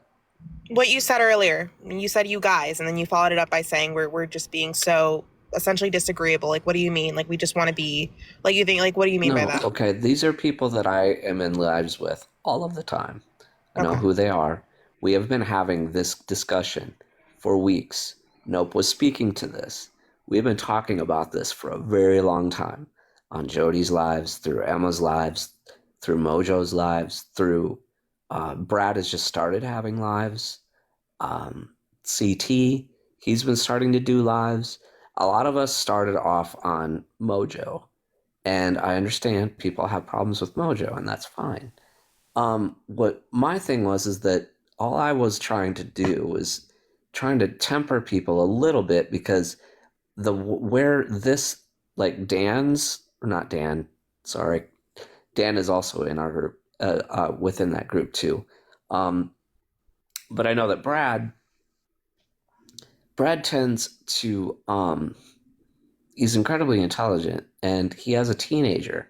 And what we were doing is we were talking about how to bring these kids into the fold, because kids, especially teenagers, are really susceptible. Men, boys, are very susceptible for being pulled into red pill stuff through misogyny and through the patriarchy. Tucker, I have we were trying to figure out as allies how to best help with that. You need to under this umbrella of the slogan. Tucker, so that's where a lot of that's where all of this started. And I didn't get to watch the entire conversation today. The problem is you won't listen to us. But that's where I'm coming from. And you're policing us. Like, you're telling us, no, I'm not, hey, how do we reach them? I'm just coming in to say this is where this was the genesis of it. Okay? So honestly, just because you don't think it's called policing doesn't mean that's literally all I wanted to say. If I could, Tucker, I understand. The thing is that I don't care where the genesis came in. We're talking about what has happened. There is, just because, you know, somebody had good intentions before the atom. Hold on. somebody had good intentions before the atom bomb was made. I don't care where it started. I don't care where it started. The issue is where it is now. Right. The where it started is irrelevant. About how to message all men or no men. But right? you don't listen to the Trying people how it's to actively message affecting, though. as- No, Tucker, stop. You're not Wait. listening to the people who are actively being affected by this, number one. Number two, also wanting Yes, to I change it to, am. no, you're How can not. you- You're actively cutting How? people. First off, you came up No, into the I'm not panel at saying all. I was being I just kinda aggressive. came here to Hold give on. You said where I the was being genesis of aggressive. that I discussion don't came care about the genesis. The issue is the fact that a then group why of are you men guys want to glaze one another, not focusing listening on to the people who it actively affects. Right? You don't want to listen to us. You don't give two shits about us. No, I did. No, I you sat don't. And listened to it for Then 4 if you hours did, and you didn't wouldn't say be a friends word with Mojo. until If this you did, second. you wouldn't be mutuals with Mojo. Clock it. Because that's the problem, right? You want to sit and all be buddy, and I bet you're cool with the ideology of good men hold all men accountable. That's not the case. That's not the fucking case. That takes away from it. No different than Brad wanting to say, like, if they would have added Black Lives Matter too, that would have made it more palatable. Like, why the fuck do we have to be paddleable? Why? Why, So Tucker? you're talking about stuff that I didn't witness. So So then why the fuck do you have an opinion? Yeah, Tucker. Wow. Why are you so angry at me? Whoa. Good Lord, because I have never personally heard him say this thing. Tucker, don't do that. Don't do that. You're trying to Don't speak do on that. our behalf. Okay, I'll leave. But Don't do wow. that because Hi, Luna. your boy sat there and he brought up BLM. Don't even Okay. know shit about BLM, and everybody that's on his team in them comments was bringing it the fuck up. Don't do that. The comments I am were part of wild. I will BLM. talk to them I am in the streets and about I'm that because active that about is it. fucking fucked up. Yeah. Like, and Don't yes, I compare agree. BLM I'm on the same Tucker, I page do as have a question the stuff for with you. Mercedes, but those guys don't keep why up do with you that think shit. men, Tucker, I do have a question for you. Why do you Sure. think men are the experts on how women can be liberated? They're not. We aren't. Great. I'm not at so all. then why are they I'm a acting social like worker. it? Like, Then why are they I don't need a acting resume, like it, Tucker. telling us your messaging is wrong, telling us you need to be more no one palatable? was saying your messaging why was are wrong. they telling us? We were looking for clarification on how to better get at those kids. I work with teenagers, man. That's a dangerous thing. Red pill kids, man. They're so hard Do to you get no. Do you understand the And that term red? slogan No, actually Tucker. works. The term red pill is no different than the fucking patriarchy. It makes younger people feel better to not say the full fucking word. The red pill Okay. ideology is no True. different than the fucking patriarchy. So don't minimize it or make it seem like it's less than anything it is. I'm not minimizing it. I'm saying Tucker, those kids literally are in the fucking entire serious- conversation when they're I in a joined that serious panel position was right now where Brad they and could do the Mojo most harm. complaining about messaging. It's literally all it was. I don't Can I even know ask- who the fuck you are. Can I ask a question to all the men besides Tucker, real quick? Nicholas, Naquan. Gosh. Thickle, Does like- the term "it's all men till it's no men" bother you? Not at all. No. It doesn't bother me either. Apparently it does to your buddies. No. Are you fucking kidding me? Wait, are you the telling me- entire I time the it's just a conversation very was to nuanced change that argument. terminology. That was the entire fucking life. That was the entire fucking conversation. missed And then it. the problem I had is probably one of your Then buddies, I missed. liberal big mouth or whatever the fuck his face is, decided to say, well, locker room talk is a thing. Like, what the fuck? Who said Why? that? I wasn't there. Liberal big leftist? mouth? Liberal loudmouth? Leftist Yeah, that one. loudmouth? I'm not sure. Yeah, I think it's liberal He's loudmouth. live too. Yeah, I don't have Is he full live? Yeah, I interactions think with them. so. That's crazy. See, but Yeah, that's fucked up. sorry, Thickless. Oh, I was going to say, so then Tucker, if you weren't there for these parts of the conversation, if No, you I weren't was there. Like, if you, I I don't, wasn't shut the paying- fuck up, dude. I'm Tucker, literally why in the middle can't of you a let fucking somebody sentence. finish their statement? Wow. You guys Literally are in so the middle of a fucking- fucking sentence. Wait. Tucker. Shut the Are you- fuck up I get before it. you speak. Hold on one sec, Ticklish. What we're don't not have going to to Tucker. up, though, dude. What we're not going to do is get our feelings hurt because somebody No, talks I'll over mute. you. I'll mute. I got you. If you weren't there for parts of the conversation, if you weren't there for the fact that the entire fucking thing from the get-go was Brad and Mojo complaining about, and I quote, the messaging of it, you weren't there for fucking loudmouth talking about, yeah, it's just locker room talk, everybody does it, and like trying to normalize that, then don't fucking come up here and say that it's not fucking what was happening, because it's 100% what the fucking conversation was about, Tucker. Says hyena. Sorry. Yeah, okay. I wasn't saying that. So the gaslighting in real time. All right, that isn't It's what not I even good intended to say gaslighting, then. though. Okay, I'm not then you know trying what to be you a need to do when you gaslighter. have these I'm- conversations with your buddies Really, I and you just want came to here change the because I was trying messaging. to Tucker. bail out Nope. Tucker. Because Nope. Did Nope need bailing out? I felt like she was attacked, and it was Did kind of unfair. Nope need bailing out? Okay, No, she did not. No. That's not gonna fly. Nobody attacked Nope. Nope came in to I can do this.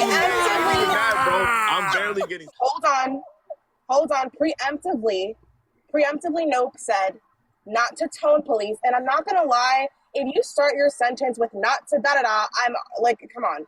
But they said not to tone police, and then proceeded to say, let's not talk to them in this way. And I don't agree with that, because essentially you're assuming that the people on that panel, which at that point were predominantly Black women, of like the 3 Black women and two actually, it's pretty split. I would say like 3 white women, 3 Black women, like something like it was that. pretty split. Yeah. Essentially, you're talking to us. And I left and I just said this, I don't know if you were here, but I left the panel yesterday being attacked, being called aggressive, being told that I was a fighter, when like yesterday, I don't think I was aggressive at all. I mean, I'm a little loud, but like I wasn't mean to anybody. I didn't pick on anybody. And so when Nope came up and said, you're passionate. I'm not saying that anybody did this. Tucker, Hold you've on, got to let you've got to let people finish. I just thought we were having Where a you're the conversation. I'm director and sorry. we're looking for commentary on everyone's opinions. To essentially say, right, like not to tone police you guys, but I just feel like when people come in, we should be understanding of the fact that we don't understand their perspectives. Like, you don't think that you're essentially assuming that we haven't been doing that. And if we hadn't been doing Wayne that, says, Nope Tucker, would have mute never your said mic. anything about it. Hey, Thick, I got a question for you, Thick. 'Cause I'm sorry, Princess. I didn't know you were still going. Maybe I'm bugging out. He said he wasn't there for the part where they brung up BLM, but then he said he was there for the whole conversation. Am I tweaking? You're not, no. No, I had it. I didn't. I wasn't. I was kind of. But you just told had it. Princess that you were there for Nope because you felt like Nope was being attacked. See, Yeah, this is and the BLM stuff was bullshit too. That was and I agree that with was literally It was. within seconds of each other. So which one is it? Mm-hmm. I don't like. no. If I want to have my face played in, I will just let my 16-year-old daughter do that. I'm not trying to get one over on Keep you, my man. foot I on was people's there, neck but when they bring up a community and stuff when they don't know what the fuck they're talking about. So comparing one movement to another movement is fucking redundant. yeah, it's stupid. It's just the thing. Well, what's really stupid is the fact that there are men on the left that believe that they're not misogynistic. Oh, I know, and they're crazy. You're one of those men. You No, associate I've with them. Yes, the internalized- fuck I you have are. completely internalized misogyny. Have you? So Trust what have you done to change? Because the thing I have learned throughout my entire, 23 years on this planet is deconstruction doesn't happen overnight. Deconstruction is a continuously. I'm a deconstructing male Catholic. It's pretty bad. Okay, deconstructing from the there's a lot Catholic to do. Church is There's a different than lot to do, deconstructing and from it's something that is being. constant. Deconstruction from the Catholic Church is completely different from being deconstructed for But that's something. where the patriarchy Can I came finish from. a fucking sentence? If I could, 1 second. Go for it. Tucker, you notice that you've been the only one that's been talking over people. It seems like you are the only one that doesn't understand how conversation happens on a live. In person, I get it. You may be able to say something, off the ear, but on a live, everybody gets the same audio. And what's happening here is that every time you talk, it's cutting out the other person's mic, or it's just people can't understand. And what needs to happen is let them finish their statement and then respond. I don't know why this needs to be explained to you. The thing is, that energy is no different than the ideology or the tokenization we see from the right. And that is the problem we're trying to break away when we're having conversations with opposition.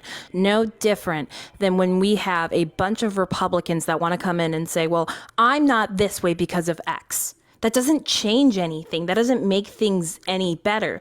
And again, the issue I'm having is towards some women who came up on the panel and were coddling these men. Why do we have to coddle a group of people that openly cause the harm to every single woman? Like the fact that, you know, a lot of the women were being overtalked or overspoken or not listened to, but when a man says it, it's heard is fucking wild. If you have such a concernment for the red pill theory, listen to the young women.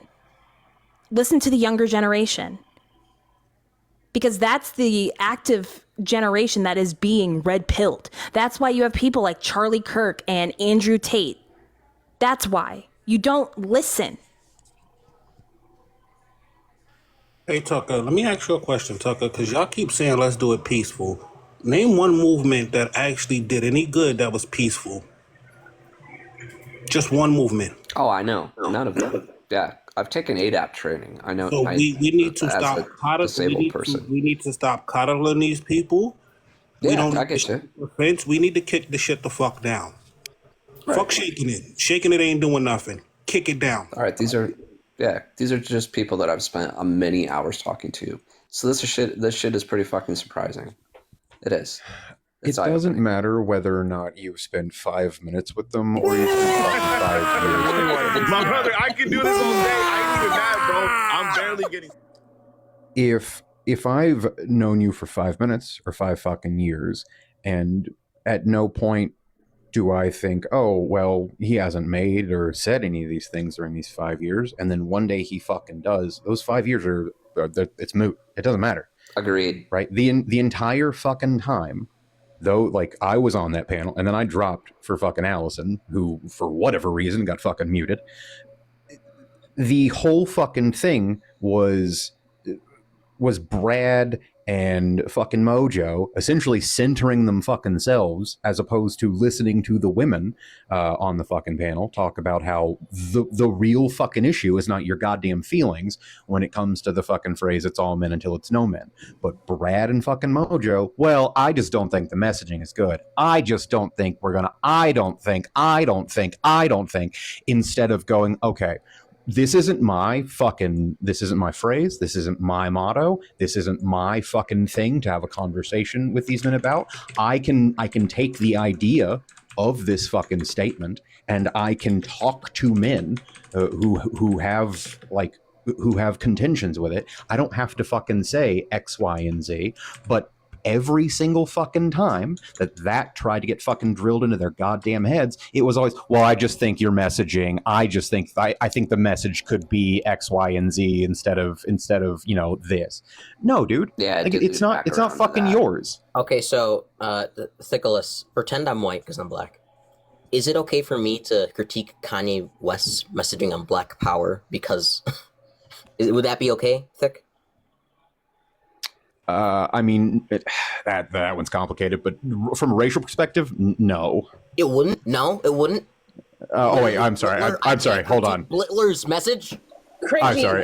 For your, like, what are you doing? This is... No, you don't get to critique anyone's plea for help. It doesn't matter who you are, especially if the critique is not directly that's a complicated one. Bro, I can't critique fucking Blitler now. I'm sorry. When did Adolf talk about Black Power? Does not mean that you get to critique me. Wait, what Black Power is Kanye West speaking about? Kanye West is on like the Black Power, like Hebrew. No. Kanye West also said that black people benefited from slavery. So don't tell me he's talking about fucking Black Power whatsoever. Yeah. Also, comparing Black Power to anything like Adolf said is a wild fucking take. Okay, I'm sorry, Thick. I don't care if I'm a man or I'm a man. I can critique any movement on any messaging. I so fucking because if you have an issue with the term "it's all men till it's no men," you are the problem. Okay, so can I not critique white power because I'm not white? Can I not critique that messaging? Is that not something that wait. Because Cringy is very confused, and this is quite clear to I think everyone else here. Cringy, you can do whatever the fuck you want. However, critiquing victims on something that they're complaining about. So, for example, like a black person like talking about their suffering as a black person and how they're going to go about dealing with that pain. That's fucked up. You don't get to critique people and how they deal with their trauma. Now, yes, I do. Yes. Overarching. Okay, I just said you can do whatever the fuck you want, Cringy. I'm just saying my opinion. It's okay. I'm gonna clarify because I did go back and think it. What I mean by Cringy, shut the fuck up. What I mean by I'm actually like, I don't normally crash out like this. Cringy's like making me crash out. What I mean by that, because you know what I mean, is that it's not right. Like, you can do whatever you want, but it's not right to critique people on how they deal with their trauma. Do whatever you want, Cringy, but it's messed up. It's a little heartless, and it takes the humanity away. Guess what? Especially if this victimhood is not harming anybody else. They're simply just saying, like, don't hurt me in their own personal way. You're allowed to critique them, sure, but that's messed up. Don't critique victims. Don't say, I need you to beg harder. I need you to beg differently. I need you to ask nicely. I need you to do it for me this way. That sounds crazy. Now, if you want to critique an overarching issue like white supremacy or something that doesn't, like, that does hurt people, but, like, something that's, like more broad and like, more vast and has more nuances, like, sure. But you have a choice, Cringy. My point is, you have a choice. You can either be conscious to the people that are being hurt by these things, or you can be flippant and criticize these things, but just know you are harming people. Okay. So you've made a false comparison here, Cringy, because one, you are trying to compare what they were doing, criticizing the phrase "it's all men until it's no men," to that's actually what I was asking. I did too. I'm sorry. I haven't finished my thing. To you saying, "Oh, well, I'm a black man. Does that mean I can't criticize white power?" Wait, wouldn't you as a black person be the victim of white power? Oh, okay. So if Mojo, yes or no. It's a simple yes or no question. I'm sorry. It's a simple yes or no question. Holy shit! Yes, I would. I don't let people run away from questions that I ask. Yes, it would be the victim. Okay, so then here we have a fundamental difference. Okay, okay, there are unhealthy. I gotta address what Princess says.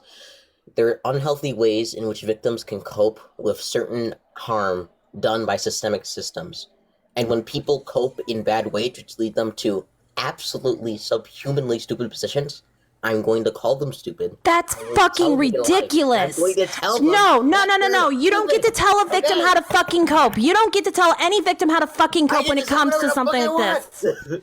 Yeah, you do, but that doesn't mean you don't get accountability or you don't get held for it. It's fucking ridiculous how you'll make a statement like that. Telling a victim how they're gonna fucking cope isn't your fucking business. It is my issue. It is my business. Hey, yo, how old is you? Hold on. It's not your fucking business how I cope with dealing with the fact that I've been someone who's gone through a DV situation. It's none of your fucking business. Cringy, hold on, Cringy, hold on. Please. Cringy. Why is how other people cope why is it somehow you're making it your burden? Okay, so Emos, do you agree that there's like unhealthy? Bro, answer the fucking question. I'm not sure why you're trying to go from another direction. Why is how other people cope? How is that your burden? Yes, when their coping mechanism becomes so unhealthy that leads them to positions that are just absurd, or positions that actually harm the movement, at that point it becomes my problem because now we're actually detracting from the amount of work we can do in order to actively pursue like the dismantlement of the patriarchy. Ernesto, let me get this real quick. Please go ahead. First of all, Cringy, in what way has this harmed? And first off, this movement is likely not for you. I'm making an assumption here, but even if it is, I am willing to bet that you have not lost any skin off your back. You're literally just being obtuse for no fucking reason. Also, the only way how I would say a victim has overstepped is if they are now placing harm on someone else.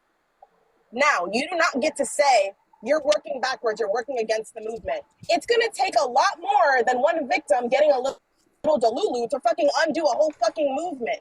You're doing a lot much who might psychological help and who might be a little bit more touched in terms of it.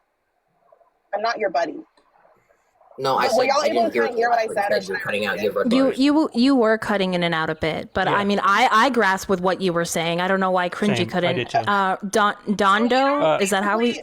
Dondo had their hand up, by the way. Yeah, once Princess is done, Donato, go ahead and reply as well. I mean, like, I'm not sure what all you didn't hear. Like, so I'm not really sure, like, if it was the whole thing, like, or, like, I don't. No. Cringy, like, can you repeat back to me what you got, if anything at all? Yeah, you said that there's only a few victims who are going to Lulu, and so therefore I I don't get to critique people and how they cope with the movement. Is that what you said? No, that's not what I What she said. said at all. I was saying a few people, if they're super touched by the movement and they need psychological evaluation, them themselves are not capable of undoing all of the work or even a fraction of the work that's being done. So for you to say that and say, well, a few people are undoing the work because they're not represented, like it's not. And I also wanted to bet that you didn't lose any skin off your back. Like the quote unquote harm, you're undoing it. You're undoing it. We're not undoing it. You're undoing it. You're actively fighting against the movement. So a few people being a little over emotional is not gonna. You're undoing the movement. Like stop saying that. People have used that against us for years, saying, "Well, those people are taking it too far." They said that the same thing to fucking Malcolm X. Okay, so wait, I'm sorry. Making it so that we don't deserve it. When Professor Flowers advocated for white fucking genocide, that shit goes too far. That shit detracts from the fucking movement. Okay? Jesus Christ, guys. That's not the movement, though, Cringy, and that's not what anybody did. Like again, like you're creating false scenarios. Like the thing about you, Cringy, is you try. Do you remember Professor Flowers? Do you know who she is? You try to make things over abstract. I'm not. You guys overreact. You soy out constantly. Overreact to the fact that a bunch of men want to tell women what it is when it says it's all men till it's no men is fucking wild. You literally came here for what reason? You came here to tell us that to basically critique us on our way of dealing with the situation. Why do you care? Do the work on your own. Don't tell us how to go about it. Because now you're attacking my fucking friends in my community. You need to get better fucking friends then. Quincy, Hold on.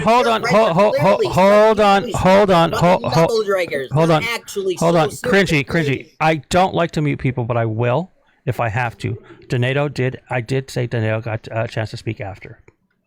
Yeah, I just wanted to say to all the men that have been critiquing the messaging and the way that things are phrased in this live and the previous live, the oppressed do not need to be nicer to our oppressors. That's not how this works. That's not how this has never ever worked. And we don't need to coddle men's feelings because they get triggered for hearing that they are actively a part of the problem if they're not a part of the solution. And you are up here actively being part of the problem, Cringy. Now, I do want to make a point, Cringy. I understand what you're saying as far as in reference to speaking to somebody that you disagree with, or how you're saying if somebody is being harmful. That's not what's been happening here. So I'm not sure why that's even being brought up. That has never been what's been happening here. So that argument, that discussion, even bringing up Dr. Flowers, that's not happening here. If it were, that'd be a different story. But since it's not, I don't understand what the relevance is of bringing it up. Retafilth, you haven't been able to say anything. Yeah, I just can you hear me? Yes, we can. Okay, I'm sorry, my box wasn't lighting up. So I'm a millennial, I'm 36. I wanted to speak to Olive because I was hearing her as a Gen Z dealing with this new age of misogyny, red pill. I just want to point out, like, millennials, especially millennial women, we have been screaming from the mountaintops about misogyny. I think the difference with you, you're dealing with the new age misogyny where it's on fucking YouTube, Instagram, Facebook. I mean, it's on every single social media that we use. Every corner we turn on our phones, it's there in our face. And it's like, I feel like the only way we'll be able to tackle the red pill is by being more aggressive, right, in our messaging, but also understanding this is it's more of a psychological issue, in my opinion. And I feel like if we make it past phase 1, where we can get men to self-reflect, then what is phase 2? Because I feel like how can you make someone self-reflect if they are not there mentally? But to make someone to reflect on themselves, I wouldn't say you have to coddle that person. Absolutely. There's a thing called tough love. And the issue that I was having with a lot of the other women on that panel was the fact that there was too much coddling occurring. And I think that's what we're seeing in general when it comes to the other men on our quote unquote our side being a leftist group of people, because I'm assuming everyone up here voted for Kamala, is the fact that actively we see the misogyny that happens within this country. Coddling it doesn't change it whatsoever. So I think the problem that that is actively occurring is the fact that we coddle these men, and we can't coddle these men. If I could also to respond to you, Richard Filth, it's no more a psychological issue than it was before. To say that it was is kind of being disingenuous. I understand that it's being more recognized now, so being addressed that way, but that does give a lot of people who shouldn't have it out an out. Well, and the reason why I say psychologically, because when we bring in the new age, why I say new age is because we have the technology, right? Like I say, like it's in our palms every single day. And it's like propaganda, and these kids, especially her generation, they're fucking digesting this all day long, because you have a lot of people who are chronic onliners, right? YouTubes and stuff. So that's what I'm saying. Like, it's more, how are we going to address it in that manner? Start listening to us. That's all I'm asking for is, and I'm not trying to like push down or trying to like get aggressive, but it's the fact that people actively ignore the younger generation. I mean, we can go as simple as the whole Unfuck America tour, right? Trying to reach out to the younger generation was kind of a back thought. Right. Like, actively we ignore the younger generation, my generation, because, well, you don't know enough. You don't know enough. Oh, you guys know. I'm just saying, like, what are we going to do to deal with that? Because if we're on the grounds pushing the work and getting that message forward, they're going to go home and they're going to get on their phones, and it's back to square one. Like, how do we address the online? You got to get people's voices out there, and you have to have more than just the same 3 young Gen Zers on this fucking platform. Harry, Dean, Parker, Chris are not the voices that need to be fucking upheld. I won't even say my voice need to be fucking upheld, but voices of like Covey and other creators need to be upheld in trying to combat what is going on. But again, that does not mean when we have these conversations and when you have a prompt that states good men will hold all men accountable is fucking wild to me. Thank you.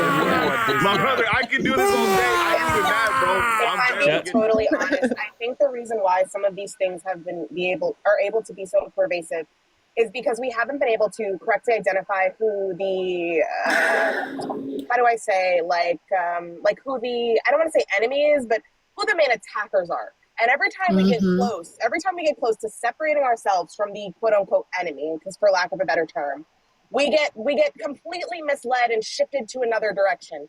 As soon as we get to the point where we start to separate and say, no, it's with or against us, and people start to pick their sides and we're able to point out, aha, those are the misogynists, I see your true colors, something fucking throws us off course. Like, now we're asking you to hold your feet to the fire. It's one or the other. There's no gray line. You're either for oppressors or you're against oppressors. Then you kind of see where people fall because they're forced to leave the middle. Once we start to erase that middle ground for certain things, obviously, like, some things do require nuance, but certain things, like a lot of the isms, there's no nuance. You should be against it, right? A lot of these negative ideologies, people have to pick a side. The middle's gone now. Mm-hmm. And as soon as we start to erase that middle, something else fucking happens. And we cannot let up this time. So I 1,000% agree with Olive. We have to keep, and Danetto and everybody else who agrees with the sentiment, keep our foot on their fucking necks and erase this middle line and force them to pick a fucking side, because this lack of side is harming minoritized identities. Because we don't know who to trust. We don't know who to pick. And then people who claim to be on our sides are showing their asses now, which I'm actually really happy about. I always say, yeah, bro, you're showing their asses. You need to be ejected from the fucking... Cringy, I don't think I don't think Princess was done speaking. You can stay there and let Princess finish. Thank you. He knows I wasn't done talking. He's a crash out, and the people let it slide on other lives. Like, he's the palatable not right wing. He's considered left, right? But like, he's the palatable voice of controversy. And so he gets to run away from arguments just for sake of keeping him up and not sounding like an echo chamber. And I tolerate it or whatever. But that's what it is. And I think this is probably the first time that, he's not really being prioritized. Well, let's give the opposition some space. Like, this is not the space for it. I'm here for it, Ernesto. I know where to come if I want to feel safe. Thank you for that, by the way. I can't say that that's going unnoticed. It's absolutely not. I just want to say for the record, I haven't felt this safe on a live for quite some time. And yeah, that's just that. But yeah, we need to erase this middle line. That's all I was trying to say. Cringy, if you'd have waited, I would have got off my soapbox. But let's embrace this middle line and force people to pick a side and not let them detract. I'm sorry. Go ahead, Phil.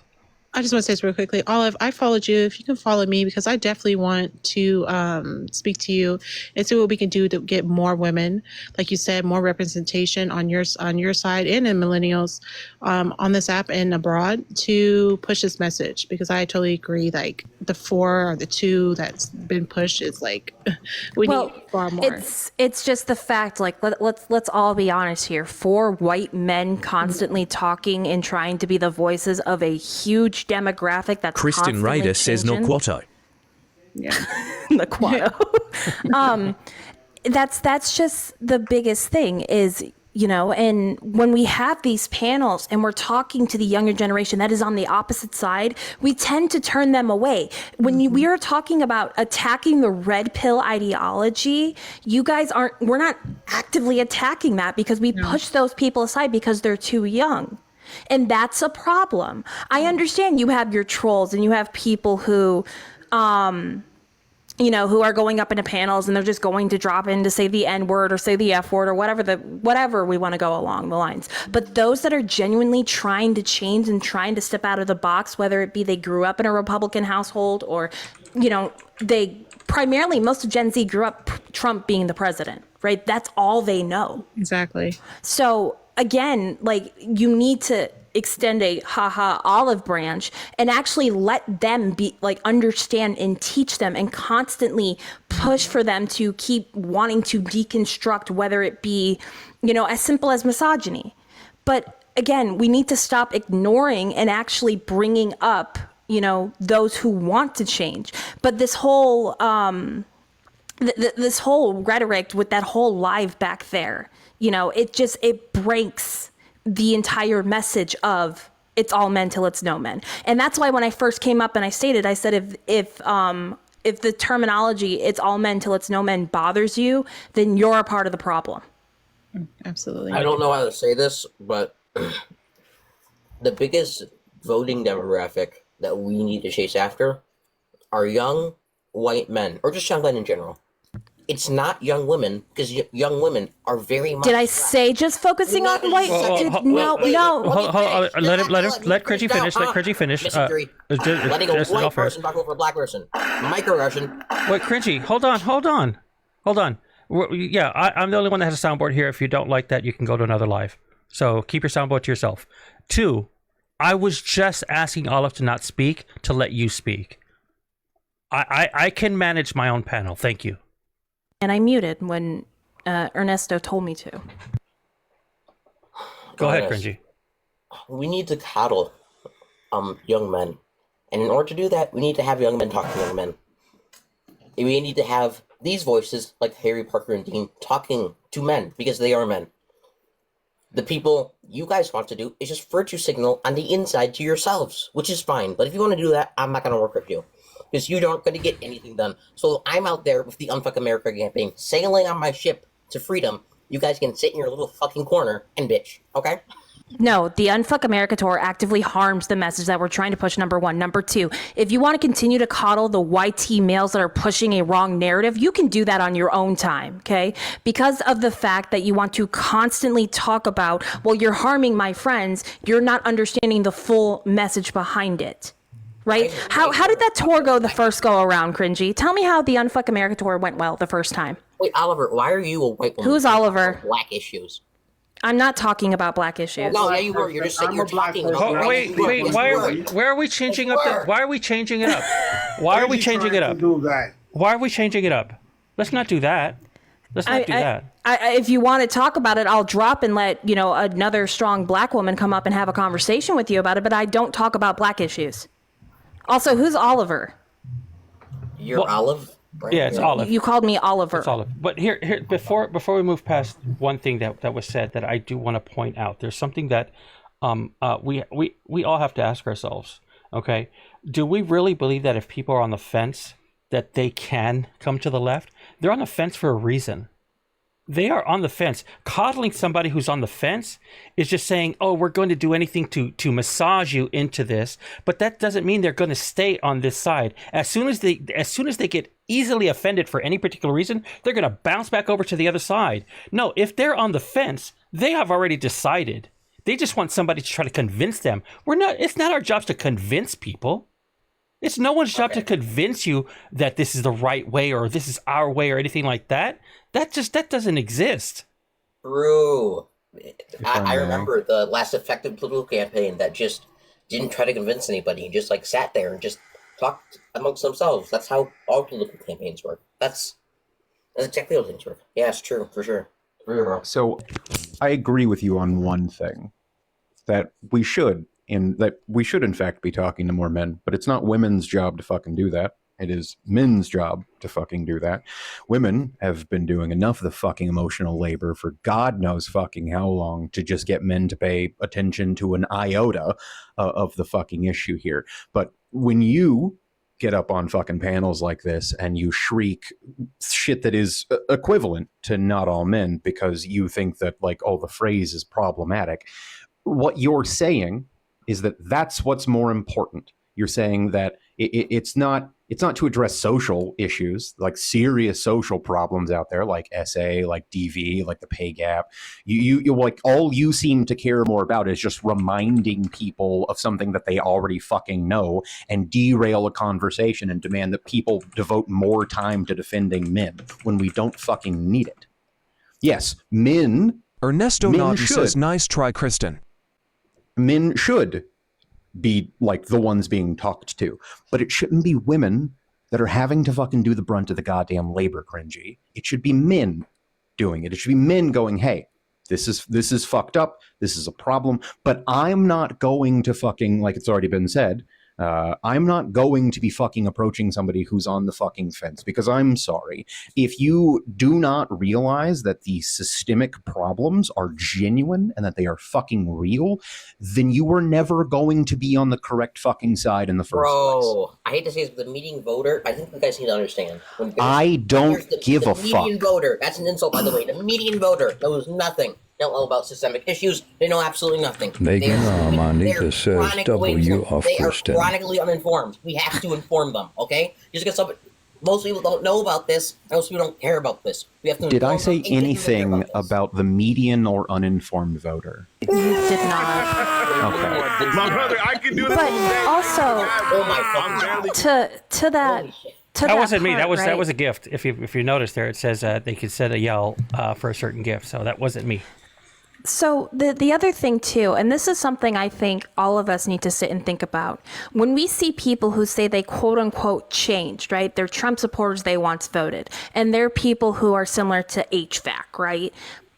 We need to stop bringing up quote unquote reformed Trump supporters, because that also breaks the message, right? This ideology of coddling these people is not what we're going to do. You keep forgetting the fact that there is a whole demographic of people that we do not address. A whole group of people that are registered to vote, but yet don't fucking do it. We don't need to keep bringing up people who say they have changed their ideology because they were once a Trump supporter and they see the light now. No, that's not the people we need to reach. So the fact of like, cringy talking about, holding up Dean, Parker's, Chris, and, the whole frat squad of those guys. They're based in white. That's not the message though. Why is it okay for Dean and Parker, specifically Dean, to talk about abortion rights during the Unfuck America tour, while there were multiple women there that could have held themselves accountable? Do you think men are more likely to listen to a woman or a man when talking about it? Therein lies the problem. You have to ask that question. You have to ask that question, and that is the root of the problem. The fact that you have to ask if a man would listen more to what a man has to say versus what a woman has to say. How about you just answer the question I asked? He did.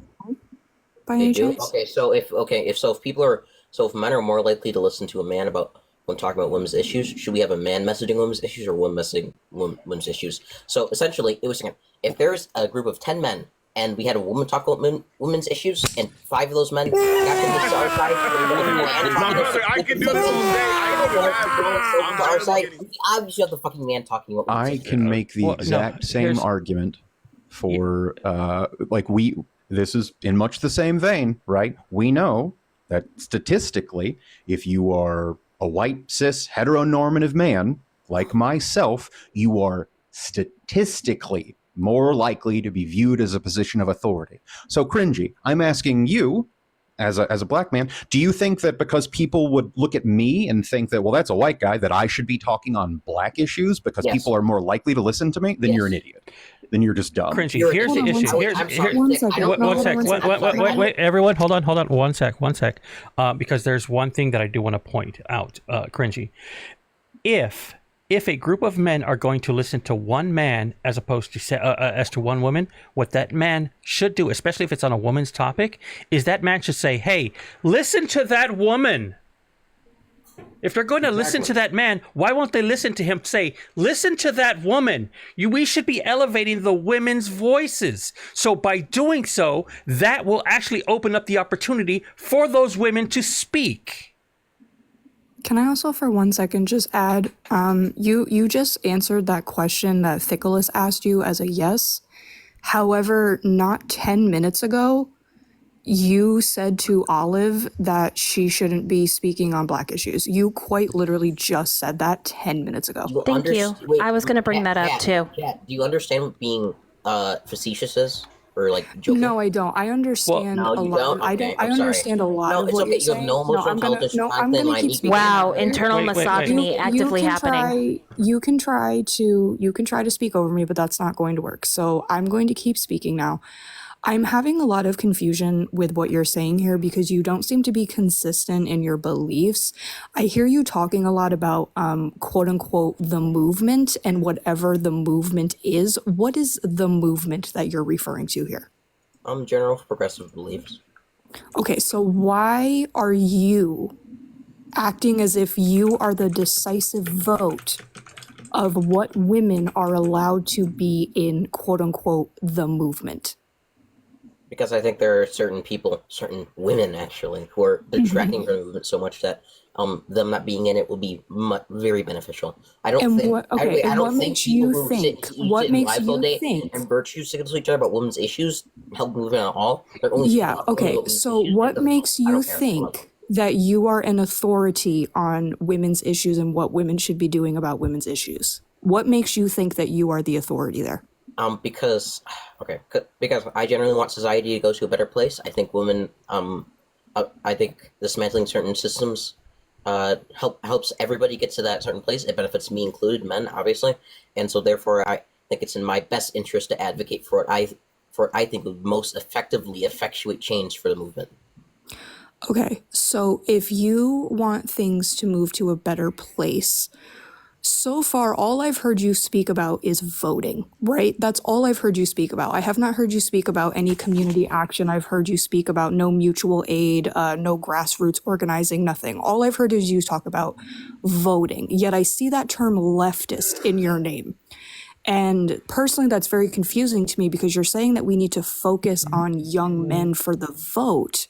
But have you considered that maybe life is not about voting and that what we should actually be focusing on is making sure that women are liberated and not continuously oppressed under patriarchy, which is what we have been facing for 12,000 years? Yeah, voting is one of the best ways to do that. Making sure that an executive is in office that will voting. Wait. Making sure executive who is in office who actually picks a DOJ that will actually focus on women's issues and focus on DV charges and focus on assault cases that are federal assault cases and will actually help women. Yes, this actively helps. I am definitely more voting focused. I actually was able to secure 200 votes for my community towards Susan Crawford in the election. Congratulations. So.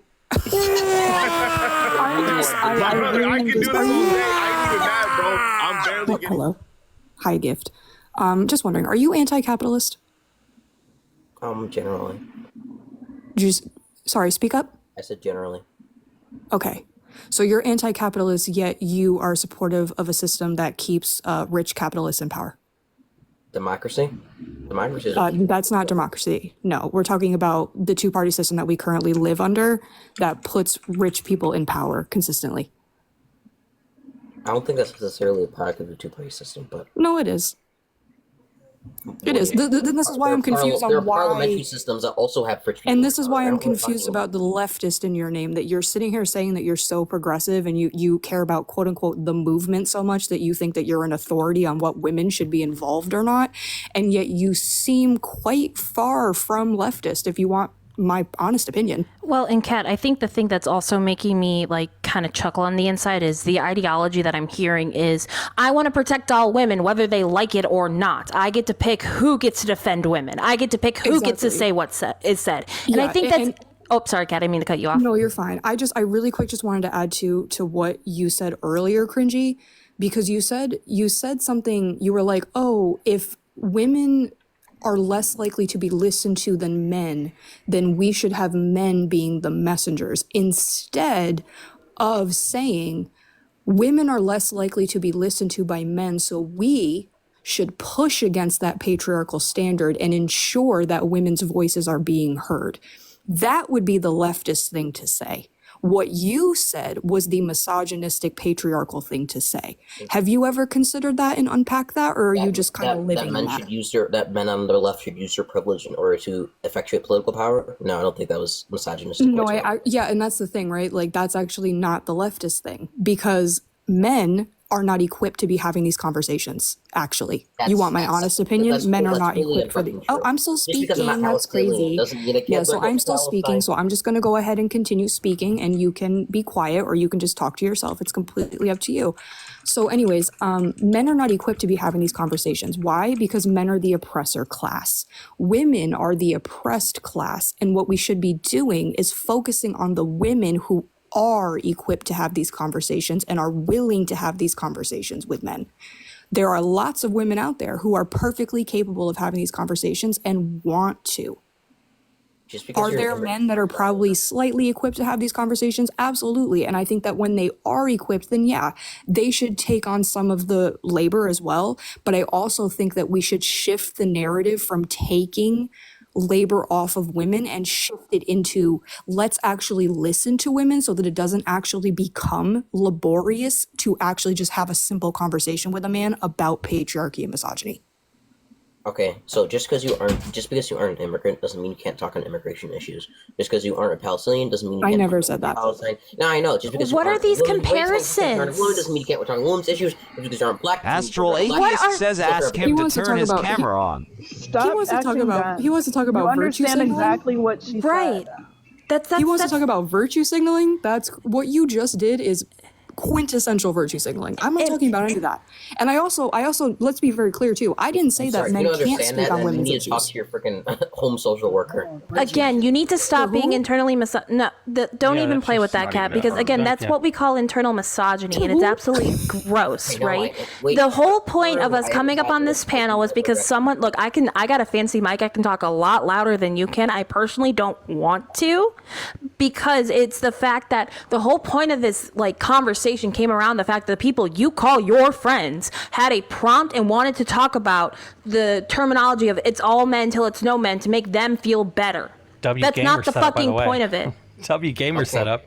It's just a really fancy no. After this cringy, I'm gonna drop and pretend you never exist, right? Because again, the issue that we're facing actively is there are too many men with fucking microphones that want to make choices and decisions for women when we can't even have a fucking voice in this conversation. You want to constantly pretend that you're going to protect us all when in reality you're not, because I think the most naive thing that anyone had, including myself, is the fact that I thought that misogyny on the left was not existent, that did not exist. But unfortunately, I was in the wrong. So if you want to drop me for another guest, Ernesto, I appreciate you.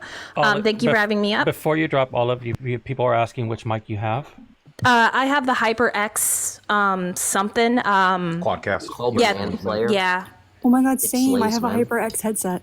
I love this microphone. It's my favorite thing. But I appreciate you having me up, and I will see you guys around. Thank you all. Appreciate it. Did you just say blacks with an S at the end? No. Are you sure? I said manslayer. It slays men. No. Before that, when you said you can't be Palestine and speak on it, you can't be blacks and speak on it, No, I I know didn't say I'm not black. tweaking. That wouldn't even make sense. That wouldn't even make sense if I said blacks, because that doesn't even make sense, because you can't be multiple people and then talk about it. No, I didn't say blacks. because people say it all the time. So I'm making sure you're not saying it because it's disrespectful to black people. We're not blacks. We're black people. Well, you admit that it does that people do say that, right, Cringy? So you do understand that people have said that, especially in a derogatory way. Obviously. What? Okay. All right. So that's why he was asking if you said that. So for you to go off to say that it doesn't make sense, why not? Yes, People I have said said it if before. If I were to say that, it wouldn't grammatically make sense in the sentence I was saying it in. That's what I was saying. I would like to clarify something. While I do agree, or rather, I push back on a lot of people on the left who, refuse to talk about a lot of those things because, they're like, oh, I'm a white person, I can't talk about those things. And I push back on that because do I think that as a white person I should be let me fully quantify. As a cis, heteronormative white guy, do I think that I should be talking about those things? Do I think I should be talking about racism? Do I think that I should be talking about LGBTQIA things? Absolutely, I do. I exist in a position of privilege, and I should use that whenever I have the opportunity. However, this comes with a massive caveat, and this is the point that I was trying to make earlier, Cringy, is that do I think that people should listen to me over people in those communities? Fuck no. If I have the opportunity to use my fucking capabilities as a white guy to go, hey, this is a fucking problem that while I understand is real, doesn't fucking affect me and will never fucking affect me. You should be listening to this woman. You should be listening to this trans person. You should be listening to this fucking person in a marginalized community over me, then I'm gonna fucking do that. And I feel like that's where it's just your brain's not kerchunking into place properly. Okay, I didn't say that they should listen. Okay, I don't think they should. You did. You literally said they should listen to me. Nicholas, I don't think they should listen to you over. I'm saying that's the state of things. The state of affairs is that they do listen to you over other people. In order to effectuate change, we should use your kind of privilege in order to effectuate our political change, so you can speak to them and they will understand. They will come over to our side. This is like a really fucking basic, simple term. It's not my place to speak to them if I can amplify. It is your place. Again. Please. Yes, queen. 20 times. Again. What don't you get? Like, so many people have explained this to you. I don't know what. It is not my place to speak to them, Cringy, if I can amplify the voices of those people who are directly affected. Can people use privilege to elevate others' voices, Cringy? Yeah. Yes. Yeah. So why aren't they doing that? That's a strategy. They certainly can do it. I just think personally it's more effective when men talk to men one-on-one, or women talk to women one-on-one. When people like. And I agree. People one-on-one.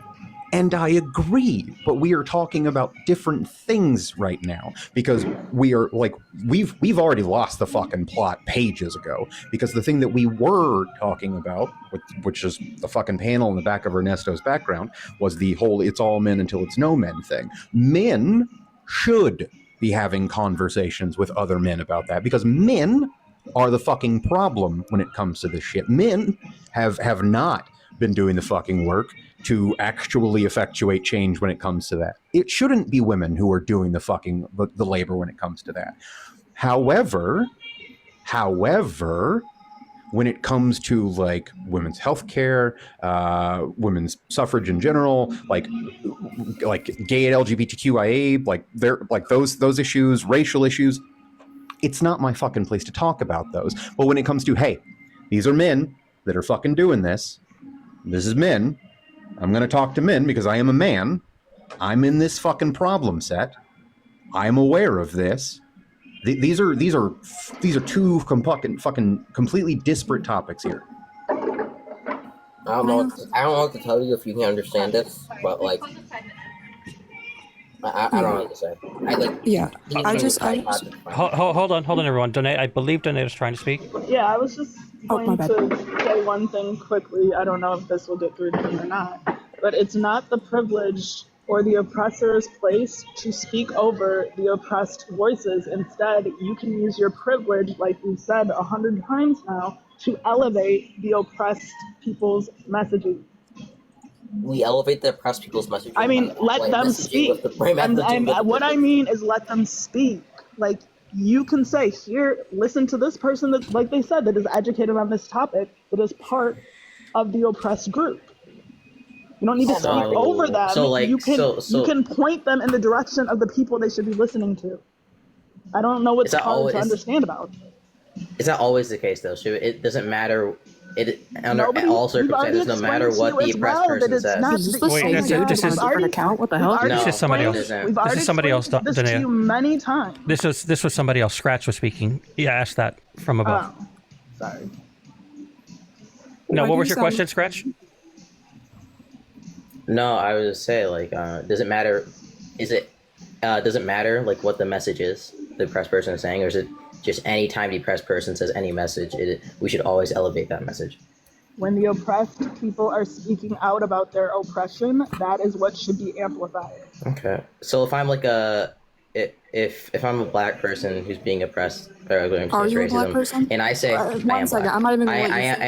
am black. So right. Okay, you could have just said that. Thank you. Okay, so if I'm black, right, and I say, okay, the solution to this is to unalive all white people. Is it now on all white people to elevate my message of unaliving all white people to solve racism? Why is that the message that you come up here with? I'm asking you hypothetically that if you're saying that we should always that is not what anyone in here is saying. I'm asking you to engage in hypothetical. I'm asking you to engage in hypothetical to challenge your underlying premise that we should always elevate all messages. If I could, hold on.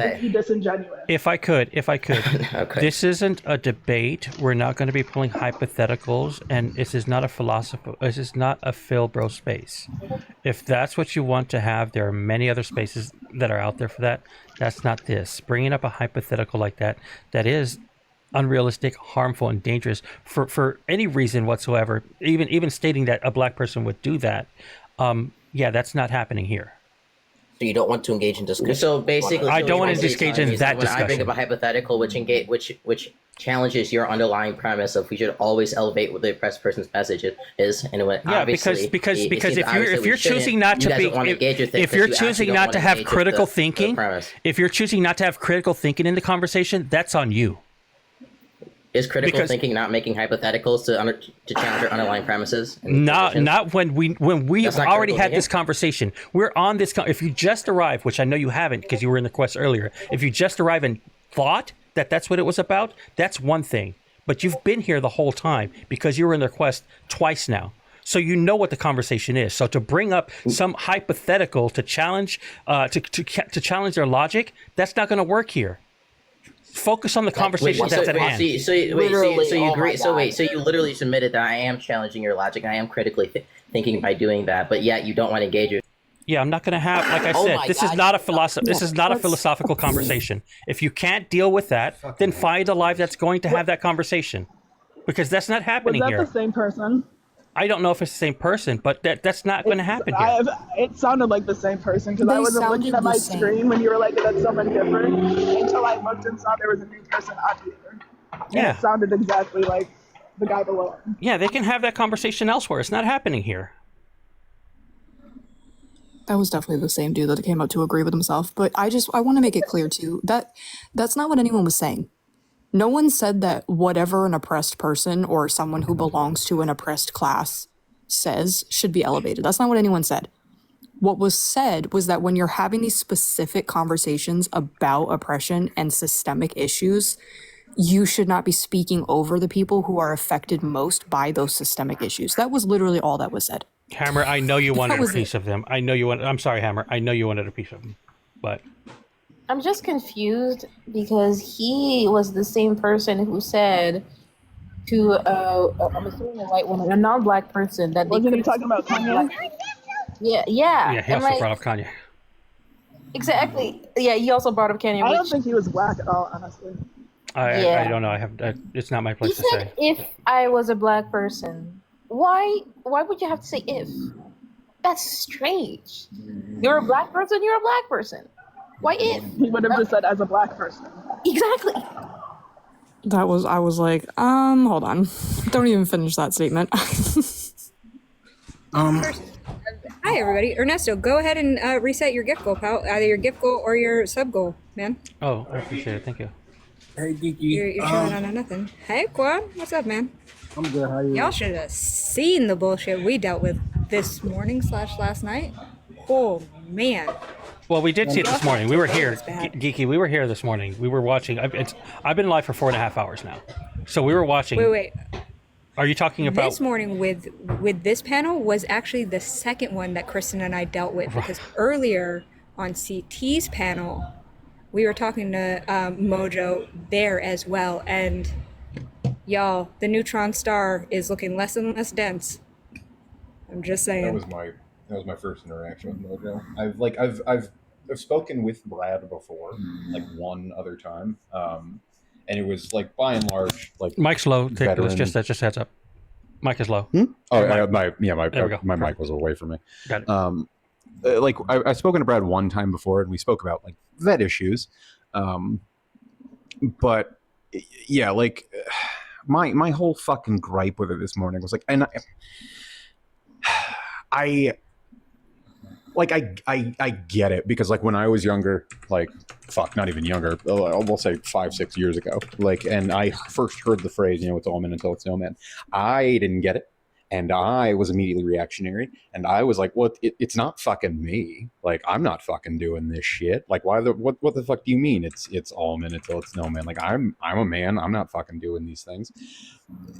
And I can understand like the disconnect, because I've been there. Ernesto Anonymous says Kristen with the glaze. But at the same fucking time, if you recognize that, like, okay, this isn't me. This isn't me that falls into 100%. He's also a fucking sark. He is. He's a victim. He's a sark, and he was arguing against. Well, I don't know that necessarily he's a sark. He's a victim advocate. There is a difference. He did say he was. There is a difference. I did hear him say that. Yeah, I was a sark. He was a victim advocate. There is a difference. Not a massive one, but we're splitting hairs.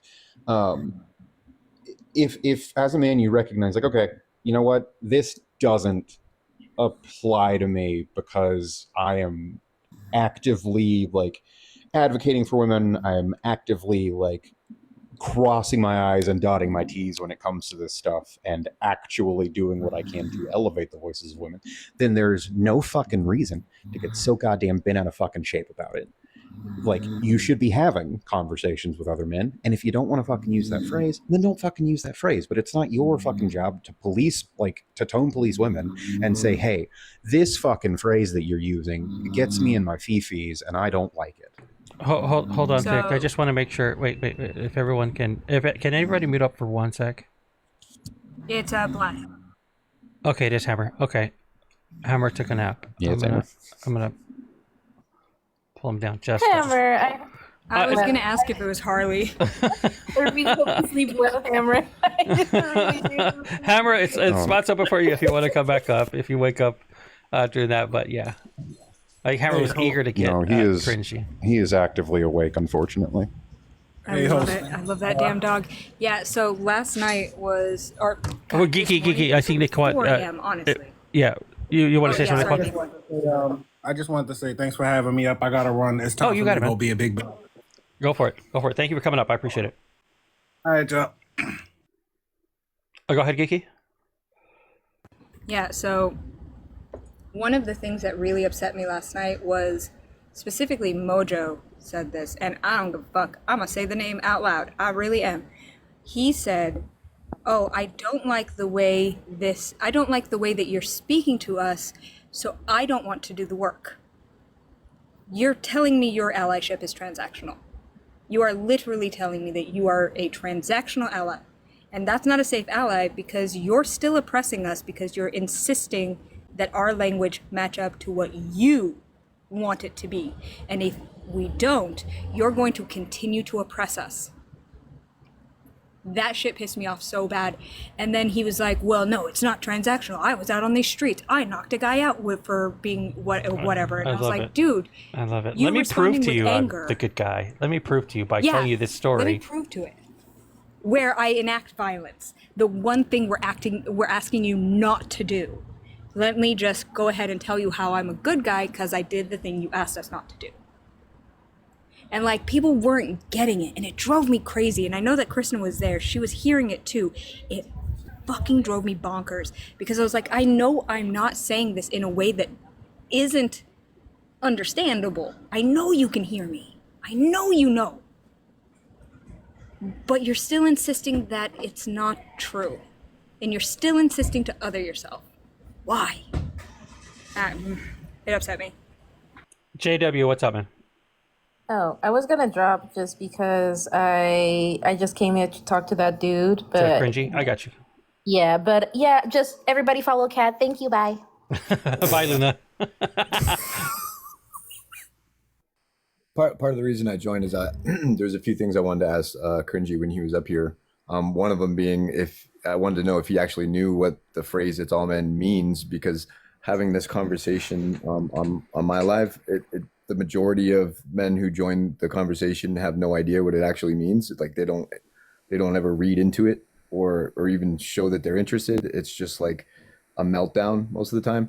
And then by extension of that, I also wanted to agree with Thickles. Like when I first came across that prompt, I also reacted to it.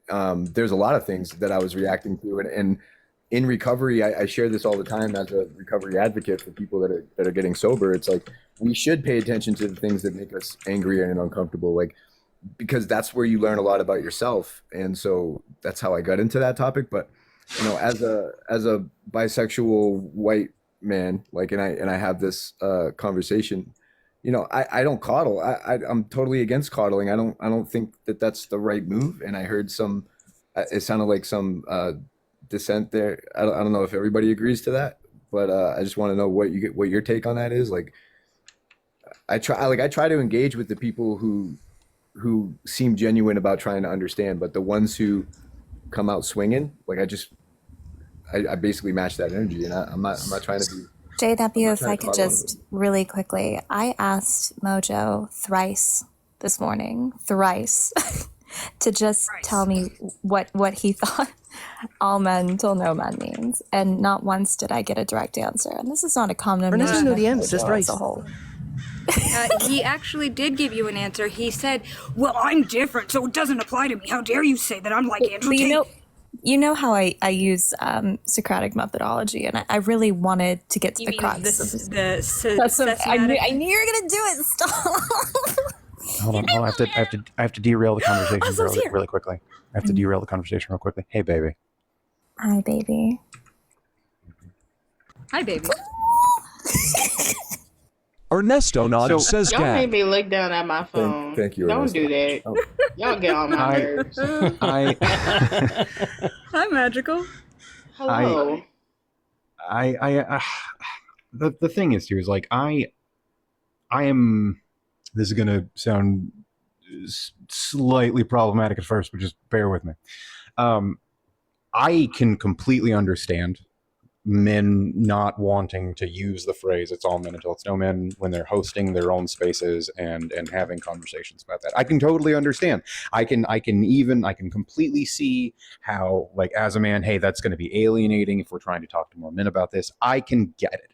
I completely hey Oslo, I completely understand, right?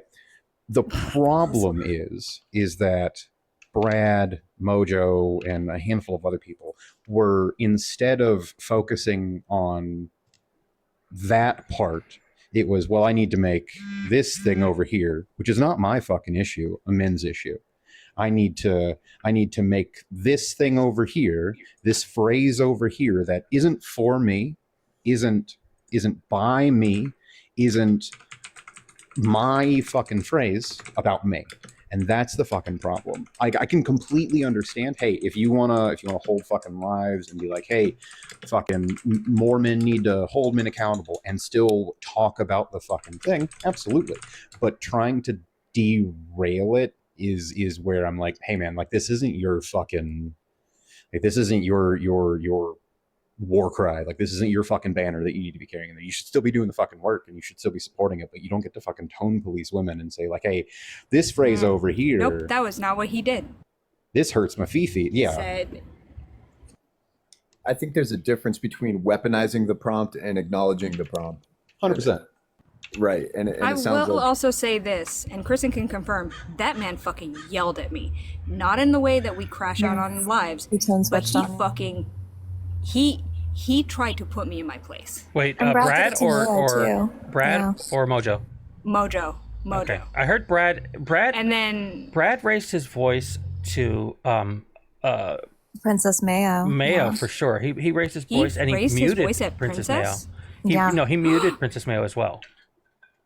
He muted and raised his voice at Princess Unacceptable. Mayo. I think one thing that really bothered me about this whole account, because I am mutuals with pretty much everyone, and I do feel like I have a unique ability to kind of use my humor to reach across different parts of our aisle.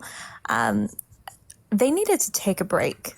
They really, really needed to take a break, because this has been an ongoing thing even beyond last night, but it apparently kind of started with no Ernesto Nodden says Kristen is everywhere. Are you saying I get around?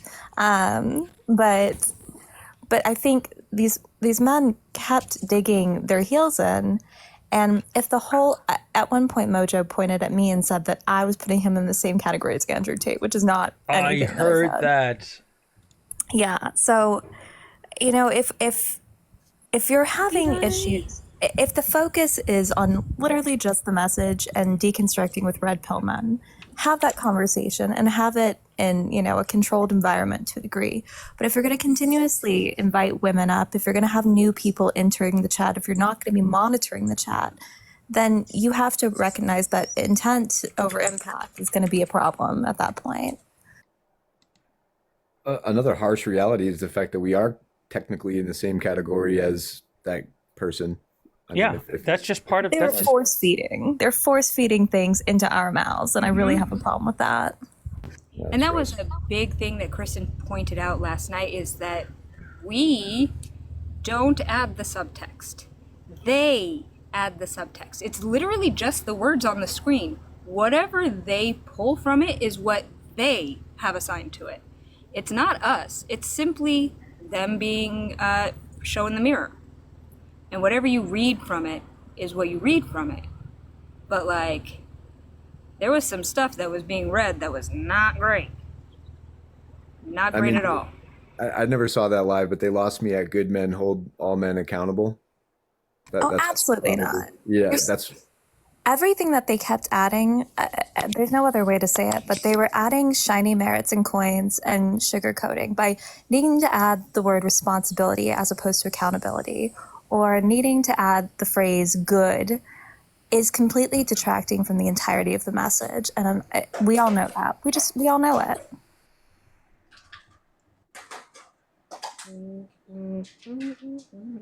the mirror. I love it. Thank you. I'm very talented. Beautiful. Hi, Allison. Hi. Oh, hello, love. Hello. Hex says No, something. no. You've been quiet. Did you have something, or did you not mean to? Yeah. Hi. Sorry, Okay. I didn't want to interrupt. Thanks for having me up. Sure. And also, your Texas speech is awesome. The question I have is actually for the panel. There seems to be contention about like what the best approach to education is in regards to kind of helping red pill men deconstruct. And I was just curious, like, how it might. Wait. Hang on. I have to do this. Don't ask women. Don't ask us how to do this shit. Don't ask us how to do this shit. It's not our responsibility. We Yeah, can't so stop then- you. We have been trying for millennia to stop you guys from unaliving us. What makes you think you're gonna start fucking listening now? Yeah. So my question would be, like, practically, how okay, just for the men on the panel, then I guess what would education look like? That's just my only real question. Like, what does it look like? Well, so JW hosts lives. I've done like one or two on this. Like I'm not nearly as active, and I need to be more about it. I just need to find the fucking time. But I mean, realistically, it's exactly that. It is having conversations with men as men, and I mean also therapy is a big fucking one. But having conversations with men and getting them to fucking understand it one way or another. Like, women have been bearing the brunt of the fucking emotional labor when it comes to this stuff forever, for time immemorial. And like, do I think good men hold other men accountable? Yeah, absolutely. But the thing is, too, with that is nobody deserves a fucking blue ribbon because they did the bare minimum. Yeah, I agree with you. That was something that drove me crazy last night. Oh, sorry. the glazing. Well, You're yeah, so right. Fucking glazing. The for me, as far as where men can start is in your own houses, your friends, and calling them out every time, not just when it's too inconvenient. Every time. I mean, it has to start in-house, whether it's your family, whether it's, I mean, even if it's your parents, doesn't matter. If my dad was like that, I'd call him out too. But you've got to be able to start in-house, to start working from there. That's the best way to start, is working with the people who are around you. Exactly. Phoebe said it exactly. The locker room talk, the things that you say to your friends when it's just you, the text messages, the memes that you send to one another, all of these things, you've got to start somewhere. And if that is the best place, because you'd have a better chance of starting to change somebody if they already know who you are. Like a red pillar is not going to come to my life and say, hey, this guy knows what he's saying, because he doesn't know me. But if I have a neighbor that I see all the time, that they've known me for however long we've lived next to one another, and then I discover they're a red pillar and able to talk to them or call them out if I see them staring at a woman walking down the street, then, there's a better chance as to being able to get past at least that first step. Yeah. One thing I try to do is to let them know that we're on the same playing field. Like I'm not trying to teach anybody about how men should be doing better. Like I'm actively trying to do better myself and inviting other people to join me on that journey. So like when people join the conversation, I try to throw like, and Ernesto was just talking about real life situations, and that's a little more, I would say a little more takes a little more bravery.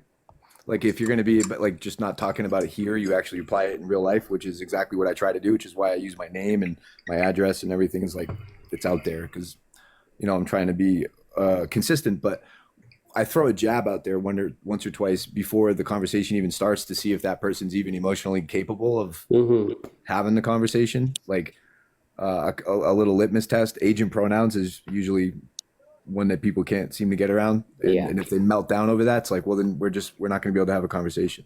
Right. And so like a litmus test. And then once I realize that they're asking questions and, it's like, I'm trying to understand too. I let them know I'm on the same field. Like we're growing on this journey together, because that's what the phrase means. Right. And until we are like, I was also told turkey sandwiches go a long way. That's what I was. Yeah. Feeding people is a good way of going about things, but JW, this is something that has always driven me crazy. Who said that growth is supposed to be comfortable? They're called growing pains. Growth is not supposed to be comfortable. Unpacking and deconstructing is not supposed to be comfortable. It's supposed to be uncomfortable. That's the only way you learn. If you're comfortable, you're not learning. You're not growing. Get uncomfortable. It's okay to be in your feelings. You have to feel them and get out the other side. That's the only way to grow. Kat, you were going to say something? Yeah, I want to add something to this really quick. So I do believe that there is a nuanced discussion when we're talking about, like, should women be asked these questions? Should women be giving the answers to these questions? I do believe that there is nuanced discussion there. Specifically because, as I've said, like, there are some women who are out here doing that on purpose, right? Like, we are purposely trying to educate people, and that is kind of like what we do. But what I will say, like, to your question, Hegseth, something that I think doesn't often get brought up is when you're encountering men who have these questions, or if you yourself have these questions, but mostly the first is what I'm talking about here, you should have women to point them to. Like, because in my opinion, in my opinion, if you are someone who claims to care about women and claims to actually give a shit about women's issues, you should know at least a couple of women, feminists usually, who are already doing this work. And you should be able to point these people towards them. Yeah, you should be able to... you should be able to point them in the direction of like, oh, I like to listen to this person because she talks a lot about this stuff. If you're looking for a specific subject, like I listen to this person. And I do think sometimes that is a hang up for men, because when they are asked that question, they realize that they don't actually have those women to name, and that's because they're not actually listening. That's a fair point. One thing that I do, Kat, every single time I'm talking to someone and I go on this long, tangent, because everyone here knows I'm a long-winded bitch. Every time I go on a long-winded tangent and I hit those points I need to hit, they go, okay, and they immediately move on. I stop them and I'm like, I need you to repeat back to me what I just said. I need you to summarize what I just said, because I feel like you weren't listening, you were just waiting to respond. So you need to stop and repeat what I just said back to me. Geeky either has a very strong stream, or she's watering her lawn. Oh, yeah, no, that's, I'm outside at work. I'm on my lunch, and okay. one of the and I apologize. You're just on your lunch too? I apologize. They, correct? Yeah, they, yes. They, okay. I was listening to Nemo's live last night, and Geeky, you were laying it down amazingly. I just want to point that out. Anyway, I do appreciate all of your time. And you can, I'll drop down, or I'm not sure how the algorithm works if you need to drop me down. It doesn't matter to me. Okay. Thanks again, guys. I really appreciate it. Hey, Magical. Yeah. What? Thank you so much, guys. I don't know why everyone thinks that I cook. I just wax poetic about shit. That's all it is. I make words sound pretty. But yeah, you cooked. The panel was just so weird, and I also want to come up real quick because my intention of going up on the live, and this I think is an inherent issue of this whole situation. My intention was not to go up and just fight with these men and be like, you guys suck, you guys are like. My intention was to really go up and be like, why are we having the discussion this way? And while I only have angry woman. Yeah, I know, guys. I know. It's fuck. I'm sorry, Omni. It's like I was just trying to get understanding of like how it was productive, because while I was only there for 20 minutes, I mean, you can watch a show for 20 minutes and get the plot, okay? Yeah. Apparently that was a 12-hour live. I came in closer to the end. Nothing clearly had changed. I gathered the same things that were apparently discussed last night. And so it was just really interesting when I came on the panel and I was like, just offering solutions that like it was immediately internalized. It was immediately internalized by Brad. And he immediately went on defense mode, and it was like, "Oh, I don't do that. I don't do this." And like, hold on, I was just talking about like the discussion, not like you as people. I don't know you as people, and so I don't know. There was a lot of tone policing in the whole live. You're welcome, Kat. And yeah, I just want to clear up my intention, because it's just really frustrating when people are like saying that I just came in and not having good delivery. Like, I actually love talking about this subject and having lives hosted about this subject in particular, and talking to men who are like red pill. Like, I don't get it. Yeah, while we were over here, none of us got that. None of us felt that when you were up there. Not a single person over here thought that you were up there and you were combative in any way, shape, or form. You started to give back the energy that you were given when you first got up there. When you first got up there, you just I mean, first of all, if you go up there on a subject like that and you go up there angry, it's valid for you to be upset when somebody's trying to say, this message isn't working. Let me change it to better to make it more palatable for men. Yeah, I'm sorry, but everyone should be upset about that. When you're trying to change it that way, everyone should be upset about that. That's really Allison, relieving I to know gotta that say, that's what was gathered. I just want to respond real quick to Ernesto. I just met him today, and W. I'm really glad that you guys perceived it that way, because I'm really not here to just like cause debate like that. I mean, I'm not against people like exploring. I just don't think they've done anything to be spokesman for this. Anyways. But yeah, thank you. I'm glad it was perceived like that over here. As somebody who frequently goes on panels aggressively, and like having seen both your lives and your videos, never seen that from Nicholas. It's never happened. Yeah, right. Yeah, Never seen a thick crash out. I'm a candid, sweet, loving, endearing person that gives everybody hugs all the time. In no shape, way, form, or fashion did I think, like, as soon as she popped up there, like, oh, Allison's coming up here with some fucking energy. It was like, okay, no, like she is trying to approach this conversation in a way that hopefully will get the fucking point across, but It was just weird. And thank you Really so that much for fucking giving your spot up for me as well, Thickles. I do have to give you a shout on that. Like, I do appreciate that. It's sad that I took that, but like, I really do appreciate that. I don't know. Are you calling him Thickles? 'Cause I love that.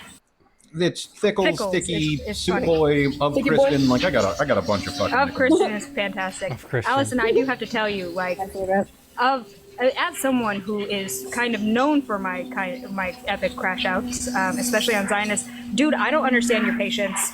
It is saintly. It is fucking godlike. I don't understand it because I would have crashed out 10,000 times. The fucking Fireflies and that Owl City song, those are my crash outs. I can't. I don't understand your patience.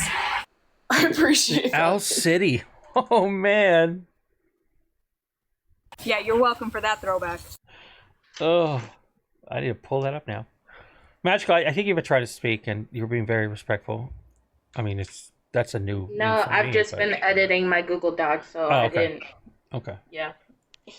Listen, it is my goddamn thing to crash out on Zionists. That is one of my favorite things in the whole wide world. That and people who don't know what the Middle East has provided to the world. These are my. Yeah, I love it. Those are my topics. That's just my jam. And Kristen you look at is. fucking zoo? Hold up. No, What is it's the a heavy restaurant. machinery? It's a restaurant where she's washing off the Yeah, stuff from back somebody's of the like I house. said. That's why I Tomorrow's said. the back area. That's why I said either Kiki has a very strong stream or is washing was washing along. My Now I hear bladder it's game on point. You're welcome for that. Everyone, mental picture right now. Space buns or no space buns? Space buns Space always. buns always. Absolutely. Like Sailor Moon. Okay. Literally always space buns. But no, I didn't No, want to say anything because I wasn't here earlier. I'm pretty sure I was asleep. I'm just here to sit here and look pretty. That's all I'm here for. And you're Mission doing a accomplished. fantastic job. How funny that Sailor Doom just arrived. That's hilarious. I'm telling you, it's a siren call. We all know. What? Amy says never treat in an Apple store. They don't have windows. Is that your voice to chat version of Oslo? No, that sounded like Leela. That sounded like Stitch. I'm not making it. It's on random, so whatever comes up comes up. Hi, Paige. Abbott, I'm sorry. I- Abbott, did you have something? Yeah, you know, I'm very pro women, if you guys didn't already know. And I think that if you want to protect women, you should not let males into their spaces, you know, like especially women's prisons. La ashhadu la ilaha illallah. I swear to God, you're gonna come up here and say this stupid shit. You're gonna come up here. Oh and no, say I wanted to just to be sure that it was the Abbott that I thought it was. And yeah, bye, Abbott. Hey, Jody. My brother, I can do this all day. I ain't even mad, bro. I'm barely getting. Hey Jody, how are you? Oh, I've been better. Hi, guys. I know that was we were watching since I think right, right y'all, I gotta go after. back. All right, Kiki, thanks for coming up. We were watching since after Thickles was up there, so we were in here watching. I'm sure. I think somebody was. I'm not sure, Amy. Go ahead. Yeah, I'm no, you're fine. I just at this point I'm absolutely fried, and this is a conversation within the greater Mojo community, if you will, that has been happening for a long time. So while today in and of itself was exhausting, I have been doing this for a while in Discords, in just like personal conversations, in lives, and I'm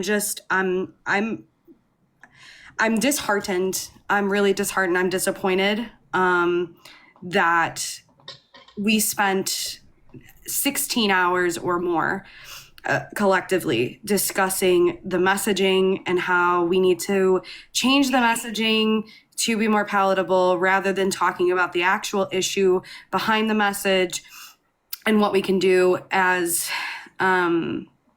people to change it. and what the men can do specifically. And it wasn't happening. No matter how many people came up to redirect, to grow the understanding, it's not being received. And I think I'm taking this as the example that we clearly have a lot more work to do maybe than we anticipated. Because I'm sorry. Go ahead, Judy. I'm sorry. I was just going to ask you a clarifying question. Oh, no, it's fine. I was just going to say that even people that, we think are safe, even people that we have maybe had a long relationship with in terms of this political community, even people that voted for Kamala are not always safe. I guess that's what I would say. I was just going to ask you, because no part of me is going to put the burden on you to further explain the Mojo community, but I've been kind of listening in a little bit, and I heard earlier that he's been running a panel of it's all women until it's no women, and I just want to know if that's accurate. Yeah, so he has. This is something that, like I said, came up, I don't know, maybe a month ago. And I think you guys all know Ari. She actually came up on that panel where this all kind of stemmed from. And we were all trying to convince Mojo, along with some other people, of the messaging and having them understand it, to no avail. And then essentially after that, we had seen him turn around and do these it's all women till no women. And I was fucking pissed. I was because it's one thing for you to sit there and not agree, which I think is already a problem, right? And I guess make it about what's going to be best for you, what's palatable for you, rather than just saying, yep, this makes me uncomfortable. Why does this make me uncomfortable? And then how can we move forward in that uncomfortability to progress?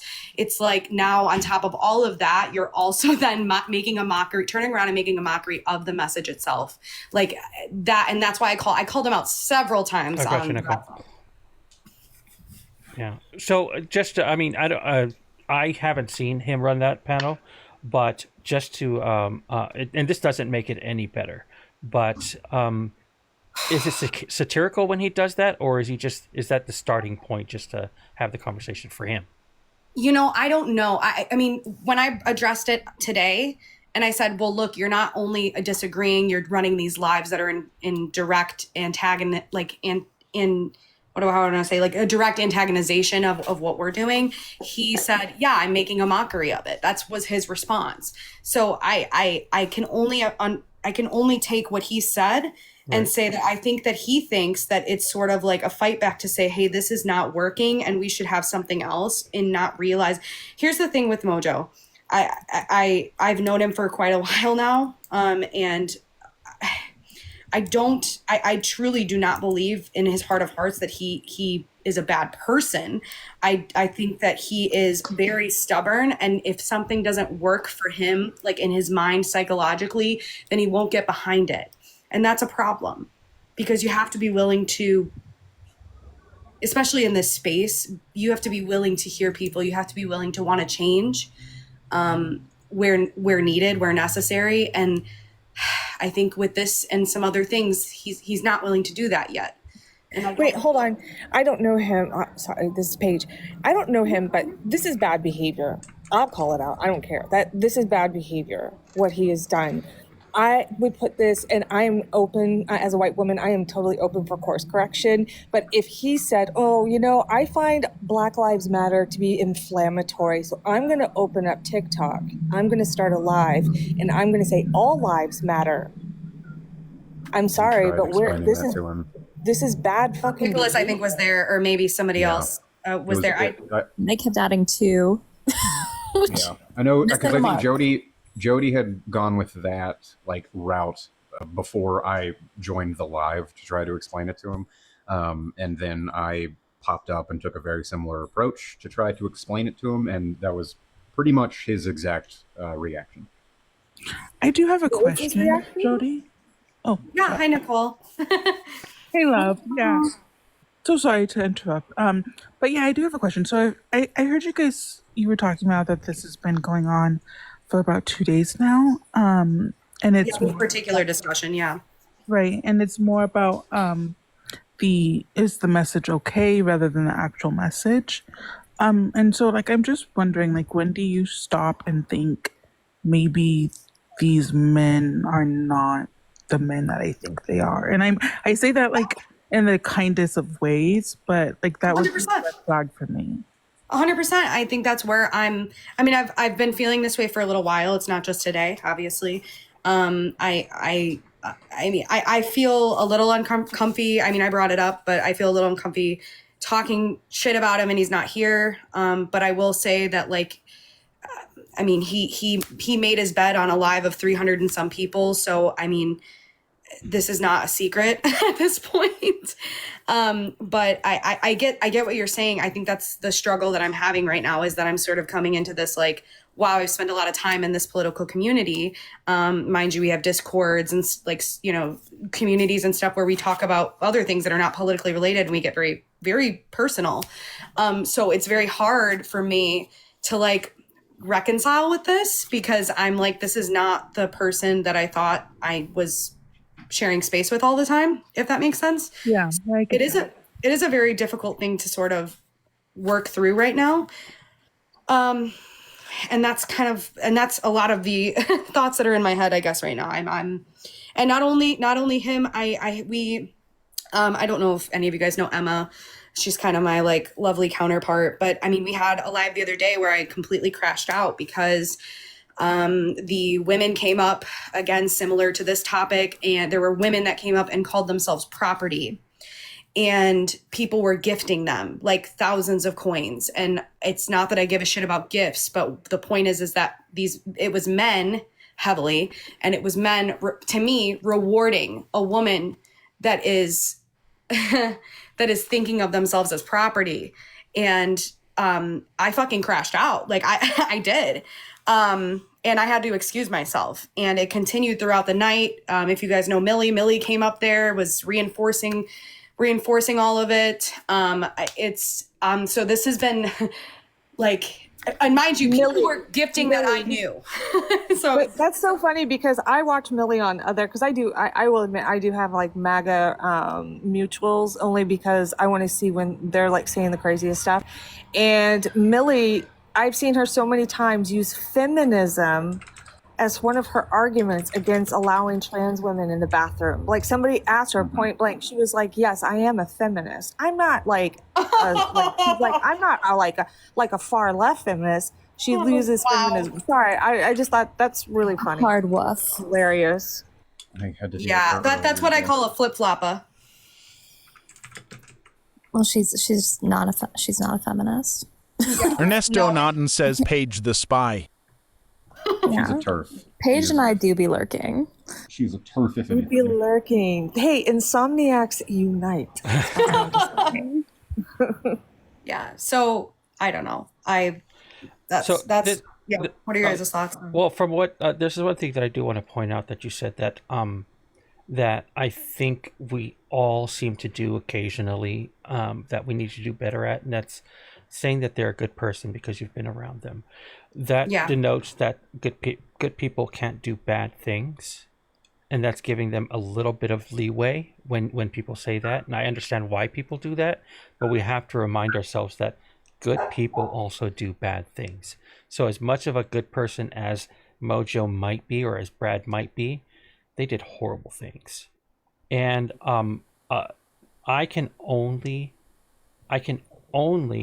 go by what I've witnessed, and what I witnessed, I don't think anything they did prior to that is a warrant what I saw, because what I saw was them centering themselves to the point where it was dangerous that they were doing that, because it was, for me, very dangerous in what they were doing.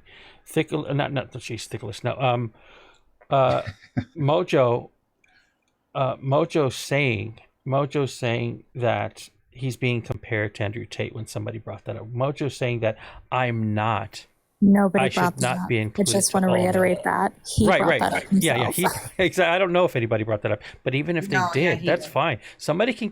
I can't fault somebody to compare me to anybody else if that's how they feel, and it's not. It's. I can only say. I can only do and say what I can do and say at the moment, even afterwards. If somebody were to come into this live right now and say, "Hey, Ernesto reminds me of said bad person," what am I going to do? How can I can't. There's no way I can sit there and try to defend that. I can just continue to be me, and him doing what he was doing was he did in that live, he did a 6-part Ray Ray video. That's what he did. He did a 6-part, for those of you guys who don't know who Ray Ray is, he did a 6-part Ray Ray video where Ray Ray did a 6-part video defending the fact that he's not a racist when he was called out for being a racist. And there was proof, there were receipts on the things that he did. He was doing that exact same thing, but on a live. But Ernesto, here's the thing. Andrew Tate would say it's all women. Mo, that's what you're saying. Mojo, that is what you had. Because I remember somebody screenshot that and put that in like a whole bunch of Discords. Like, what the hell is this? But when you're saying stuff like that, that would come out of Andrew Tate's mouth, don't call it extreme, like, oh my God, I'm not like that guy. Nope, you're using rhetoric he would use. So if you say schnazzy shit, don't be offended if somebody looks at you and says, you're, schnazzy, okay? Like, it's fucking ridiculous. Just take accountability and be like, you know what?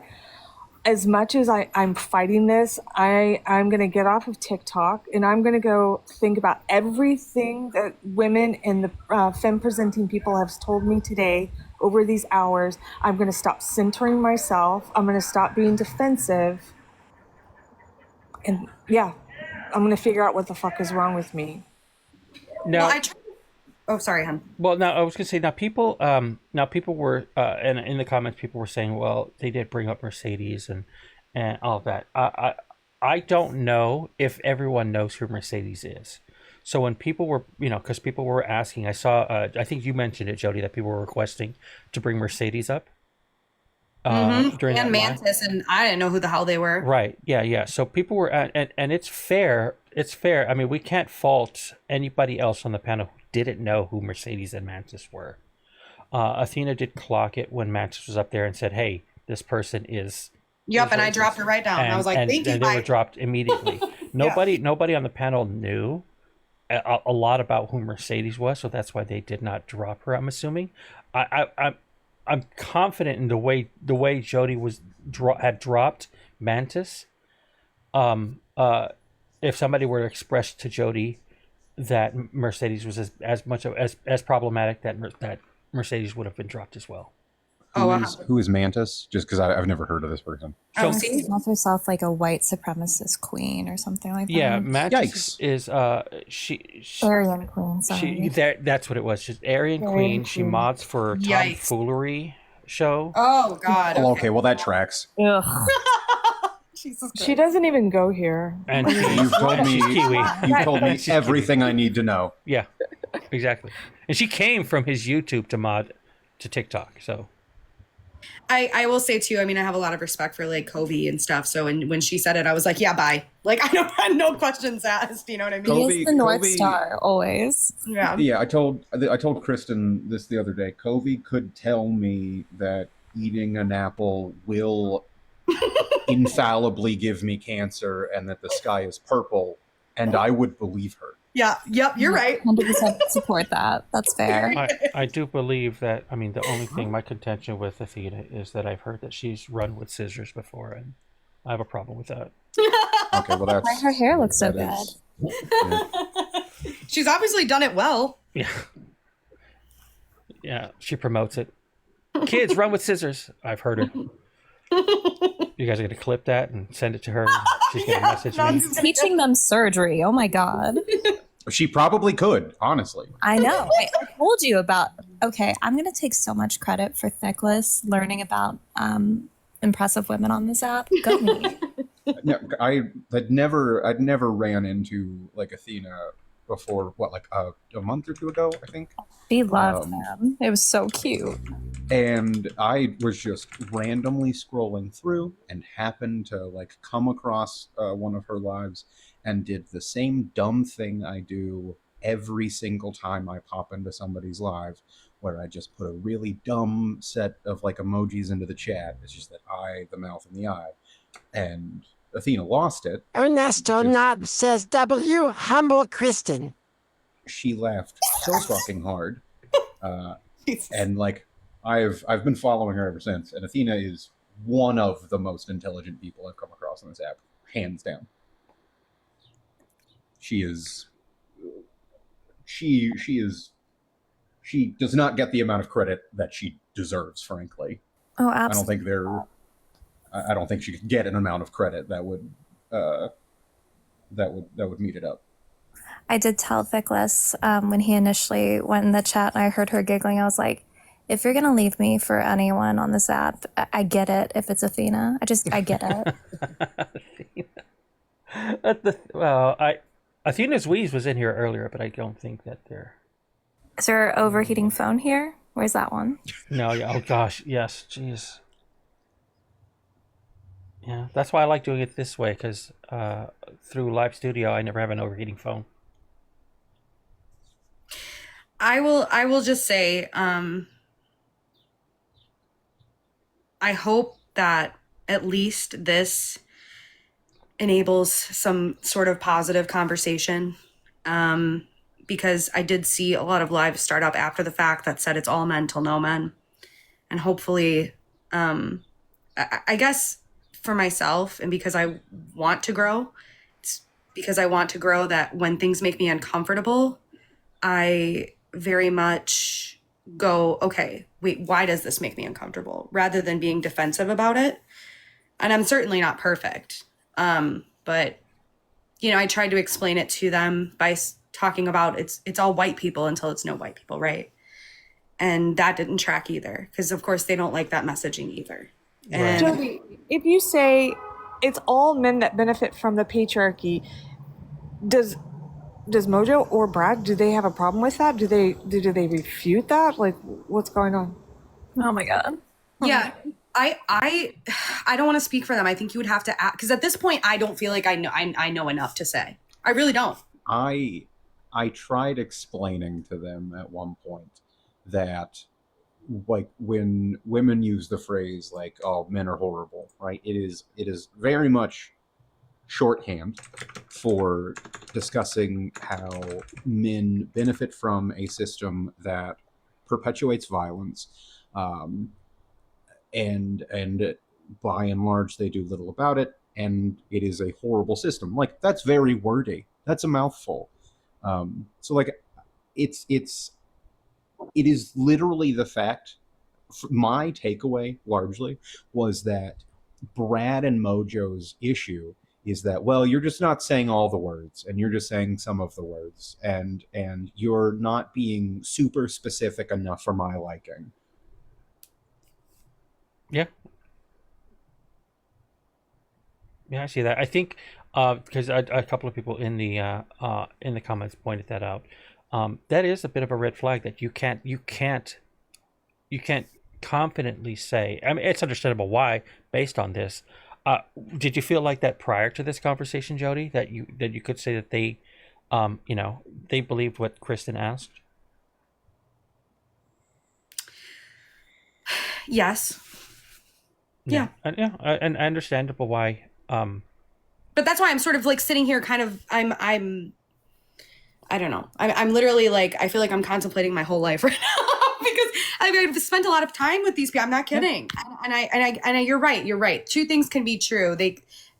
Good people can do bad things, and we still have to hold them accountable, and we should be holding those people that we feel that we have those relationships with even more accountable, because we're able to. So, and I mean, and that's not to say I haven't done that, because I have. I'm fatigued at this point in doing it. But I guess over the last couple of weeks, I've just been really surprised, and I shouldn't be, but I have been at. It's understandable why you would be surprised. It's completely understandable. I mean, don't hold. You don't fault yourself for having hope. Having hope is not a bad thing. Yeah. Yeah. I don't know. I have to do a lot of like some kind of soul searching here, and some conversations definitely have to be had. And I think it was sort of like the coldness for me, because this means a lot to me. This means a lot to the people that did come up on the women that did come up on the panel.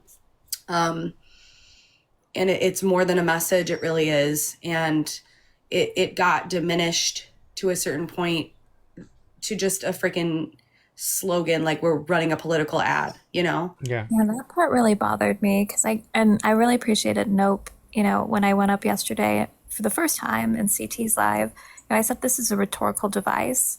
Calling it a slogan is diminishing and infantilizing, and I'm not trying to tone police people, but I thought they were continuously missing the mark, and none of them wanted to even allow that to be a part of this. The other component here is that, and this is not a condemnation of you, Jody, by any means, because we all spend time in spaces, but I do think it's really healthy for us to rotate out, the spaces that we are constantly in, because I've, been in this before too. And I was talking to Nope yesterday, and I said there's a reason that I never entered, Mojo's live specifically, and it's because I immediately got a gut punch of, it feels like MAGA. I know it's not MAGA intuitively. I know it's not. But I can tell that they haven't deconstructed their misogyny. And thus, it took me a long time to follow any of the women on the panel because I didn't necessarily feel like that was a trustworthy, ally. And I'm just being so for real about that, because when I see these kind of group thinks and I see men being problematic and then women kind of defending them, we know they're not terrible people. I don't think anyone once said that. But it's really, really difficult to see, it's easy to see in hindsight, but it's really difficult to see when you're in the mix. Oh, 100%. Allison used the phrase, and I mean, it was in reference to, this was not on this live, it was in reference to the Mercedes live that happened a couple weeks ago. They are red-pilled libs, is what they are, and I think that's very accurate. And very much applicable to this, because my first interaction with Brad, I thought he was a decent guy. We had conversations where we're like, okay, you and I are on the same wavelength about a lot of these things. Granted, we only really talked about veterans issues, and we had that mutual ground there, but it was very evident, okay, this guy is at least on the same side of the political divide as I am. Today was my first run-in with Mojo, and if I hadn't if he hadn't said something, my immediate reaction to him was oh, this guy's a Republican. That was my immediate take. Oh, he straight up aggressed upon me last night. I'll be honest, you would not have liked it. When I say this often, when the all men until no man message is conveyed, I always say, when I say it, I always end with, and that includes me. That includes me. I'm not going to, I thank everybody who says they're safe in here. I appreciate that, but I would never say you're safe in here. I would never say that, because I don't know what I could say or do that would trigger someone. And even if it's not intentional, I have the capacity of doing so. Every man does. Every man has the capacity of doing so. I use the example of if I'm at Target, for example, and I'm walking down the street and I'm wearing my San Francisco 49ers jersey, go Niners, and I'm wearing that jersey and I'm walking down an aisle and a woman looks at me and she sees me and is triggered because I'm the same height, build, and I'm wearing a jersey of the person who did harm her. Am I at fault for that? Yes, I am. Not intentionally, but I am at fault for that. So I have to accept and understand that. And that's it. That's it. It's not, oh, well, she has to, she should know better. That's not the case. I think for a lot of guys, it is understanding the difference between fault and blame. Yeah. I agree with that. And also, Ernesto, I'm not going to glaze mud too much, but I will say I've seen you do the work over like 4 years too with us, and like you're basically Pedro Pascal, so good for you. I would say the Pedro Pascal line that everybody says, but I'm not going to do that. The one that everyone glazes Pascal over. I'm not going to do it. Well, I thank you for having me up. I need to not be on social media right now. You're always welcome, Jody. You're always welcome. Protect your peace, Jody. We love you. Love you guys, and Ernesto, thanks. It's nice to meet you. Likewise. See you around, man. I wish we would have met under better circumstances, Jody. I know, I hear you. Yeah. Yeah, but sometimes people just meet up at the. It's hard to say whether it's the most inopportune or the most opportune times, because there are moments when, even if it looks like it feels like it's the worst, you can make lasting friendships at the worst times for the most. And this was a point that I was trying to make earlier, and I didn't get the chance to because Mojo said something and I lost it. But like, it's understanding. Mike is Logan. Sorry, my mic. I had it clipped at my cup. It's understanding that like all violations, regardless of their size, are still part of the same system. I've got you. Like, if I'm at a if I'm at a bar or whatever, or another man is at a bar and they compliment a woman across the bar, right? Like there's no sinister motive. There's no ill intent. Like, bars are by and large appropriate settings for flirting. If like he's rebuffed because she's in a relationship, or she's not at a man, or she's just not fucking interested, like, he's gonna feel snubbed because he was polite, he was respectful, but he wasn't rewarded for it. And like, it's fair to feel hurt by that, because rejection sucks, but it's the fact that like, by and large, men don't like understand that it is the like, oh well, I was polite and respectful, like why am I being let down over here? Like, it's that sense of fucking entitlement that like a lot of guys predominantly don't seem to understand is not. It is ingrained because of society. It's not something that is legitimate. I also just want to say real quick, thank you, Here to Stay, for being Kristen's #1 simp. You, Valiant Duchess, is always appreciated. Also, hi, Joe. Hey, Joe. Okay, that's fair, Dan. When I say fault and blame, I mean the fact that, like, much like Ernesto was saying, if he's walking around in a 49ers jersey and like he didn't mean anything by it, he's a fan of the 49ers. He threw on a 49ers jersey, and that triggers somebody in public because of a myriad of fucking reasons. He is at fault for that. He's at fault for it because he did it, whether it was intentional or not. Like, he's at fault for it, but he's not to blame for it. Like, it's not, he didn't do it intentional. It wasn't his intent to harm anybody. He could not have possibly planned for this outcome. So he's not to blame for something, but he is at fault. It's taking me a lot not to drop JW right now, but I'll be nice. Can I jump in while you consider? Joe, go for it. Go for it. That? So my absolute hero is here. I'm not being sycophantic, Kristen. Absolute tour de force of TikTok. So it always increases my dopamine levels when I will fight you, Joe. I don't know you, but I will fight you. Okay. I'm backing off real fast. Well, as Kristen will already know, because we've chatted so many times, it is all men. It's systemic. The United Kingdom is currently going through the most serious pandemic where women are concerned in its history. It is absolutely horrific. Moreover, the actual numbers of arrests and accusations making it to court to the CPS is 3%, which is a damning indictment on what is supposed to be the best judicial system in the world. The hallmark judicial system is letting women down entirely.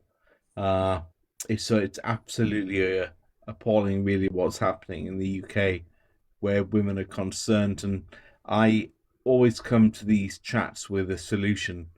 And my solution is that we revolutionize the education system so that from a very, very young age, young boys are taught about the patriarchy, about misogyny, and about white privilege, and they understand what it is, what it means, what damage it does to all groups in society, and it escalates from there. And as they get older, the examples of white privilege and misogyny become more harrowing, and we can give more examples of the effect it has. So I would say it would start with consent at the age of 2, 3, 4, 5, something like that. And we start to teach children about consent, and then we escalate it from there, and it goes right through the education system. I think that's the most fundamental way of reversing the patriarchy. It was a problem caused by men, and it's a problem that's got to be undone by men, but with the support of women. Yeah, the men have to be on board. I think that's where we're having the problem. The problem is that the men have to be on board, and that's where we're stuck. We're stuck in this loop because a lot of the men don't feel like it is an issue until it's an issue for them. And right now, the issue for them is the fact that they are and have been more uncomfortable because women have been speaking up more, and they've been speaking against men in general for good reason. Women have been speaking up against men in general for very good reason. I mean, history shows us that they have a right to be upset about what's happened to them up until this day, especially in the United States right now, considering all the laws that are being passed that are trying to strip women of their autonomy. Am I the only Brit on the panel? I'm not sure where Pierre is from. Canadian and Americans. I'm not sure where Pierre is from, but I have dual citizenship with Belgium. Okay. Across the pond as well, or? Yeah. Okay. Here, the United States and Belgium. Got it. Yeah. So, I think the biggest challenge right now is for men, to be able to address the men that are against the fact that, one, there is a patriarchy. They feel that it is equal footing now, even though everyone should really know that it is not. It is not. Yeah. So I think that's been the challenge. That's been the struggle. And two, what has been said multiple times here is elevating women's voices. I think the elevation of women's voices is paramount in change, because understandable. It's understandable. That would come with the education. Yeah, I agree. I wholeheartedly agree with that. I think what's important, and what has been said many times, and it is true, it's an unfortunate truth, is that men will listen to other men. So if that's the case, then those men that are being listened to should be the ones to saying, hey, listen to her as well. You shouldn't be listening just to what I say. You should be listening to her. And that's not happening enough. When I'm in the boardroom in Kuala Lumpur, where my head office is, I always get the best advice from the female directors anyway, quite frankly. So that's slightly sexist comment, but that's how the status quo is at the moment. So yeah, I agree with absolutely everything you said, without let or hindrance. And and just since we got a couple of Canadians on board, I was so pleased to see King Charles, slightly off subject, in Canada, in Ottawa, opening the Parliament, opening the new session. And it was a wonderful display. And this is relevant to It's All Men because it was an attack at one man. It was an attack at a man in the White House, and it was the free world, the Commonwealth, standing together and saying, we'll take so much, we understand you're rich, but the Commonwealth comes first, and it will always come first. And he made acknowledgement of Indigenous people, Indigenous lands, and Indigenous rights, and that was long overdue. Yeah, Pierre, how you doing? I'm okay. So I'm not sure if you caught the live and mentioned that's above on the back of the on the backdrop. Well, Claire was in the live early Oh, this were you? morning. Okay. So you were there early this morning. Were you on the panel or were you in the live? I missed you if you were on the panel. He was on the panel. Oh, okay. So yeah, that must have been before I caught the conversation.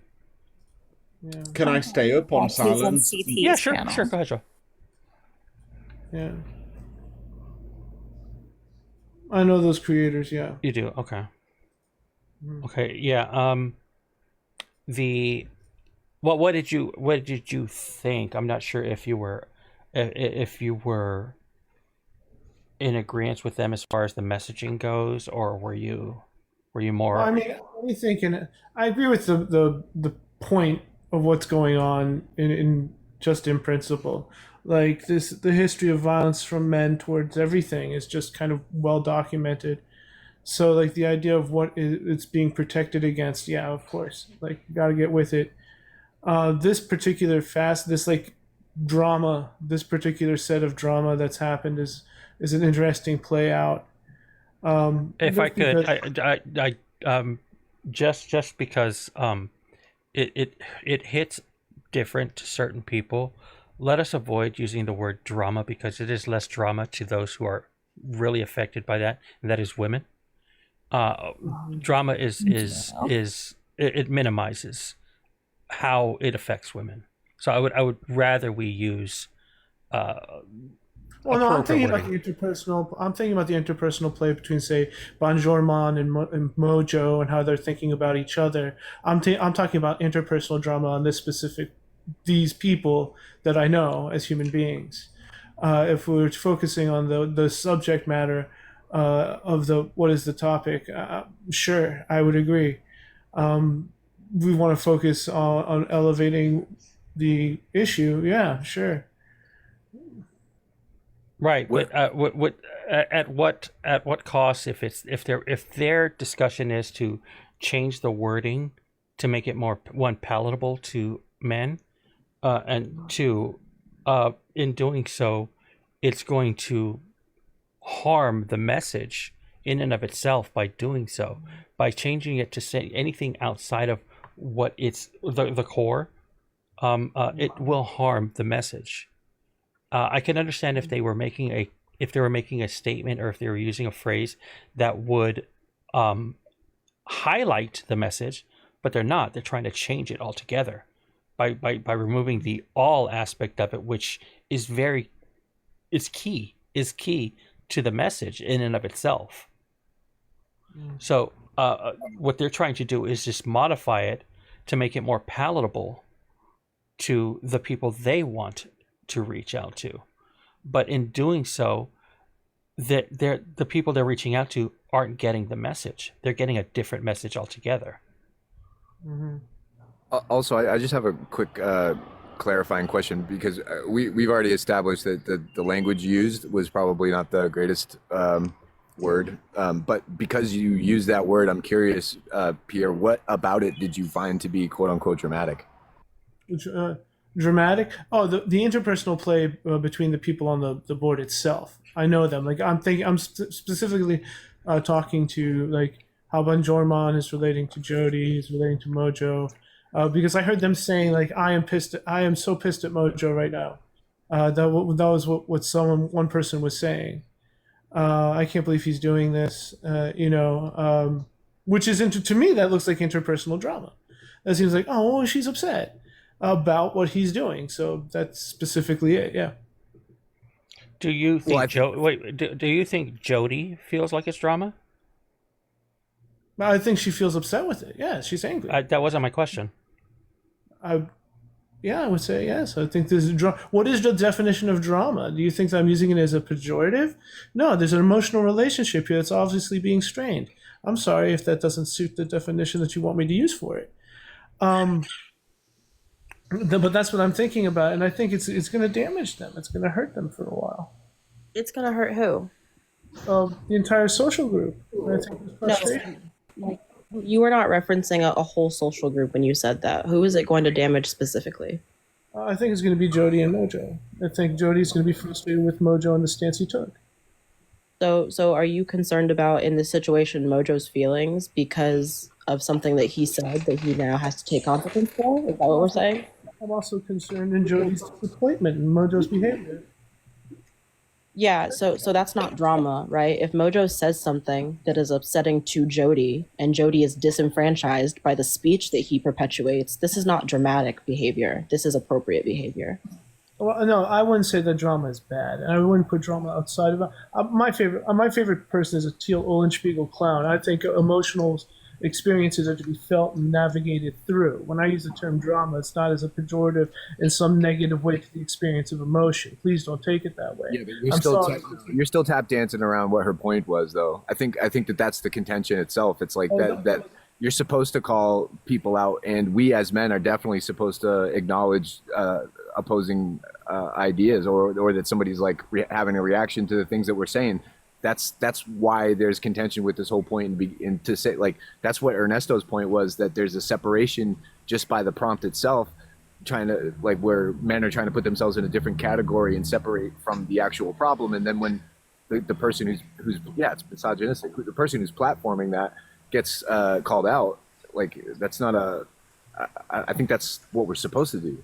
And I don't want to curtail from Sissy's real point here, but I am curious, Pierre, because I was there when you were there, if you're as concerned, not just with Jody, but with Emma, with Nope, who came up crying twice today.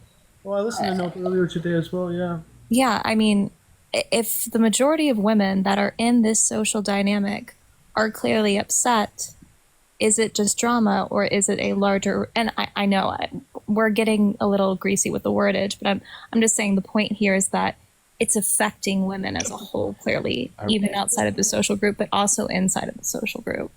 I would like to point out as well that the thing that has been talked about multiple times on this panel alone has been the ideas of impact over intent. So regardless of how you intend the word drama, it is the fact that colloquially in spaces like this, or in just events like this, we know that drama is pejorative. It is demeaning. It is diminishing the reality of the fact that a person, Jody, thought that, hey, these two people are friends. These two people are people I can talk to and trust. And she was in fact let down and betrayed. I don't really think the appropriate word to use here is drama, regardless of what definition you're using. Let's take all this. Okay. Thank you. Like, Pierre, I just want to understand, like, just as a whole, if someone came to you, like if a woman came to you and said, my husband beat me, I had to file a police report, would you consider that to be drama between her and her husband?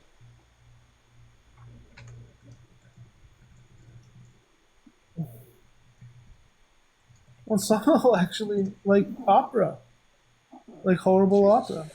Yes. Did you say horrible opera? Yeah, it's drama. It's terrible. Drama can be painful. Yeah, if it's used as look, if you want to do this thing where you take the term and intend it to absolutely mean what you want it to mean, I didn't use it as a pejorative. It's great opera. Like, this is painful. instead of using drama as a pejorative, I'm elevating it as a an emotional experience that deserves great art made about it. Can that be a possibility here, please? What art? I mean, I'm an opera fan myself. Thickles can attest to this. I understand what you're saying of relaxing the term, much like we do with pornography, let's say. But when she specifically asks you, is DV drama, and you pivot to it being opera, I'm just going to ask you directly, how is DV opera? It's giving I'm not using the R slur pejoratively. I'm using it because it means to impede or slow down. If you're getting self-righteous and that you can attack people as a target, but you have no empathy at all, drama. One wild take, considering you're talking to somebody in the autism spectrum, and I do have issues with empathy, so maybe we not immediately go for ableist shit, number one. Number two, no, this is a false fucking comparison, and you fucking know it. If you want me to get hostile towards you, I will absolutely get hostile towards you, because you haven't seen shit yet. You're primed for it. That's all you want to do. You need a target. That's what you want. I will gladly make you one. This Exactly. is not Pierre. Now you're engaging in Darvo, my guy. I've been watching him for a while. This is like what he does. He's hunting targets. That's how he finds. No. Wait, which target was he hunting prior to you? Before you came up here, which target was he hunting for? The righteous target of whoever is the men's rights activist and doesn't understand women. Are you a men's rights activist? No, I'm not. So why bring that up? Wait, hold on. Ernesto, he's called himself, he continues to say this thing about MRAs. I haven't heard once anyone call you an MRA, Pierre. You have called you an MRA. Are you an MRA? No, that's the point. Then why do you keep calling yourself that? No one else has accused you of that. No, look at what Thickles was saying a second ago. And it's kind of a quote you said DV was opera. That's what happened. Mm-hmm. I would say it's drama. You're trying to make the case that domestic violence is drama. Oh yes, it's very painful drama, the horrible stuff, often between people who love each other. What? It is. Domestic violence often happens. Are you romanticizing domestic violence on this panel right now? Hold on. I just also want a trigger warning for anyone who's also been through DV. If this is going to be a little bit too much for you, please take a step out. I'm so sorry. It's okay. Yeah, I mean, I've been a victim of DV. It's like it's multiple times. It's the idea behind it is that yes, it often happens between intimate partners. Like this is something that's real and human. I don't understand why it's a hard thing to deal with. I don't understand why it's hard to understand why you shouldn't be normalizing it in the way that Hold on, you don't because you've been able to deal with it. That's a possibility why you don't understand why it's a hard thing to deal with. I get that point that you've been able to deal with it, but the fact that you're saying you don't understand why it's hard for others to deal with, that's a little weird to me. I never said that at all. What did you say then? What did I hear that was wrong? I said that it's drama, and that drama can be elevated to a suffering, and the understanding of that, and it happens between people who love each other quite often. That's often what intimate partner violence and domestic violence happens between people who are in relationships with each other at the very least. Is that what you were referring to when you called the interpersonal drama between them? Absolutely, drama is painful. It's not to be just like, oh, that's drama, but it's to be involved with it. That's why I took it to opera, because that's what it can be. The elevation of the human experience can involve that. At least No, just no, absolutely not. Why not? Because I feel like this is a weird kink for you at this point. Okay, good. Thank you for the judgment. We can move on then. So welcome. No worries. Good stuff. I've never met somebody who is literally just being fucking avant-garde for the sake of being avant-garde. Nobody calls fucking DV drama. Nobody. And it again, I feel like the thing that I said earlier didn't quite sink in with you. So it doesn't matter whether or not you intend the phrase to be pejorative or not. It doesn't matter because nobody would call it drama. It is one, I don't understand why the fuck you thought in the middle of my sentence was an appropriate time to pipe the fuck up, Pierre, but maybe don't and actually listen. You've got 2 ears, you'd be listening twice as fucking much as you're yapping. Okay. Nobody calls it drama. To call it drama is diminishing, it is minimizing victims, and it is wild fucking behavior. Okay, where did it start from? What was the first place I used the term drama in to begin with? I don't give a shit when was the first time you used it. Okay, I don't give a shit. You shouldn't be using phrases like that because no, motherfucker. Hi, I'm a sexual assault response coordinator and a certified victim advocate. I would never refer to any person who comes up to me and talks to me about the things that they've been through as fucking drama because it's disgusting. That's not what we did. That's not what happened. That's what the narrative. That's literally what you've been doing. No, that's not what happened. So maybe drop the fucking word drama from your lexicon. I think the other problem that we're also facing now is it's very clear that the men... Self-righteous and aggressive. Muzzle yourself, muzzle yourself.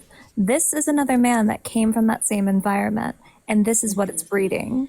We're continuing to see it. Right. This is exactly what changing the message does. I mean, Pierre, is it so hard to just acknowledge that that wasn't the right way to explain it, and then when you try to explain it further, that you try to explain it like by softening it up by using the I don't know, opera? Like, I mean, like maybe just acknowledge that that's a bad way to explain what you're trying to make a case for. My case was for the interpersonal of the people who use TikTok that I know personally, right? And then I was cornered to say, well, would you consider DV trauma? And I was like, well, drama. And I was like, well, technically, yes, it would. But this is a very tenuous stretch of what is the logic. You know, and the idea of like what is the observational beginning of why we're even here is just kind of aggressive and weird whenever it is the interpersonal play of people. Jody is mad, has said in public that she's upset with Mojo, but that she still basically supports him. So that's what you meant by drama. I don't think that's what Jody said. I don't think that's what Jody said. I don't think Jody supports. She doesn't. Yeah, I was gonna say because her saying that she supports him would literally be her going back on her words. I don't think that's what she said. Did that happen on this live, Pierre? That happened afterwards. Did that happen on this live, Pierre? On this one? Yeah. I'm not sure. I think it happened on another one a little bit later when she was talking to somebody. When Nope was talking to someone else as well. I don't have a record of that. That's okay. I'm not trying to trick you. It's not asking you. I'm not. See, that's the thing. Because you're speaking for women again. You're speaking for women. We don't have a reference tool of Jody saying that. So you saying it is not. I'm sorry. I can't just take your word for what you think Jody said. Jody would need to come up here and let us know. Great. Get her. I don't know. Like, I'm not trying to be anything. Like, that's fine. I'm just speaking in an empathetic, what I believe to be an empathetic and observational way. I guess I was wrong. You're basically trying to say that the women on that panel were being dramatic. That's what you're saying in a roundabout way. That's why you're being cornered, and there's further question to try to understand where you're coming from, and then the way you tried to define it kind of dug your hole even deeper, and you're still not even really acknowledging that. Okay, so I'm fucking up the whole description of it. I meant no harm. It was the idea of suffering interpersonally from people who were formerly friends. And so when you're called out on shit, fucking stop defending it. Now they're disappointed. If you are called out on shit, you stop defending it, and you go, oh, that's not what I meant. I apologize. I will change the way that I fucking talk. Okay, so what am I trying to defend here? You've literally been defending using the word drama since the moment we called you out on it. Okay, so what word should I use? I mean, Pierre, are you friendly with Mojo? Yes. Okay, so is it safe to say that you're defending your friend Mojo? No, I'm actually kind of sad about his stance, and I feel bad that they're going to have a fractured relationship now. That's what I meant. Like, that's the whole point here. What is your opinion of what Mojo says? Not about how sad you are with him. What is your opinion that he doesn't believe it's all men until it's no men? I don't know. I agree with the mess. It doesn't bother me. That's one thing. Like, I'm fine with it. I didn't ask you if it bothered you. Yeah, I understand, but I'm processing it, and that requires a little bit of leeway with the human graces. I understand. I understand, but in responding with something with an answer that doesn't answer my question, I don't understand why. You could have said, "Give me a moment. I'll let me think on it for a second. I'll respond," as opposed to give me something else completely different that doesn't answer the question at all. Okay. Well, I'm sorry. Repeat the question then, because I'm trying. what do you think about the fact that Mojo does not believe that it is all men until it's no men? As a phrase, I have to think that there's gaps with it. I mean, I agree with the gist of it. I agree with where it's going. But there are gaps in the way that it's set up, if that's the question. What is the gist of it? Do you know what "it's all men till it's no men" actually means? Like, what's the gist? If the jelly beans have like a couple poisonous in them, you don't eat any of them.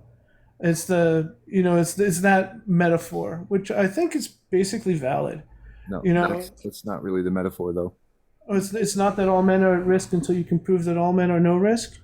No, it's basically all men are at risk until all men acknowledge the risk, and that the harm that they're creating and perpetuating is so that there's like a responsibility on us to acknowledge that there is an issue and then work to correct it. I think it's also important to note that I went over this multiple times with the entire panel last time, but there's more than one interpretation of this. It is encompassing under a larger umbrella.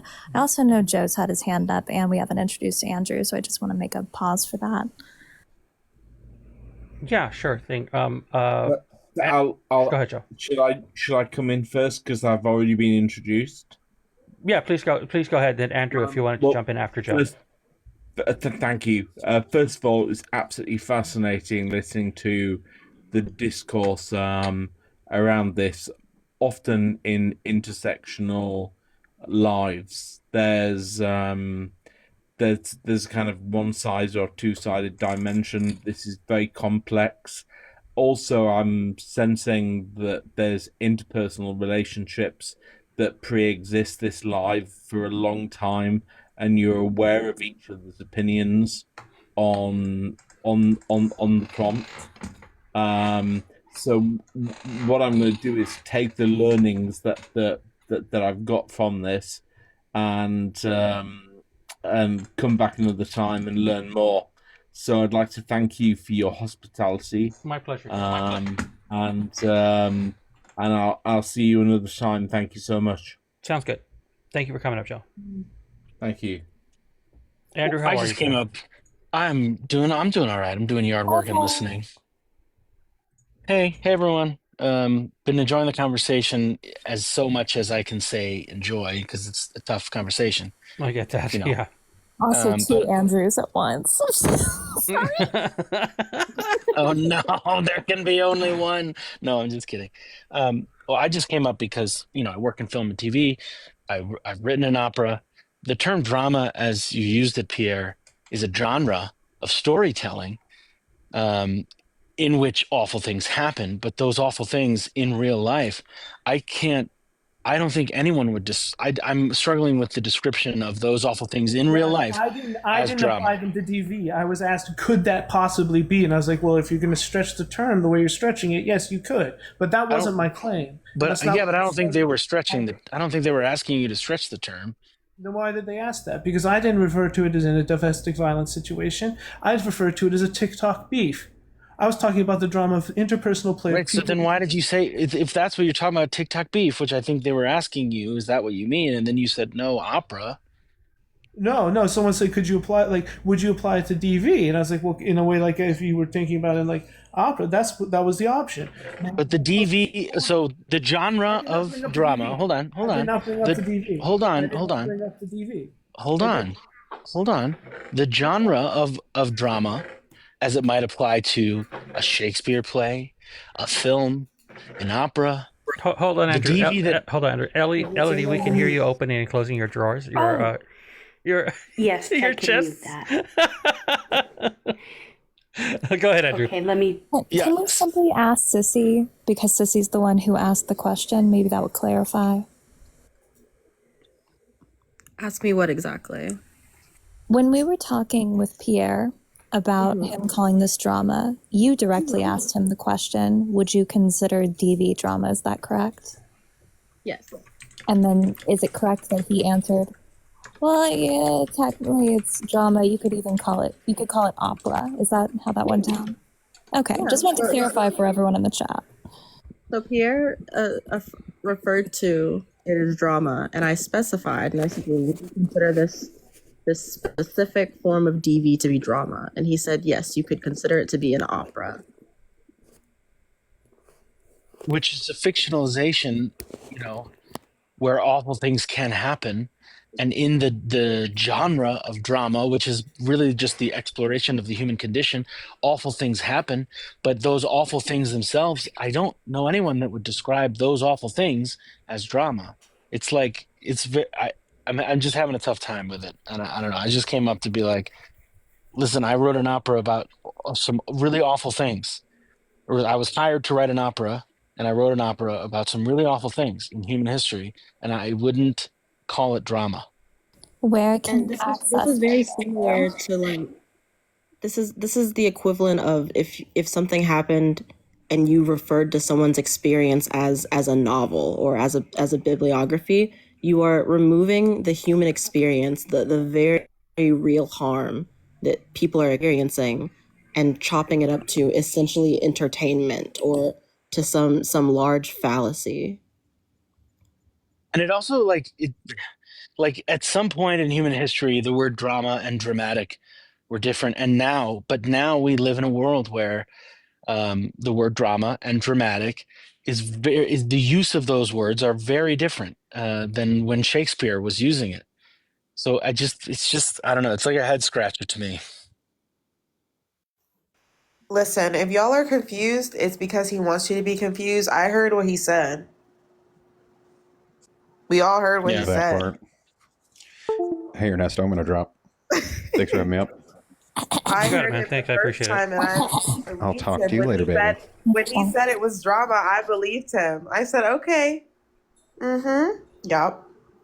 I didn't hear it any I don't other like way to than waste how you time. said it. Exactly. I don't waste time going back and forth and trying to understand and unpack. That's his job. I mean, we can, but I think, again, it's a waste of time. I mean, it's not my life. I'm not going to dictate, you know what I mean? Do what you want with your time, but No, I got you. Also, I am Hey, if I need to be clocked even on my own live, clock me. No.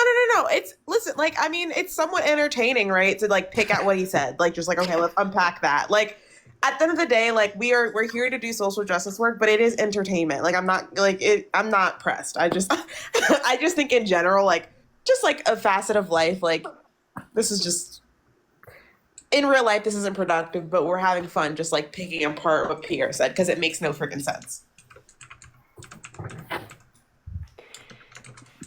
I think like what really frustrates me is, you know, when you look at like the last couple of months of leftist YT men in particular,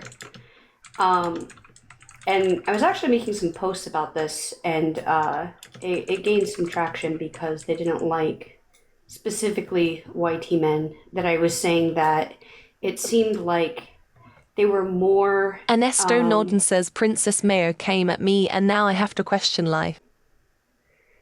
I would say more emphasizing on the clout and the grifting that they could do in the name of our, I guess, our trauma. And that literally is what it is. And they wanted to spend more time defending their ego than taking a moment and stepping back and saying, you know what, maybe I'm wrong about something, and like actually doing the work to correct the course. And it's really funny because I'm sitting here and I really think it's like the last 6 weeks, it's just like one after another YT male man who says that he's a leftist is proving that they're not. And then like we get the last, what was it, like 12 hours of them proving that they're not. To be fair, I will say, like, I think that there's a distinctive, because they are leftist, but I think like they're leftist in the scope and juxtaposition to like our current political climate. I personally, like, if like we can try to redefine leftism, but like I just I don't know. Again, like my opinion, like I just consider them leftists. That to me is what the left stands for. I consider myself very progressive because I border on anarchy quite a bit. So I mean, like I feel that though, like especially if I was someone who subscribed to being leftist, like I would be not embarrassed, but I'd be like, damn, like they don't represent me.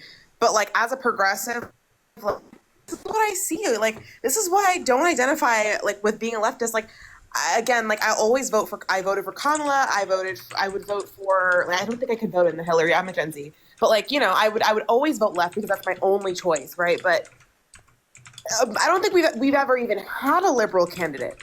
Like we haven't even had one yet. Like, nope, at all. Like, Yeah, we haven't had a left. Ernesto Norton says, never mind.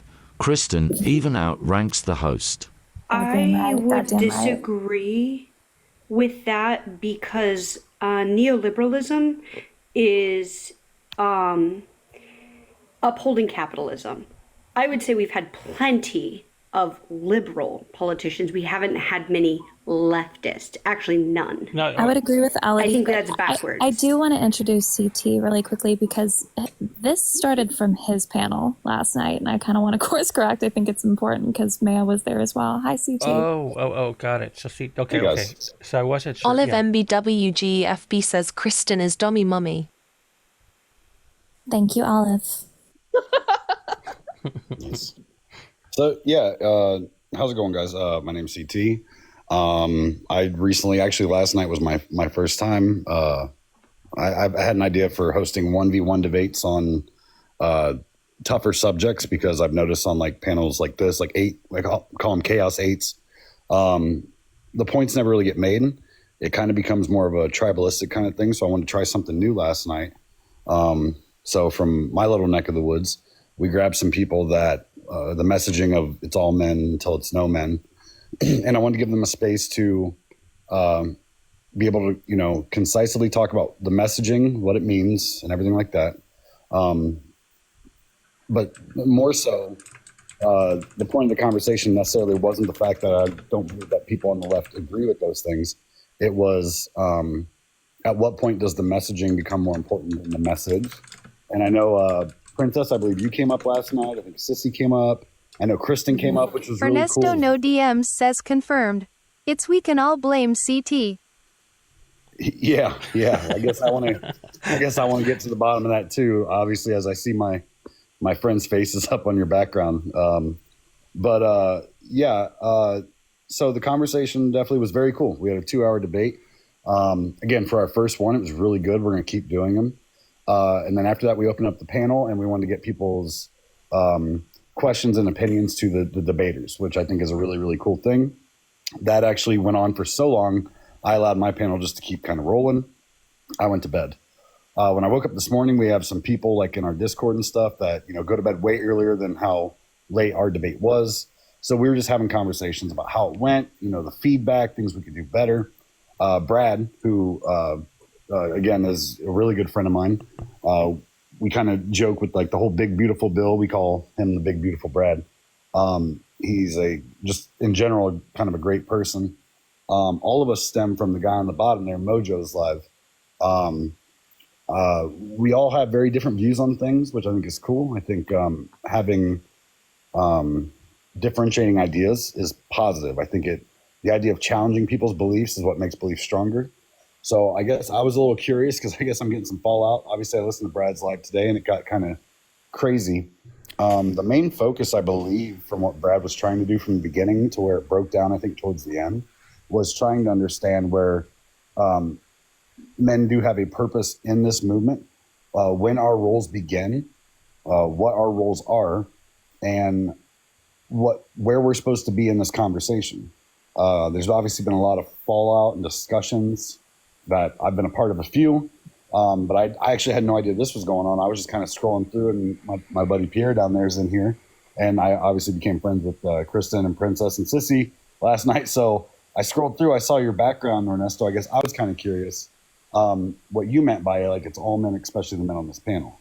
Sure, I can easily explain that. So I'm not. So I'm assuming that you did not see the live from earlier today. You were asleep, or you were just. just not on TikTok, during Brad's live towards the latter end of it. And I Cece watched- also fell asleep during the latter part of his live last night, so I want to give you some grace there too.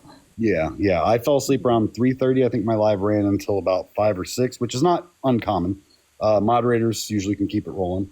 I pretty much watched all of Brad's live except for apparently the most important part, which is like the last 30 minutes I missed as I was making dinner. But from getting the recap on it, it sounded like it kind of broke down with the different creators that came in.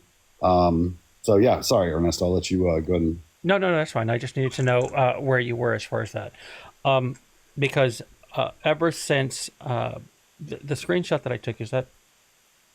Yeah. When I took the screenshot initially, because I did stream at least 2 hours of the live, maybe a little bit more before it ended. Yeah.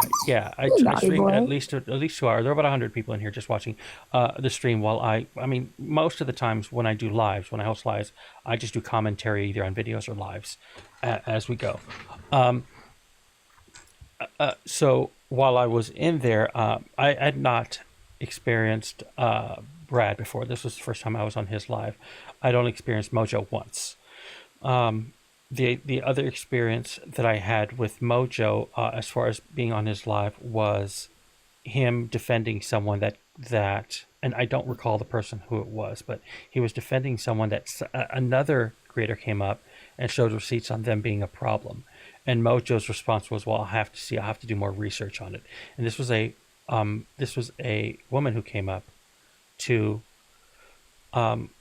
call out someone that was on Mojo's panel, and instead of Mojo not only just believing the person who came up, but not believing the receipts that were shown, and said, "I'll have to get his side," was problematic for me. That was a problem, because if a receipt's given, I don't know what conversation needs to be had to that. I wish I had the specifics. I wasn't recording. This was probably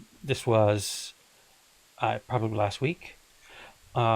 But that was my first experience with them, so I just brushed it off. When I entered into this live, I entered it while Thickless and Kristen were there, so that's how I found it. And Mojo's contention with "it's all men until it's no men" was that he did not like to be included in that because he doesn't believe he's one of those men. And correct me, please, somebody correct me if I'm wrong when he says that. He doesn't believe that, correct? He believes he's a good person? Correct. Yeah. Okay. So, so he in turn decided to mock "it's all men until it's no men." He decided to make a background that said "it's all women until it's no women."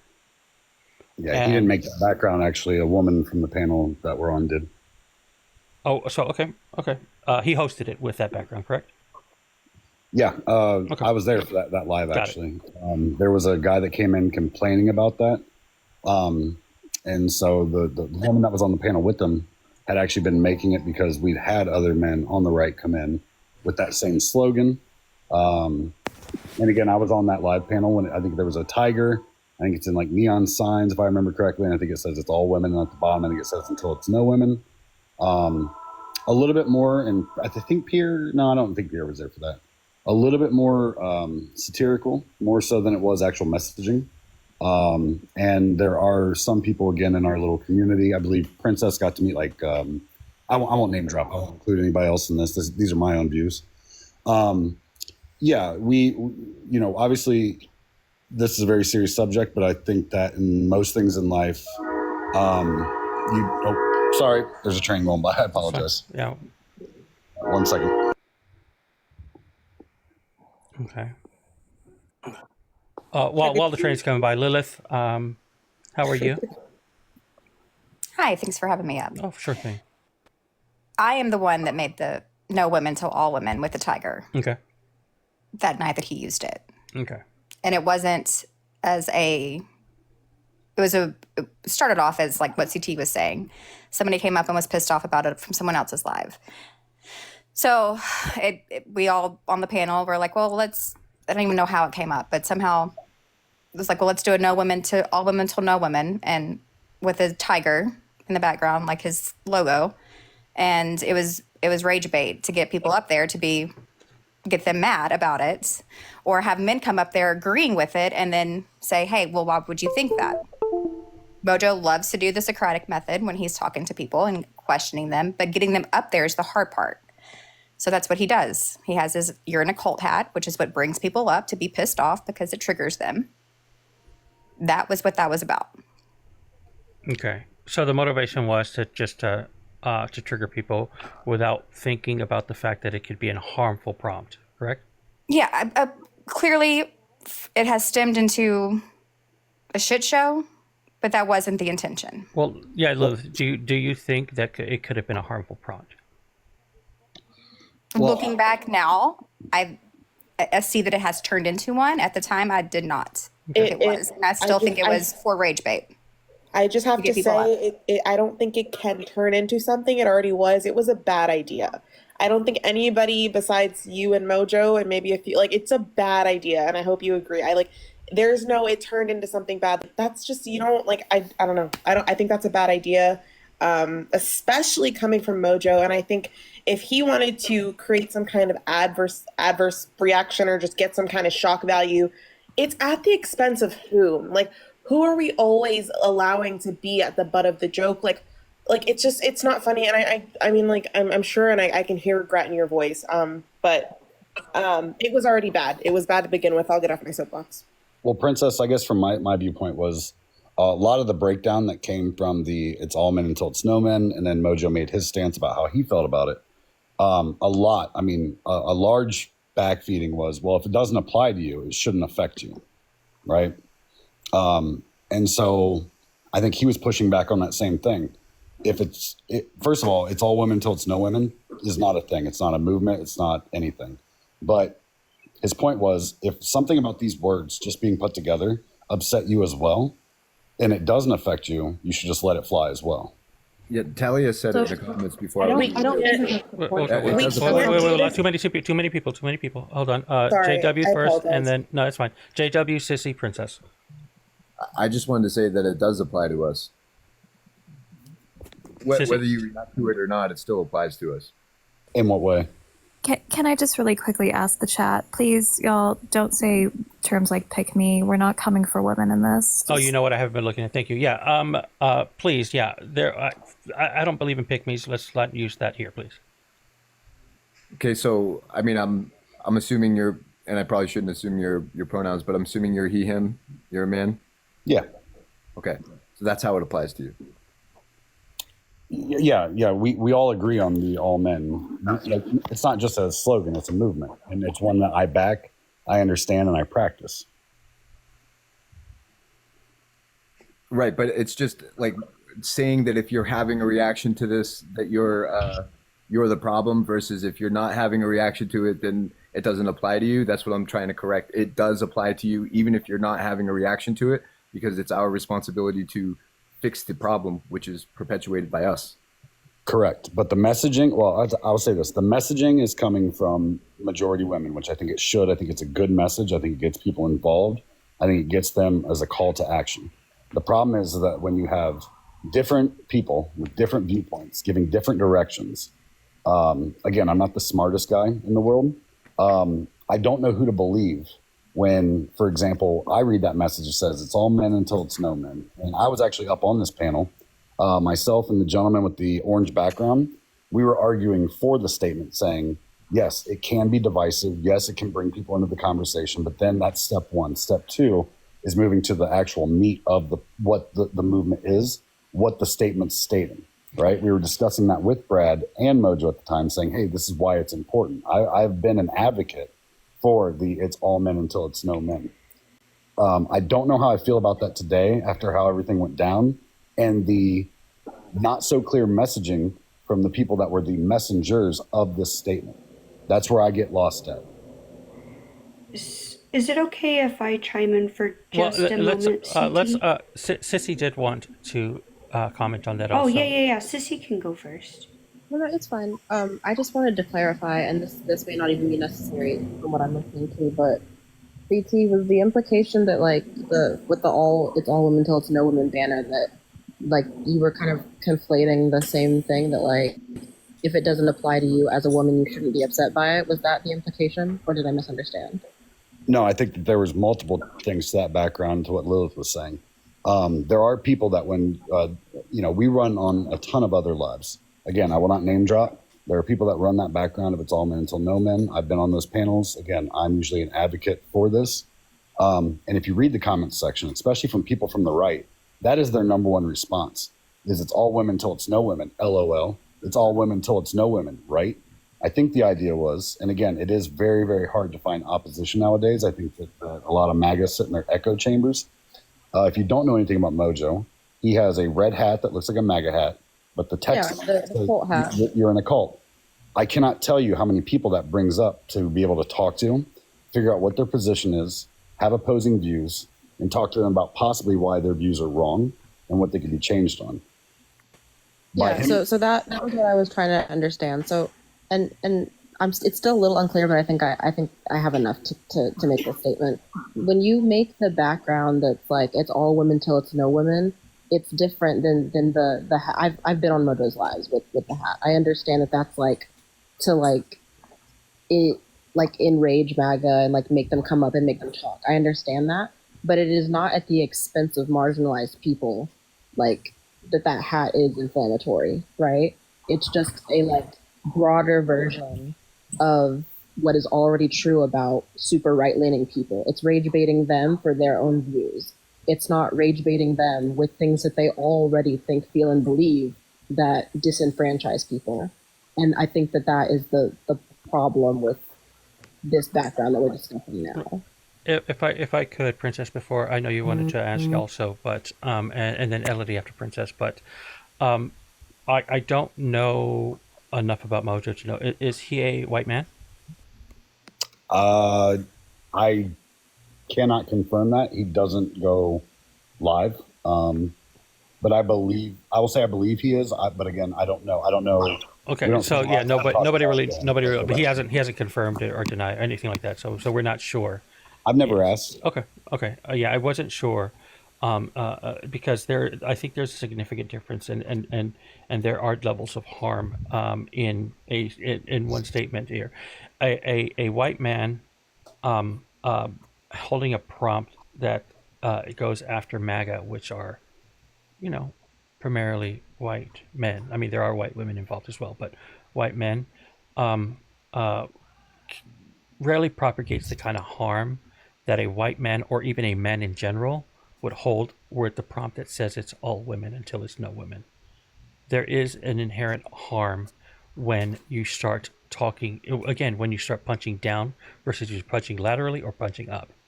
There's a completely different dynamic when it comes to that. Can I ask what the intention of it's all women until no women means? I don't know. I would never make that prompt, so I couldn't even say what the intention is. Does anybody have any kind of idea like what that statement could mean? Well, I think that's the point, is that they're not comparable, right? That's why it's a bad background to have. Like, you are conflating this issue for like the slogan that is precedented upon patriarchy, upon systemic like devaluing of people, of othering of people in order to like cause harm to them. And then you make this other statement that looks comparable on the surface, but it does not have any of these other qualifying factors. So now you made this statement that like confirms what people who already don't like women already believe, and they are more likely to act upon it because they have all the systemic factors that put them in power. So like the two are not comparable, and I think that's the entire point. Yeah, and I think to add to that, what I've noticed, because you did mention that a lot of right or MAGA or conservatives would come in and say is it's all women until it's all men. When somebody runs the prompt, it's all men until it's all men. They're not doing it as they're only doing it as a counter to it's all men until it's no men. That would be it'd be equal to somebody running an all lives matter background. And if I could note really quickly, because I asked multiple people to just confirm that Mojo was running that prompt because it startled me. I recall another man on the panel then basically saying he pivoted to false accusations, and that is part of that really large harm, because those are, but it's not, no. Yeah. I gotta say, I guess I'm confused here. If we've all, yeah, I was gonna say, I guess if we've all agreed that like it's all women till it's no women doesn't actually have any kind of saying or backing behind it, whether you want to call it rage bait, poor taste, whatever we really want to call it. Do you guys also agree that then men, and again, well, I don't know where I stand on this after today. CT, there's an active femicide going on. Yeah, That's when is the that- actual difference. When the is power it dynamic. used? When is outside of this particular live, when has this all women until it's no women been used? Never, only in response to, shitty rage baiters down in the comments. Therein lies the problem. So by trying to pull those rage baiters up to explain to them why they're wrong, that's a problem. That's Well, not, yeah, but but you do it at the same by- time, by trying to pull those rage baiters, you're also at the same time using the wording that they used to harm the women. So what is your background doing right now? It's not harming women. It is harming the people on your background, though, correct? Which people? The people involved in that picture? And do I hold power over those people? No, do I hold the power over CT, women? that's the point. That's the whole point of this live. Yes, you do. As a man, you do. I'm curious how.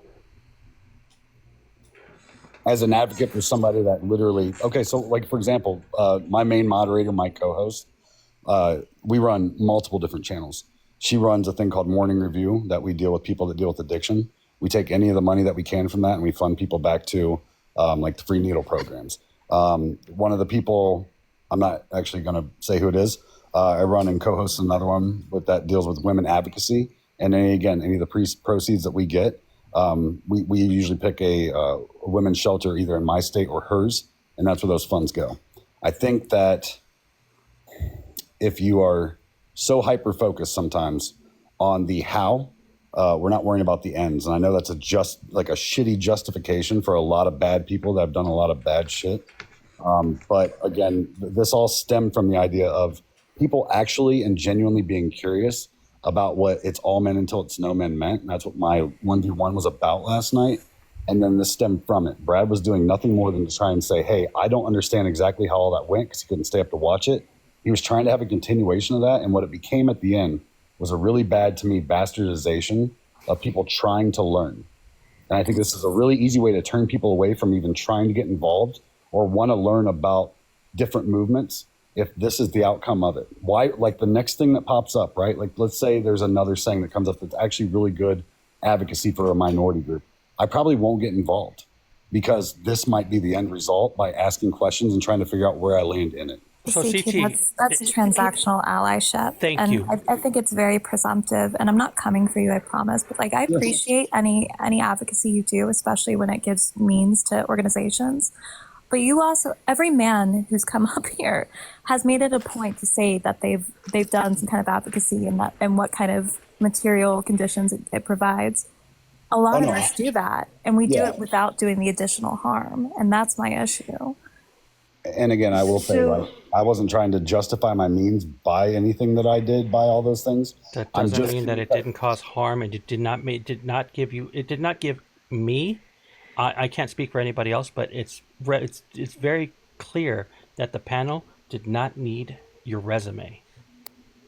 Fair enough. That kind of fits into what I've been waiting to say specifically about the situation, CT, where your intentions might be good.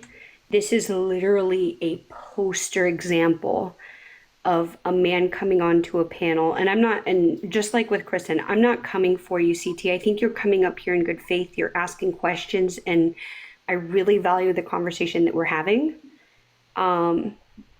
But what it goes down to is you're almost displaying why it's all men until it's no men when you make your advocacy transactional. And it's because right now you can use your resume. You can use all of the things that separate you from those other men to say, hey, look, I'm not them. I'm the safe one. I'm okay. And the problem that turns into CT is we hear that so often, and then that person suddenly does not turn out to be okay. And I'm definitely not here to say that to you, CT. Again, I really think you're coming up, you're having a genuine conversation. This is not me coming for you. This is me trying to step in and say, hey, I don't want you to be like those other people, because we do need people who care, who do want to advocate, who do want to ask the questions. And I don't think you coming and asking those questions, even if it blew up the way that it did, so to speak, or sorry, it went a little bit messy, right? I don't think you coming up and asking the questions right now and learning from the experience means that in the future that you shouldn't also, it's okay to make a mistake, because I think which is what I'm trying to say, CT. Also, I just want to say, I mean, just because you are doing the work, it does not make you exempt from holding it up. Like, I have done social justice work since I was in high school. I still uphold white supremacy. I still uphold masculinity. I still uphold the patriarchy, not on purpose, but inadvertently in my mannerisms, in my behaviors. I catch myself in being polite and being submissive in times where I shouldn't. And I'm like, no. Right. But we just do it, like in my job, my education. It's really, really hard to break those cycles. So just because I do this, I do that, I do this, it's like saying I have a black friend. Like you're using all of those beautiful experiences that you had, and you're minimizing it to say, well, I don't think that I'm eligible for this because of this. Like, and that's not quite it. None of us are exempt from what we're upholding and what we are actively a part of. Also, correct me, because it sounded like you were saying, this is why it's so hard, and the next time something happens, I'm not going to want to be a part of it out of fear of scrutiny. Did you say that? No. Actually, the original point of the debate last night was trying to figure out how to get young voters to come back to the Democratic side.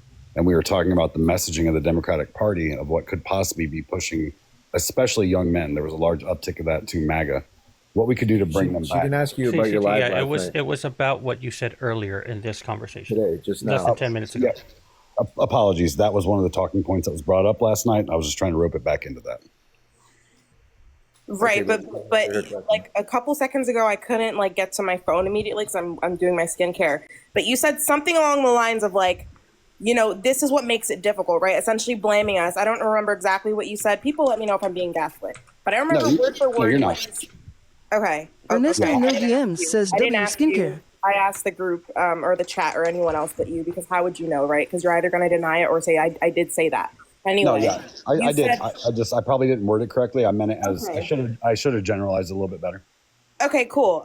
Yeah, I mean, just to like hammer it home, because I did hear what I heard, and like we are still worthy of advocacy, even if it makes people uncomfortable. I don't think that we have to give that up because it's not appealing, it's not good around the dinner table, and it's not going to make everybody happy. We're still worthy of that. Like, CT, do you, like, part of the conversation we were having on the original live after the 1v1 debate was like, is the messaging so important that you would abandon the movement if the messaging wasn't changed? And unilaterally, you and Mojo and a couple of other men on the panel that were in disagreement said no. Like, regardless of the messaging, this is still something that I stand behind at its core. Yada yada, protect women. So this what you're saying now is backtracking on that. It's, even if something else comes across that I really believe in, I'm hesitant to get involved because of something like this that could happen. And that's you saying, regardless of how strongly I believe in it. That was it, Sissy. Thank you so much. I feel like when you said that, I ran to my phone. I was like, yes. Yeah, I think two things can be So absolutely true. I just think that that's where it's not clear. Yeah, I think two things can be absolutely true at the same time. For one, I'm never going to stop advocating for the things I believe in. And again, I appreciate you guys having, again, good faith conversations and allowing me to speak. What I'm worried about, and I guess you're right, I probably worded that poorly, and that's on me. I really hate people that straw man, gaslight, shadow box. I think it's gross, and I just did that on accident, so that's my fault. What I will say is a lot of the things that we reviewed and we caught up on that I'm learning. Again, this is something I wanted to not get involved with initially. I realize how important it is, and I think I still believe in the exact same things. What I'm worried about is who we're trying to connect to with these messages. And I think that was kind of what we were trying to discuss last night. It's still what I'm trying to figure out now. But I think after Brad's panel today, which I, again, will say was only supposed to be a very kind of short, he wanted to kind of recap. If I just Yeah. chime in for one, because honest to God, bro, I mean, just listening to you, you sound more like you're worried about your reputation and or the reputation of your friends than you are the actual cause. I think that that's what the two ladies on the top of the panel here were trying to point out to you. Like, you actually kind of said that with different words. Sure. I actually don't give a shit about my reputation at all. Like, I'm completely fine. I think that a lot of the people that are, again, pictured in this, I didn't know exactly what you guys were talking about. You can say that you don't care about your reputation. The second you joined this live, you talked about how you hosted another live and how you're doing this and you're doing that and like just the whole resume and then everything else in addition to that. And then you're defensive of this other thing. And then you're kind of like dodging the questions about the things you're actually saying in real time. And then you're not worried about it. It's like, okay, but I'm just pointing this out. Like, I feel like you're painting some pretty broad strokes right now. No, I don't they're think pretty so. sharp. They're pretty sharp. I was strokes. gonna say he hasn't said anything that was a lie at all. I mean, he's making an observation. He's saying, well, it appears that you care about your reputation. I know you say you don't care what we think about you, but someone who didn't care wouldn't say all of that. That's all he's saying. It just 1 + 1 equals. Everyone knows the rest. Okay. Well, yeah. Again, don't. I guess I'll say, yeah. I guess I'll stop defending the people that are out there trying to do the right thing. Okay, see, that's it right there. That's Yeah. the transaction. So You're I don't know. pulling back, hold on. I don't know. I don't know Pulling where back else. your advocacy because your advocacy is conditional. This is it right here. It's conditional. It's on the conditions that you get to feel safe and comfortable. No. It's conditional. So It's not, I promise. Okay. So why would you issue say is, that? Yeah, the issue lies in the fact that you think they're trying to do good. Brad said himself that Black Lives Matter would have done better if it said Black Lives Matter too. Yeah. He was trying to change the message. Why does he think that him making a decision as far as how a message from a marginalized group as a white man how does he think that he could make it better? I think we're all going to have opinions on how marketing can go to get more people to vote in the way that we all agree upon. And I think infighting is probably the worst thing of why our party is not in office right now. We don't need advertisement from y'all, okay? We don't need y'all to tell us how to speak for ourselves. We need you to tell the people who don't know how to listen to open their ears, because you claim I'm an ally, I care. Then tell them to listen. Stop criticizing us. Go to those people that we are both apparently against, right? We all hate racists. We all claim to hate Nazis. We all claim to hate white supremacists. Sounds like a few of us hate them more than others. We should all hate them equally. We should all hate them and damn them to hell. But it sounds like, again, some of us hate them a little bit more. Can I center this for one moment? Because I know Nope gave me this critique as well, and I was in both lives. So, CT, is it my understanding, please tell me if I'm wrong, that I keep hearing you use terms like marketing and slogan, and this is for you more so about moving right or red pill people to left or liberalism versus what I think a lot of other people are hearing about the overarching patriarchy and misogyny being a much larger condition to our social kind of abilities, which, yes, also can be changed by voting results. But it sounds like we're having two conversations that are very conflicting all the time. Would you agree? Yeah, depending on what you think the final impact's going to be. Well, let me say the impact to me, in my mind, isn't the fact. It has less to do with left and right, and in fact to do with that it is women just wanting to be safe. Women just want to be safe, and it doesn't matter if you're left or right, or if you voted for one person versus the other. It's just they want to be safe. That's all. Yeah, I agree.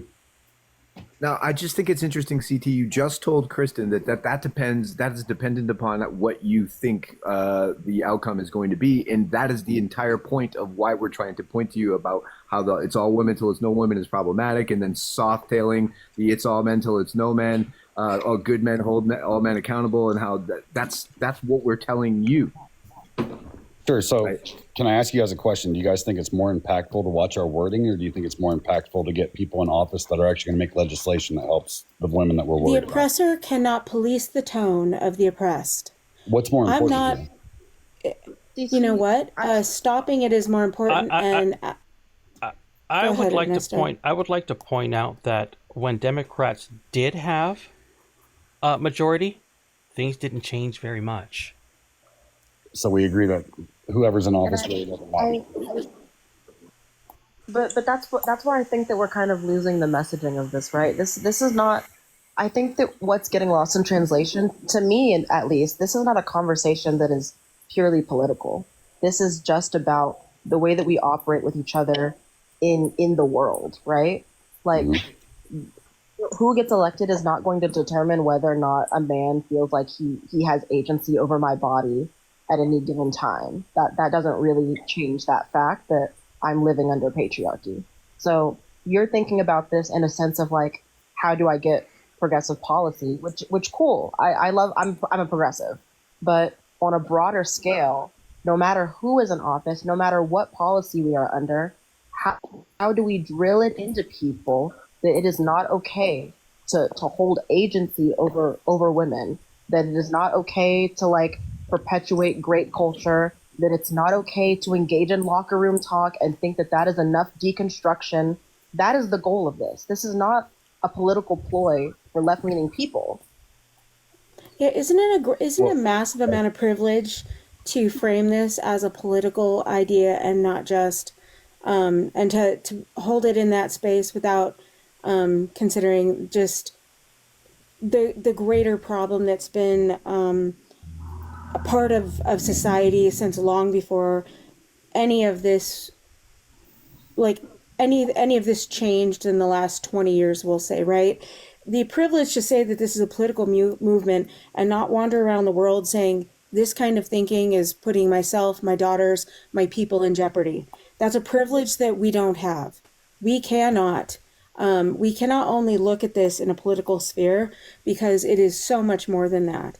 And what I'm hearing, what I hear from a lot of men when they talk about the tone of the way women speak about this is your discomfort or men's discomfort in being like called out in this way. And if the tone were just different and maybe if we were nicer, they would listen. Well, women had no choice to be nice. They had no choice. They had no choice but to comply. And it did not help. Then women said, well, maybe if we get on their level and we educate and we work alongside them, then they'll treat us better. Nope, didn't work. And now it's, yeah, you can have a movement. We support you in the movement, but not if you're not nice. This is ridiculous. It is running from the issue. It's running from the reality, and it is steeped in male privilege. And as an older woman who has been deconstructing this shit for 20 years now, I'm tired of worrying about your feelings. Men's feelings over how they're spoken to about this issue is so small potatoes when we're talking about the safety of our daughters and our sisters. I could feel something for you, but I just can't fucking reach it as I'm looking out for my girls. I agree with you because I have 3 Ernesto daughters. Nob says W being older. I was gonna say, as a father that has 3 daughters myself, I care more about getting Supreme Court justices and legislation put in place that bring the ability that if something horrible happens to one of my daughters, they have access to AB because I live in a red state that doesn't have that right now. So if you guys want to keep arguing for like how people think and stuff, nobody's saying it's not a good idea. I was so close to being done. So close. CT, nobody's saying it's a bad idea to try to reach across the aisle. Nobody's saying Let him that. finish his point, though. Let him finish his point so we actually know what we're saying. Yeah, again, I don't think that anything that is being advocated for is wrong. Again, this is something that, especially my oldest daughter, just yesterday I was saying, hey, look at this. There are people in this world that are advocating for the fact that people like your dad need to go out because we created this problem and it's up to us to fix it, right? But I understand as well that it's great if I can get people to think the way that I think. It doesn't do a damn thing if the people that are in power aren't making things that are on a lawful level available to them. That's more important to me than how people feel. Yeah, I'm wondering how you would respond to the fact that like we've had liberal men, not leftist men, we've had liberal men in power that didn't protect these rights. And one thing that I continue to hear you say is that you're concerned about kind of the red pill messaging coming back when you say it's all men to being like it's all women. So what is your thought process behind the people who continuously say, well, why wasn't Roe protected? Why didn't that get codified? Because we can very much say the same thing about liberal men being in power and not doing so. I agree 100% actually, which is why I believe that we need women in power. I think we need to advocate and push and figure out how to get more women in power so that way that women issues are taken care of and they're not used as a fucking back burner to run on in a campaign. Then let women's messaging be the first messaging. That's all. I think messaging is great. I want to also figure out how to do that without pushing young men away from voting for our side. I think this is a form of victim blaming, to be honest with you. And I know that's not your intention, but it's victim blaming because those young men are not being pushed because we're saying it's all men. I've said it before and I'll say it again. If you're on the fence, then you're already on the other side. If you're on the fence, you're looking for an excuse. You're looking for an excuse to be over on that side. I'm not on the fence. And again, I'm not saying you. What? Please, this isn't Center CT time. I'm saying if you're on the fence, you're on the other side. There's then no. You've already lost young voters then, because people coming out of high school have no idea what's going on. They're getting introduced to it like this: TikTok, Instagram. They're being introduced to how politics can be impactful 10 years later by the decisions they make today. Are you talking to your children while they're in high school about it? Imagine what would happen if they didn't keep men on our side doing this. Yeah, yes, Princess. Listen, I'm a Gen Zer, and again, like this infantization of what's his name? Brad was doing this earlier. I was like yelling BLM in high school. I used to be called a keyboard warrior. Like my fellow peers in high school would be like, oh, I almost said my name. There's Princess popping off on Facebook because Facebook was like where I was fighting with everybody's grandmas. Like, just my name. But Princess, like, I saw you argue with my cousin. Like meet me at school then if that's how you feel. Like, politically though, like it was always like a political thing. I was always calling out racism, like because that's what at the time that's what it was, right? Like that's what I was advocating for. I was in high school when the first BLM protests were happening back in 2016, and then the second wave happened in 2020, I believe. Somebody correct me if I'm wrong. And so we're not like these babies who just like we're on social media right now. We're on social media. Actually, I was on social media when I was like 10. So like we've been on social media. Like we see it, we hear it. Like we're not just like when you turn 18, you get access. And I'm sure you know this, right? Like your kids already have access to their phones, I'm sure. Like so this is not. We're not hidden from this. Well, to Ernesto's point, though, where he says that if somebody's on the fence, they're already gone, then what you're saying is by us having these conversations, we're wasting our time. Never said that. Kind of. Never said that. I waste my time talking to young women. Okay, she can agree. I'm not saying that she can't. So I waste my time talking to young women to tell them that whatever those boys are saying means literally nothing, that they are everything despite the men in their lives, that they deserve better, that they are better, and that whoever they are out in the world is just fine, and the men in their sphere should be completely enraptured with it, or they should be on their side, and if they're not, move on.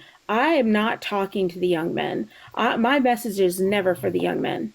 Agreed. It's for the young women to tell them to look for better than the men that are being turned out by people who are making apologies. Exactly. Assholes, and telling women to just be quieter and to be more tempered in their speech. Yeah. So then more people would get on board. Well, hold on. CT. I would like to know, what do you think Princess was agreeing to? Well, she said, she agree with me that some of these debates that we're having are a waste of time? That's Okay. what she said. All right. Yeah. Right. I think everybody can agree to that. Which ones are you talking about in general? Which ones are you talking about? No, that was your point by saying people that are on the fence are already gone. I disagree. Right. I said people are on the fence that are gone, and your argument to that was then we shouldn't be having then why are we having we shouldn't be having these conversations. That was your point, not mine. I didn't say anything about conversations. I said No. no. Hold on. All I said was the people that were on the fence are already on the opposite side. That doesn't mean I said that we shouldn't have conversations. That was never my point. But that doesn't make sense if they're already on their other side, right? Which you guys have already stated, you can't bring those people back. It's the people. Never in the said middle. that either. Not talking about it's not politics, CT. He's not talking about when he says people on the fence, he's talking about that's a political thing. He's saying if people politically are on the fence and they're not really interested in any growth or development. But we're still kind of tap dancing around the actual issue, which is like the problematic issue that men create. The misogyny that we don't even often realize that we're perpetuating, which is part of the reason that you're kind of getting cornered here in this conversation. You Sure. and this group of people that you're And defending. whose job is to fix that? That would be our job, and well, your job specifically, if Yes. we're an internal thing, but then also my job because I'm also a man, and it falls on our shoulders, and that's something that we should address. And the young men who you feel like are like gonna get pushed away by this, it's like if they get pushed away by it, then that's their fucking problem because you're not going to be able to reach them if they're not open to learning and growing up and getting responsible. I right? disagree. So, well, then you don't understand what it's all men till it's no men actually means. Well, then exactly right there's my point. If I'm not willing to listen to a young man to get his viewpoint about how he feels about it, how do I ever get some kind of onus to be able to change his mind? So here's the thing. The idea is not that we need to change their mind. We are simply presenting information to them, exposing them to the reality of people. I'm sorry, Sissy Fitz. Exposing them to the reality of what's going on. And they have to make the decision on their own if they will be accomplices or be on the side of good. And we need to erase this gray line where people just get to chill out and be unaware. You make them aware, CT, and that's it. Like you care or you don't. And earlier, we got to talk a little bit about growth, the growth mindset, and this discomfort thing, because this is all icky stuff. This is all bad, icky stuff. And the discomfort that we feel is warranted. We should feel it. But what matters is that from there, what we do, the decisions that we make after that. And you can either go back into your comfort zone and just keep upholding the status quo. It's actually called the cycle of socialization. I'm trying to explain like a phenomenon that I've given lectures on. Psychosocialization, you have two options once you are educated. You have the option to uphold the status quo, and your other option is to like essentially go against the grain, expose yourself to new ideas, expose yourself to change, and essentially expose yourself to radical ideas or what is considered radical until eventually they're not radical anymore. And so again, CT, my whole point, because I kind of went on a little tangent there as I love to do, we are not trying to change their mind. We are simply trying to educate them. You cannot teach empathy. You cannot force empathy. You cannot force people to come to a side. This is not a team. I find that, a certain demographic tends to make things very teamy, very sports. You wear the shirts, the hats, the this is my club. It's a club. It's not a club. You're either on the side of like it's good or bad. Well, I will say voting polls would disagree with you. So I will keep advocating to get young men to vote for our side that way in hopes that one day, again, my goal is to get a woman in office that can actually make change that I think would be effective, that will help my daughters. This is bigger than the polls, CT. No, it's not. I don't understand how you guys can say that. It's bigger than the polls. Again, I don't Because these young understand. men, you'll get their vote, but they'll still slap the shit out of their girlfriend. And we can do Come two on. things. Listen, we can do two things at once, right? Would you guys That's what agree or we're disagree saying. that by getting people to be more involved in spaces that are liberal, do you think that you're going to increase or decrease? what you CT, guys are worried I don't about? want performative people, and I'll tell you why. Because you let them close, you let them in spaces that are supposed to be safe for you, and they turn around and do the stuff that's happening right now. They turn around and they break our hearts, they stab us in the back, and justify the stuff that their brothers are doing, and say, well, I can kind of understand why he feels this way. No, you're supposed to be my safe space. You're not supposed to try to invite this shit in. No, I let you in. I gave you the key. I didn't give your friend the key. I said you could come over, not your fucking weird ass buddy because you think he's cool. Why do I have to make peace with him? I don't get think you it? should generalize people before they've done something either. I think that's also bad. Exactly. History which should be means proven you don't true understand otherwise. the fucking prompt. This is privilege. That's you not. You just admitted that you don't understand what it's all men till it's no men means by that last statement. Sure. Again, if you guys do believe that 100%, the host would not have that background going on without actually knowing any of the people We're that not he's talking. talking about the host. We're talking about CT. Sure. Again, I think we're arguing for the same outcome. We're just picking different avenues to do it. We are not. We're not arguing for the same outcome. This is not a political argument. That's You have already had been 3 or underlined. 4 people. It's a human rights issue. It's just, CT, this is just another movement for you. And I can always tell when people they can clock in and clock out of being a fucking activist. This is my life. This is my life as a 25-year-old Black woman. I've been aware of my place in society since I was like 3 or 4. I asked my mom why I was Black because people were telling me that I was this thing like Black and making me feel othered. And then from that point on, I had issues with that until maybe like high school when I was introduced to Black feminism and Black Lives Matter. I started to build my journey of self-love, stop perming my hair, stop trying to appease, my white peers and be liked by them. It's there's actually a whole trend on TikTok. There's a whole genre of Black women unpacking, trying to like essentially assimilate because we've been forced to just fit this mold that was never made for us. And this womanhood has never been made to fit us. The idea of women in America has never been created to feminize us. But anyway, my whole I again went on a tangent, but we have been aware of this. This is not just another movement. This is not just another thing to vote on. We don't want you here if you are not here for good reasons because you will pose a threat to us.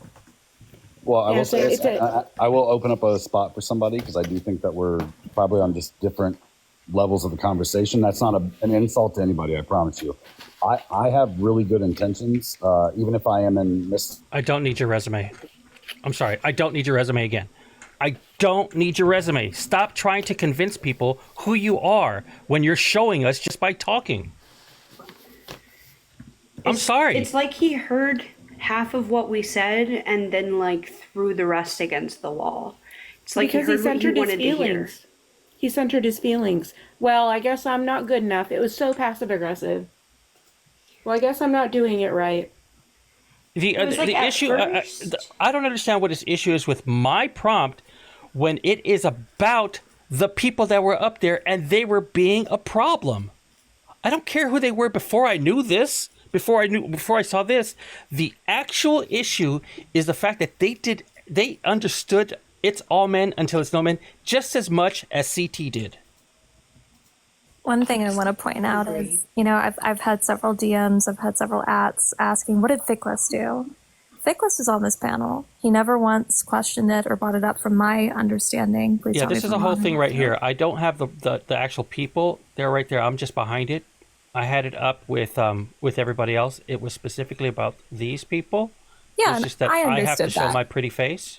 But I do think it's So. important to just note that because Thickless understands it is all men, he wasn't even upset by this background in the current condition it is. And I think that's a very good learning tool. Yes, I brag about him, obviously, but that's kind of the point.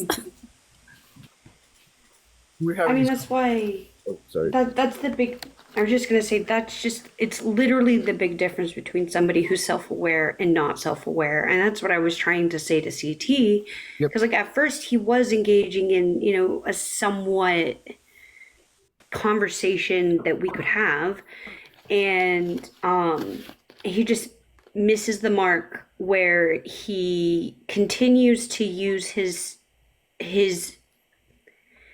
benefit, where he can say, I'm not like all of these people, so what's your problem with me?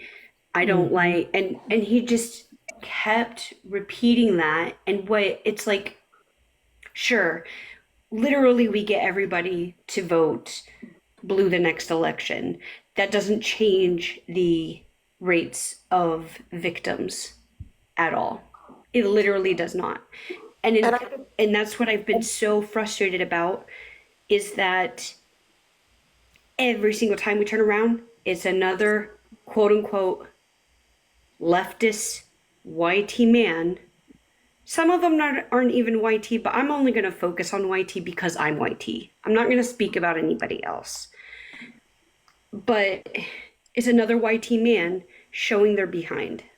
Oh, real quick, Ernesto, you can drop me. Bonjour Man was on that panel as well. He's in the background. Oh, I see obviously. Bonjour Man in the request. He just joined in the request. Hi, Kristen. Fun. Hi, Ernesto. Can I just say a couple things? No. Okay. Go ahead. I'm kidding. Go ahead. Okay. Go ahead, Nika. He's always bossing me around like this. But it's Brussels' fault. Anyway. Yep, it's Russell. Maz, can you mute Luca? No! Yeah, so I've been seeing this discourse, I guess you could say, going on since last night. I was fuming in the comments last night, just being like, oh my God, why does this always happen? Like, this would happen on Irish and Max panel all the time too, where it suddenly turns into this like marketing and slogan and like, what can we do to make it better, girls? And it's like so condescending and it's so stupid, and it's all a deflection away from the entire point. And they're actually proving the point by arguing this for the last, 24 hours. Like, that's insane. Over the last 24 hours that this discourse has been going on about the fucking phrasing, how many women and girls have been raped? What is it? Like once every 60, 70 seconds in America? Yeah, that's perspective. Yeah. And so there you go. And so therefore Ernesto the Norton topic says, Mark, actually hasn't... can you mute her? No. Therefore, the topic actually hasn't been being talked about at all. And it's like super sad. And it just really shows that like men don't want to listen to women. They don't care what any of us have to say. I've seen so many women and femmes doing so much emotional labor on this topic. And we just shouldn't have to do that shit anymore. And CT, or whatever his name is, if you're still in here, never talk about this topic again. Never. Yeah. You aren't equipped to have this fucking conversation. You're really not. Look at what this has led to. Look at the way that you acted. Like, just don't. We don't need your help. Sure, try and get voters if that's what you care about, but you don't care about us. So don't talk about it's all men. Because you are being part of the all men right there. Like, just don't try to grift. Don't try to get votes by using our trauma that is perpetuated by people like you. Like, just stop. Yeah, I think people on the left think that they are allowed to just claim any human rights movement and say, like, I'm for this, and so I'm immune and I can escape from penalty, I can escape from criticism. And again, like it's a light switch for them. They clock in when they want to be activists, and they clock out. This isn't reality. This isn't life. This is just another political scheme. Mm-hmm. Well, no, honestly, I'm sorry, Ernesto, wait. But just like I'm sorry, just let me get this out. I swear, somebody mute Luca. No, the way he was talking was so Bobby G coded, and we know how far that situation fucking went and is still going on for one of our friends. What is Look that? at what fucking happened because of his little hurt fifis. Mm-hmm. Someone explain, please. Oh, just with him being investigated by the authorities. Actually having an active investigation against him. But I did want to bring up, because Lilith was the one who created it. I don't want to feel like you're cornered up here, because that's the last thing I would do. Is I don't want to make people feel like they are cornered up here. I don't even know if, I hope, are you still awake, Lilith? I'm here. Oh, okay. I just wanted to, we've already had a couple people fall asleep while the live was going, so I just wanted to make sure. Now, I because you did say that you had created it, and of course you didn't have the intention of it causing harm, like you said, correct? There was no malice in creating it. It was just to get the topic conversation going, to get people on the panel. Right. Upon reflection, you do recognize that it? Oh yeah, no, I definitely don't think that it should ever be posted in the background again, ever. Yeah, and honestly, that's all CT needed to say. Right. That is all CT needed to say this whole time. See, isn't that the point? Or not? That's what I'm trying to say. All this time, hours spent on centering men's feelings about the words, when their feelings about the words just prove the point, and that's what we should be talking about. But instead as if we're their talking feelings about this like we're like some bros in a fucking boardroom somewhere. Like, it's so disingenuous. Like, go to therapy. Yeah, their Anything feelings but about going the to words therapy. or the tone or that it's femme voices or that the voices that aren't being like, we get it, you're good guys, you're definitely good guys, you're always good guys, you're a good guy, you're a good guy.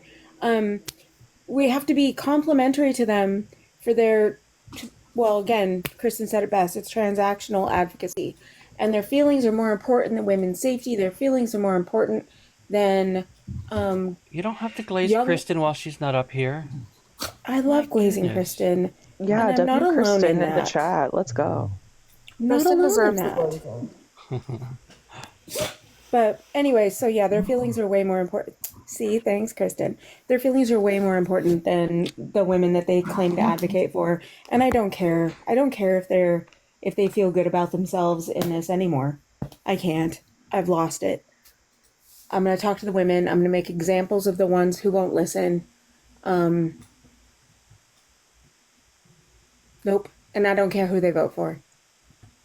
Because if they can argue with me about this, That's the thing. if they can argue with me about whether or not women deserve protection, whether women are valued in society, if they're going to argue about it and they're going to lean on tone, which is fucking weakness, then we're just going to say, your vote is probably not going to lean our way anyway. Well, yeah, I mean, my thing is, Grapists voted for Harris. So, I mean, right. Yeah, that it doesn't make sense. Like, we're not talking about the political spectrum. Like, I get that it can be political, and yeah, it's great to have Supreme Court judges on your side, blah, blah, blah, blah. But, however, in the span of all the hours on these lives, how many women and girls were great when we were avoiding the entire point? Sorry, not we. I'm not making people on this panel. You guys know who I'm talking about. Yeah. Yeah, and it's a lot, and it's so fucking annoying. And I think it just needs to be ended. Like, I don't think it should even be engaged with anymore. It's like, if you don't get it, then you're one of those all men. I don't know. You're a danger. Thank you. And this is kind of what I was saying earlier, erasing that gray. Like, there should be no gray area with these things. Right. It's black or white. bonjour. We were watching while you were up there, and you were clearly the bright spot as far as the men goes up there. Unfortunately for me, I mean, and I'm always going to be upfront, that's not saying much for while it was happening, because it was just foul. It was foul. I don't want to say that I wasn't. There weren't some times where you gave me an ick a couple times. I wish I could remember. I'd have to go back and watch the live, but there were certain times where I'm like, ooh, ouch. And that's always going to be the case, and I'm going to be that way too. I'm definitely going to be that way. There's never going to be a case where a man isn't going to be doing or saying something that can and will cause harm. But out of everybody that was up there and how you were speaking, you were definitely and this was happening in the comments while we were watching. People were giving you your flowers. Not to say that that's what not to say that's what you were looking for, but yeah, you were getting that. You were getting yeah. I understand that, and I respect your critique. I agree. Yeah, I'm not doing this for fucking TikTok likes. Sorry, can I curse on the panel or? Sure. Okay. I mean, I still think, and I understand and respect your perspective, that you cannot treat all men as if they are safe men. I mean, I know CT, I know a lot of the men on the panel, and I think I don't want to downplay the women's voices when they are saying things like they are happy with the way that those men advocate for them. Is there more that they can do? There's more that we all as men can do. 100% understand that.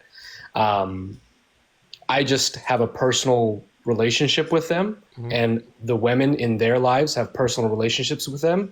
And I don't want to downplay their voices by saying they are bad men at all. I think exactly the opposite. Maybe you can give me pointers on how to argue or get that point across better. I totally respect that. I just think that there's more work to be done to discuss. I think the correct way for people to adopt that message and understand what is all involved there. And I think that takes time, and I think I'm doing my best. None of my political views have changed, or none of my views on this message has changed since that discussion. But yeah, I just saw my face up there, so I thought I'd hop on. No, yeah, and yeah, like I said, when I first had this, when I was up here on my own, because usually I don't really have a panel of 8 up here along with me. Usually I do commentary, so I did have all of these up here, and there were points, like I said, that that you had said it wasn't exactly about the all men until no men.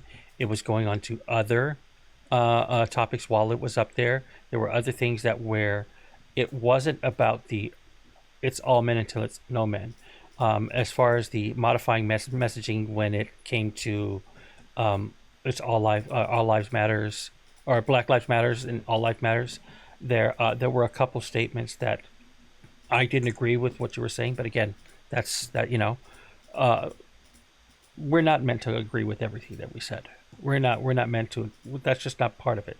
The one thing that we must do is make sure that what we have to do is, I mean, support a message that was created with the intent of recognition that it is all men. I don't say it as a slogan. I don't say it as like some catchy phrase. I along with, I know a lot of people that do. As far as women goes, I can't speak for the men, but the women that have mentioned it to me, they do believe it's all men, and so do I. And it's not just a gimmick. It's not just something to say to be, you know, edgy or inflammatory and all of that. I do believe that. Are all men intentionally problematic? No, not at all. I'm not going to be intentional if I offend someone by the words that I say. I'm not going to be intentional if somebody's triggered because I remind them of somebody that has harmed them. That's never my intention. But every man has the capacity of harm. Every man has the capacity of harm. And yeah, I understand when people will come up and say, well, so do every woman does as well. But it's not the same. It's not even close to being the same. The capacity of harm that a woman can cause is only a fraction to the amount of the capacity of harm of men. Statistically, we've seen. So I don't use it's all men until it's no men as just a catchphrase. It is. It just is. Well, he reduced it to rage bait, and that pissed me off. Like, it's just rage bait, and then you tried to push him into it's harmful to use this as rage bait, and then he still didn't really want to adopt that. It isn't rage bait. It like Lilith, maybe that was the goal, but like he didn't even want to acknowledge the harm, and reduced it to that because it's just to pull people to the panel, so then he can have conversations with the young men and maybe pull them over to the side of the right. Meanwhile, it's sitting up there like a billboard for how many young women going, really, dudes? I'm sorry. I did what? I'm sorry. Not talking about you. Talking about the last text. But thank you. Yeah. Yeah, she was referring to CG. Okay, understood. Yeah. Sorry. Yeah, I would be curious as to host what specifically I said that you have contention with. I would have to. I mean, I've been live for 7 hours now. I would have to rewatch it, and we can have another conversation on the other time. It's been 7 hours, so I really would. I didn't write it down, but I did record it, so I would have to narrow it down because there has been a lot that's been said between now and then, but I wouldn't have just separated you for no reason. I would just have to look, and you know, and that's just because I'm old. So, well, you look great. Look, my point is that I don't think that I'm sure that there's some sort of rhetorical way that I engage with that you could you could disagree with me on, and there's improvement there to be made. I think though that I don't think we would categorically disagree on what it means to say all men until it's no man. I think the only thing that I'm a little miffed on is that kind of this topic has enabled some people, not you on the panel, not you as the host, to say some pretty derogatory thing towards the women that were trying to engage in good faith. I'm just a little disappointed in that. I don't sit here to be tone police. I don't sit here to tone police. I don't sit here to say you need to change anything about you. I'm just expressing that I'm a little upset that a lot of women who went up on that panel and then opened up about their very emotional experiences with the concept of it's all men until it's no men, then got told that they were pick-me's. I'm just a little upset about that. And again, this is not at you, the host, I don't think, or anybody on this panel that engaged in that. Yeah, I don't use anybody. I don't call anybody pick me. So. Yeah. I just wish that we would be a little bit more gracious toward when people come up on a panel and say, this is why it's all men until no men. I can do this all day. Sorry guys, that's the alert that a potato in Paris gives. So that's why we get that notification. It's a little jarring. Thanks for letting me come up here and be spicy, Ernesto. Appreciate you. Of course, Deb. You guys have a great afternoon. You too. Or evening or night. Bye. Bye, Deb. Bye. Nice to see you Wait, guys. who's saying that? That was Deb. Also, Bon Jorman, I need you to Bye, not Deb. be vague. I'm sorry, what?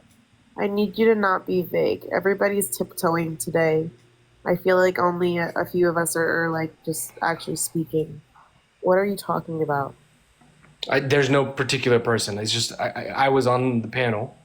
I let. No, now, Bonjour, are we referring to other people that were on the panel, or are we referring to the comments? Yes, other people that were on the panel and the comments directed at those people on the panel. Specifically, yeah. Okay, Wait, so what did someone on the... Sorry, go ahead. No. Let you, well, yeah, what I'm asking is, you're saying when a woman came up to the panel and expressed either shared her story up there, the comments were kind of doing what comments do. I mean, I understand that that's going to always be a problem. There's going to be a problem here. It's going to be a problem every other panel. But that's what you're referring to, right? Just to make sure. Other people weren't on the panel, weren't going after the women. Not that I'm aware of, because I did step away. If there was a situation where somebody engaged in that, I would be upfront with that person if I was on the panel and say, I don't think that's okay. I understand you're saying comments are going to do what comments are going to do.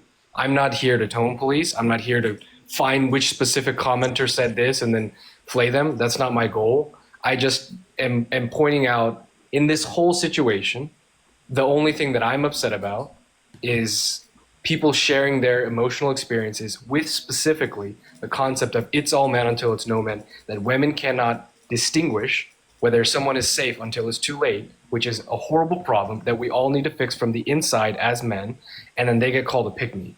That's what I'm a little bit frustrated about. I'm sorry, did you just say that women can't distinguish between a threat and what isn't a threat?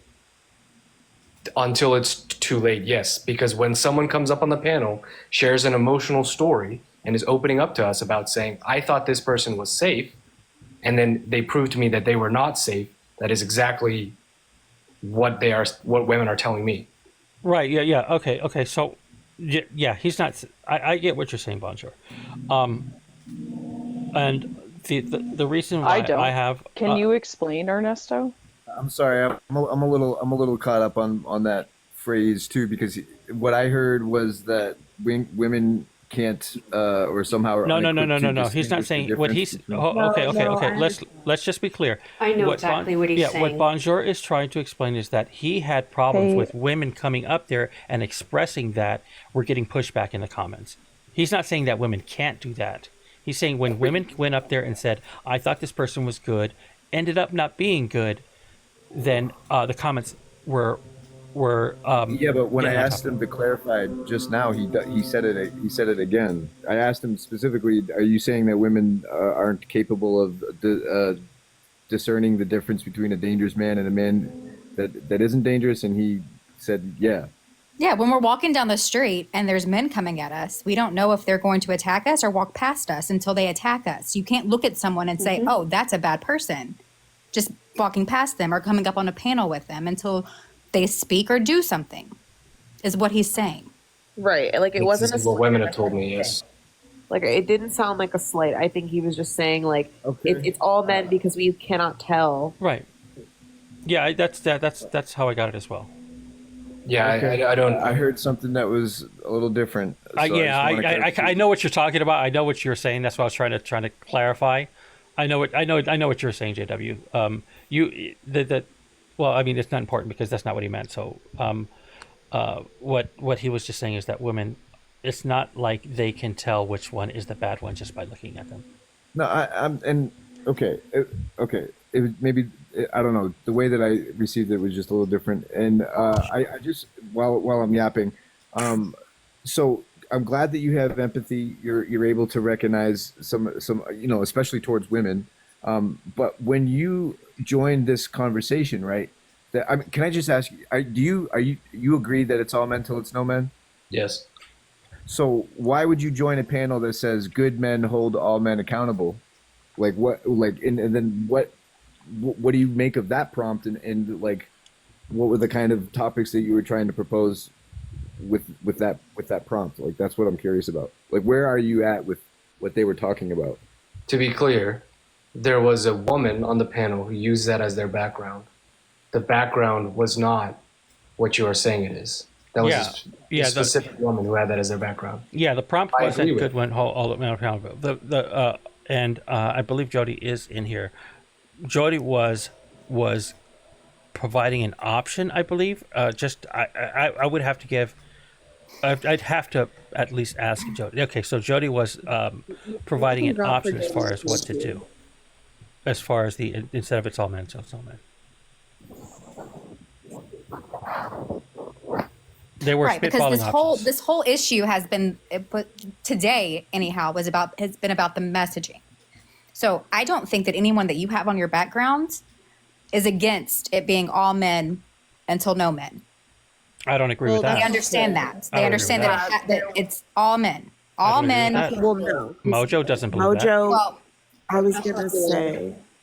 It's fine. I mean, I don't disagree with your guys' assessment of the situation. That's why I'm arguing, and that's why I didn't change my position at all. Right. My point though is Who are you talking to? Who do you not agree with? with the position that the messaging has a problem. I don't think I've changed my position on that at all. Yeah, I think he's talking about that live, not this one. Yes. Okay. Yeah, I don't disagree with anybody on the panel. Well, slightly. I disagree with some assessments about, again, women who have expressly said, I feel safe around these men that have an issue with the messaging. And I don't want to downplay their voice or their perspective at all. I am saying that I will continue to argue, which is what I say, which is that this is a good message because it creates action and it puts a lens that women see every day in front of everybody else for them to be aware of it. I get that. I understand that. The only reason why I came up, honestly, and again, if you have critiques of the way I conducted myself, I feel free, right? My DMs are open. I'm just a little disappointed about the situation and how it ended up is all. And again, not to policing, but I don't know what else to do about that. I did want to say, and correct me if I'm wrong, anybody in the panel, because I feel a little bit loony right now. But I feel like, and you may not be doing this intentionally, but I feel like you are a little bit tokenizing the opinions of other women in this moment. I don't know. I don't know if you're doing it out of malice. I think it's because you genuinely hold that feeling of, well, I think these people are intending to do good, even though like they kind of actively showed their butts today. They did actively tell a bunch of women that, and I would even go so far as to say that while they say, yeah, it's all men till it's no men, even some of them that seemed like they understood it don't get it. Because they don't get that they're benefiting from the worst of the worst. Basically by them being able to say, well, I'm not them. And so any slight that they make, any mistake that they make, they can sidestep it and say, I don't have to hold myself accountable to that because I didn't do the worst of the worst, which is kind of what I saw CT do when he backed out of this live instead of holding that conversation down. I don't see that at all. If you think I'm tokenizing women, just before you go, Ernesto, I'm gonna drop. If you can let Kat up, that would be. Kat is up. What are you talking about? I just got here. Wow, Nuka, you're just, how dare you just not acknowledge Kat when Kat's already up here? That's wow. I appreciate you. I just wanted to talk over a man. Wow. Well, that okay. That's yeah. I get that.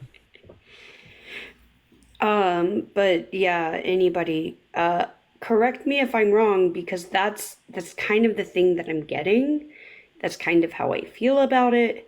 Yeah, it's weird. I agree. I think it's a weird circumstance to bring it up. Like, I don't know why you're coming here to say that you're disappointed in the actions of the comments. Like, like you said we're not the comments.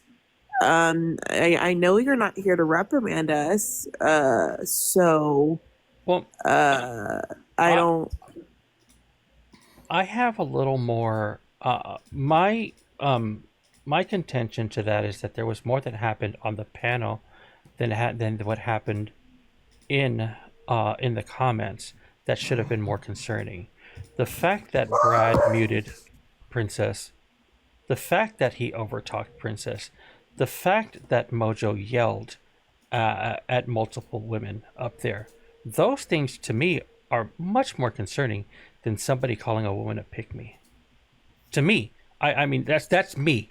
I don't know if that resonates as well with everybody else, but to me, I think that's more harmful. Ernesto. I agree with you. I disagree. That's the reason why I came up. I don't think that if Mojo is yelling and he hasn't changed about who he is as a human being, and he has an issue with the message, that's a problem. I'm trying to address by arguing and trying to change his mind on that. I don't equate those with somebody calling a woman a pick-me because she's trying to express her point of view and opening up about her stories. I don't equate those two at all. I will say I hate being disrespected, but as much as I hate being disrespected, I don't like to compare, and I don't, I'm not going to say which one I care more about. For the most part, I like to see things as just harmful. I don't think we should scale them at all. So I'll give you that, Doorman.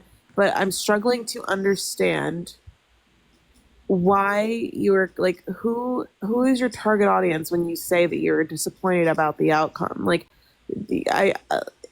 You're telling me, as you were telling Sissy, essentially, because Sissy was up here, you're telling Elodie, you're telling Lilith, you're telling Nutska, you're telling Ernesto, you're telling DW. Why are you telling us this? That you're just why? As if we play some role. Tell us what role we play in this. What is your expected outcome? There's no expected outcome. I think I'm being open about what I thought was a mistreatment of a woman who was trying to share her story, and I'm disappointed at the outcome, or I'm disappointed at that situation. I don't expect a specific outcome. Can I have something? How could we have done better? And who? From who? You said who? The comments? And if it's the comments, then what did you expect us to do? Are you talking about this live? Did you expect the host to do something? Did you expect the previous host to do something? You're not being explicit. Yeah. The thing about it is if I want harm to stop, I mean, the onus isn't on me to do all the labor, but I mean, there's a level of onus to name the harm, and you're not naming the harm. You're being vague. It's okay. No, I think I'm very specific about it. Well, Which my thing is that I understand when the comments say something. If we can, how are we going to here on this panel, they've been trying to say, how can we find everyone on the panel who was doing that and say, shame on you. When what we can do is look at the people who were on the panel that were being harmful, that was Mojo and that was Brad. They were being harmful. It was clear as day that they were. And how can we not just go to them and say, hey, that was wrong. That was wrong. Where's the disagreement there? I think we can do both. I think But that you disagreed when I brought it up. No, I didn't just to disagree at all. clarify for the comments, nobody here on the panel called anyone a pick me. The only time I recall that happening was, I believe Nope pointed out that someone in the comments called her a pick me, and that wasn't on this live. This was on a previous live. And so I don't know if that's the situation that you're referring to, but for me, that's the only explicit time. And I don't believe the host was in to address it at all. I can't remember how it was handled. Because if that's the case, I think you're like you should probably talk to that host about monitoring their comments and check in on that person and just make sure that they're doing okay, and ask them how they would like to see this be like fixed and rectified. Because again, I'm struggling to understand like what you are getting out of this. Like, Yeah, I understand. I have. Can I just add something as well to this, because you said it's the thing that upset you the most. And okay, Brad said we were attacking her. Who was attacking her, and in what way? Like, I guess I'm going to leave it up to the host to decide whether or not like Brad like can come up. I essentially like Lilith, like, may I Brad, bring you down to bring Brad up if he wants to come up? I'm not going to force him to. But if Brad wants to come up, and I'm not sure what he's referring to as far as people were attacking her, and then he ended. And yeah, just to me, I think the most like overarching issue is the fact that the topic keeps getting avoided, like the actual topic of it's all men until it's no men. I didn't necessarily see that situation, but I just found it kind of like odd that you would be like, this is the one thing I'm the most upset about, when people have been putting in like almost 24 hours of labor into like wording, just because, we don't want to be graped. I think that's a bigger issue, but hey. Yeah, I am bringing that up specifically because I know a person has spent hours, one, going on a debate topic about this, one, trying to get their voice heard, and then also opening up about their experience, which relates very heavily to the exact thing that you're saying that I'm not engaging with, which is the words, all men until it's no men, which again, on the panel, I directly engaged with, and somebody else opened up about their stories. And then at the end of it, they got called a pick me. I'm not saying it's you on the panel. I'm just expressing I'm frustrated at that. Yeah, can I ask some clarifying questions? I feel like we're kind of pussyfooting right now. And I honestly...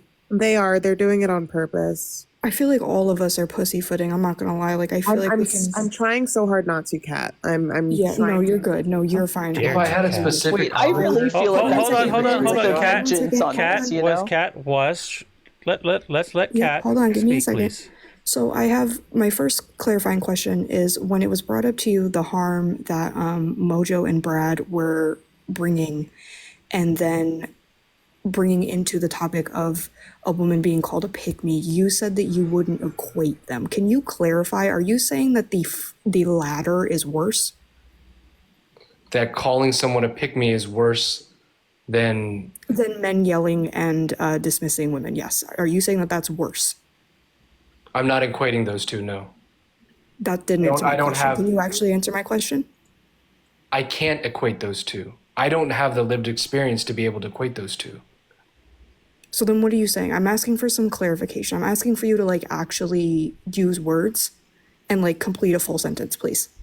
That's what I'm asking you to do. You did say on this live earlier when Ernesto asked you about that, and then threw out the idea that people were yelling at women on the panel, and you did in real time during this conversation say that it was more problematic to call a woman a pick me than it is for a man to yell at a woman. I heard that happen. I think You said you disagree. When Ernesto brought this up, you said you disagree, and then you said I wouldn't equate those.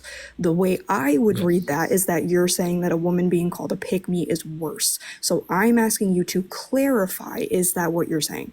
No, I'm saying specifically, if I would not equate those two, I don't have the position or I don't have the lived experience to equate or say which one is worse. If I'm coming up and saying that I am frustrated at A thing and B thing is also bad, I'm not going to sit here and equate those two. That's not my position. That's not what I can do or cannot do. I do agree with that, you know, and That's fine. That's what, because I agree with. Yeah, that's why I wanted to clarify that, because it sounded very when you said it. Yeah, I'm not trying to. If I could, Bonjour. Yeah, I wasn't asking that to see which one was worse. When I said that, I wasn't saying that to which one was worse. He just had a perspective as far as what bothered him, and not a perspective as far as what bothered me. Yeah, and my other question, right, is because I'm not going to sit here and say whether I agree with the term pick me. I typically don't use the word pick me. I will usually use patriarchy princess if it gets to a certain point where I feel like a woman has so much internalized misogyny that it's just permeating off of her. But my question is, when you came up, you said that a woman was women were sharing their stories of trauma, and they were being called pick-me's for that. You then changed it to a woman was saying that she feels safe around certain men. So, like, which is it? Was she sharing a story of trauma based on the prompt, it's all men until no men? Or did she come up to say, well, I actually think some men are good? And Can I jump in, Kat, before Bonjourman answers? I just want to help save time here. And Bonjourman, just say no if I'm wrong. Are you referring to the instance that I'm talking about when Nope came up and was like, not to tone police, and then, you know, proceeded to tone police? Perhaps. I'm not sure. Okay. Yeah. So, Kat, actually, I'll let Bonjourman answer your question, but I hope that kind of answers your question. Because that's the situation. So, no, those would be two separate instances, Kat. Okay. Just to be clear, like, hold on one second, just to be clear for the person in the comments who's coming at me, I'm not questioning anything about this woman's story. Her story is completely valid and probably true. I'm absolutely sure that there are men that she feels safe around. There are men that I feel safe around. What I'm saying is that when the topic is it's all men until no men, and then you come up and say, oh, well, actually, I think some men are good and I feel safe around some men, some people might be like, okay, that's not what we're talking about. Yeah, I'm not. We're not asking. Y'all, real quick, I absolutely understand the purpose of this. I've heard both positions. I've also been in all of the lives that have proceeded. I'm gonna go ahead and just ask us to not use direct names and maybe move on from this topic, because regardless, we are now really pick-pointing one person, and I don't want to do that to anyone, if that's okay. Yeah, it's why I was trying to be general. No, I I was literally asking you, why are you here? You came here and you forced this point that you didn't even fully think out. Like, I've thought about it quite a lot. You did it. I've talked to. Did you achieve what you wanted to achieve? I still don't understand why you brought it up. But anyway, I hope you somehow got what you. I don't know what you wanted. Like, I don't get what the point was. I think that if you don't get what the point was, I'm not speaking to you. I'm just trying to express something I'm upset about. My brother, I can do this all day. I ain't even mad, bro. I'm barely. Oh man, I missed the Green Man prize. What? Okay, well now I get why I call myself Wario. Also, yeah, I think this also kind of parlays into something that when we're having conversations about protecting women, and I don't even like that terminology, but if we are, and I'm someone who gets accused of being a misandrist constantly, I'm fine with that. But like, when we are using certain terms, and I've used them myself, this is not a chastising of anyone, but like, I don't want women to continue to take the fallout for any of this. And like, yes, sometimes we absolutely have internalized misogyny. We have a lot of deconstruction to do as well. We uphold the patriarchy, to Princess's point. But let's move on. Let's move on from this one particular, because I know that person is feeling the suffering and has deconstruction to themselves. Yeah, I kind of agree because I watched a lot of the previous stuff, and I think Kristen's hitting the nail, like the nail on the head. We can't blame women for what's going on right now, or really in general, because we're kind of at the mercy of what other people are doing in some ways to us, and in some ways around us, in some ways because of some of that deconstructing we have to do. Yeah, and I think Kristen's on that. Yeah, and I agree. And I just want to clarify, not invalidating her story. Her story is completely valid. I get it. I just wanted to clarify what he was saying, because I could see that a lot of the comments, and myself as well, were very confused on what exactly was trying to get across. It was very vague and felt very flip-floppy. That was it. Yeah, and I think that's the problem with having That's this why I thing. asked. Yeah, go ahead. Sorry, go ahead. Kristen. I was gonna say that's why I asked if this wasn't just like a literal tokenization.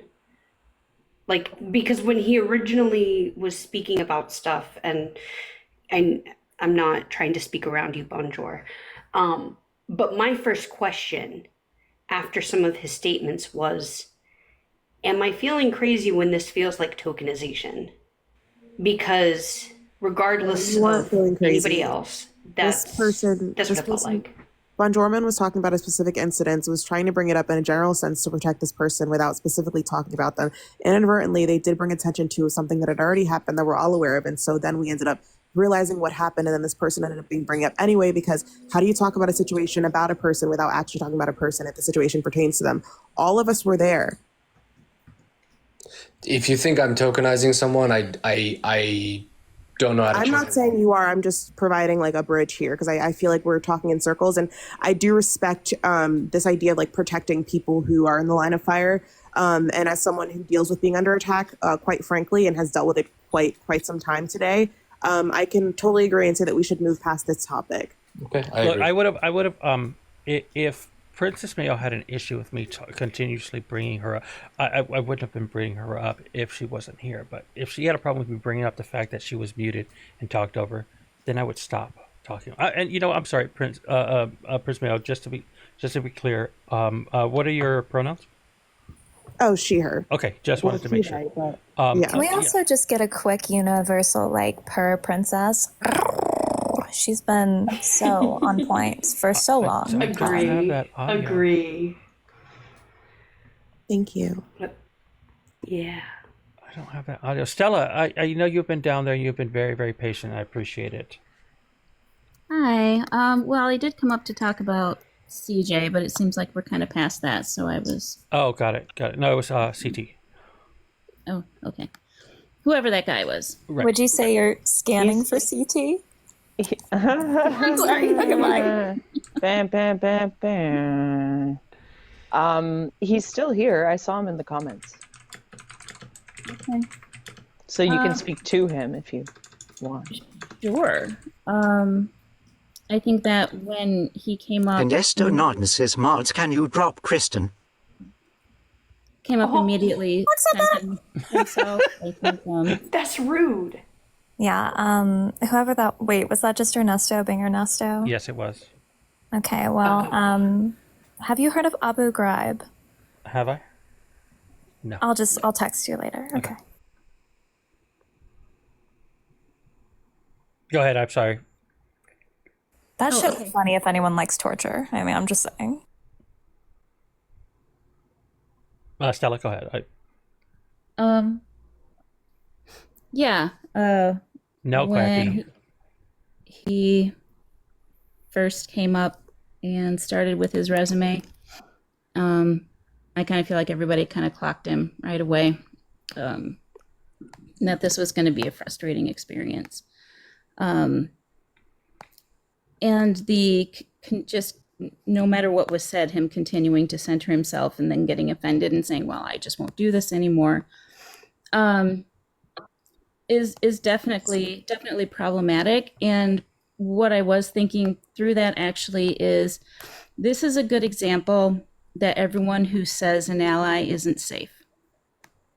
And I have seen a lot of, especially younger girls, younger women, finding out the hard way that just because someone says they're an ally doesn't mean they're safe. And I worry. I kind of worry, what this guy's capable of, I'm being honest. I feel like we could almost like make this into a whatever recording or whatever of, okay, this is what it looks like that not everyone who says they're safe is safe. And that's all I really wanted to say is that was more than frustrating to me. That was concerning.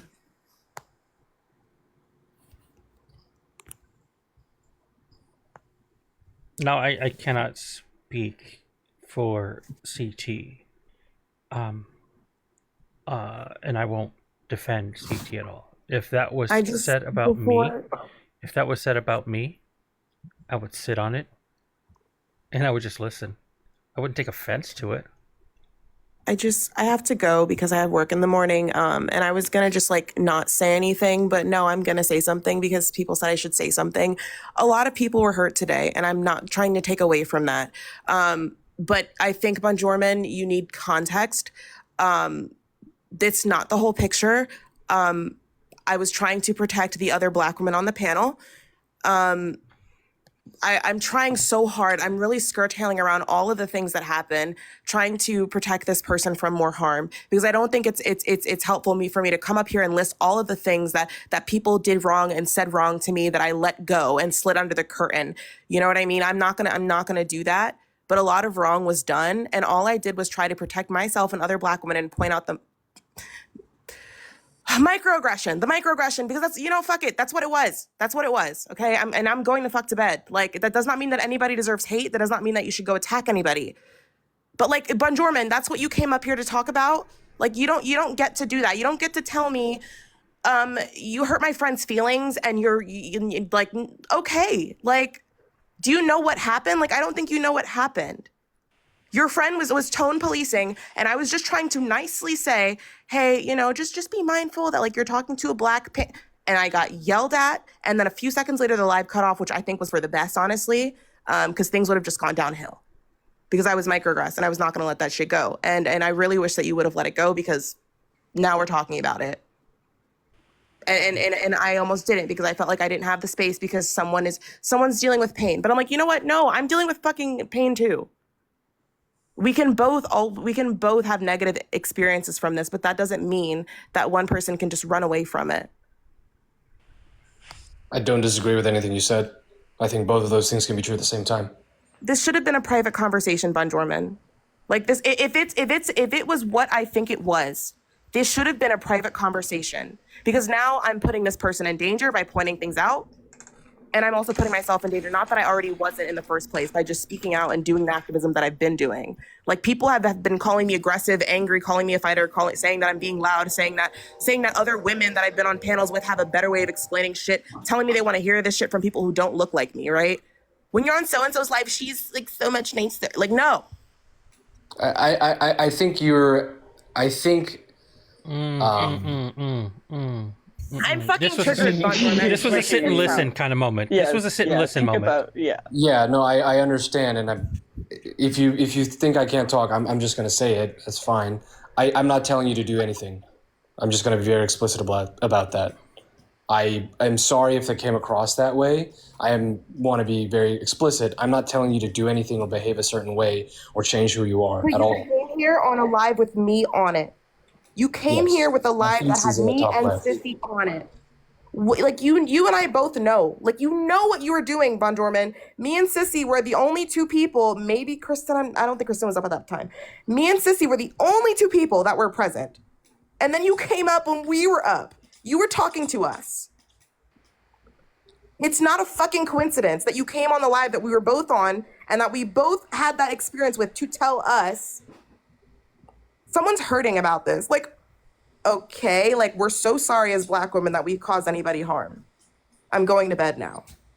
Thank you, Thank Princess. you, Princess. Thank you for hanging out. And I will say very Princess. directly, really quickly, that I don't think it takes away from one woman's pain to acknowledge other women's pain. And there was a lot of microaggressions going on in that last live in the chat against Princess specifically. And a lot of us failed to point it out. We can't expect women to just react in that way we can react. I think she brought up a really, really valid point that we can all learn from right now. I do want to point out one specific thing right now, and I have no problem just saying it out loud. Cringy leftists, you are not or never will be welcome on my panel, so you don't need to request anymore.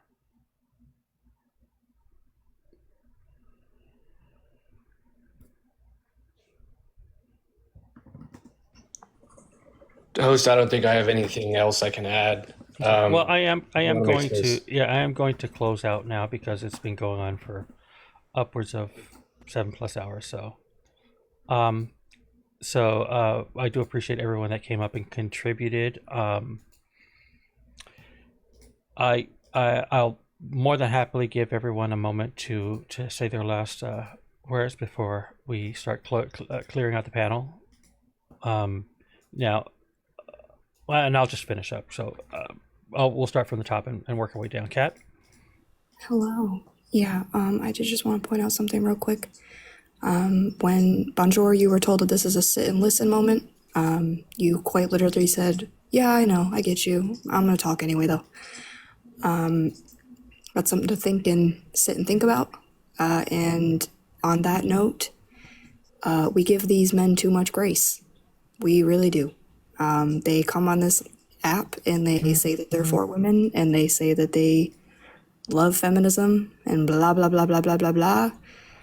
And they don't mean it. We give them too much grace.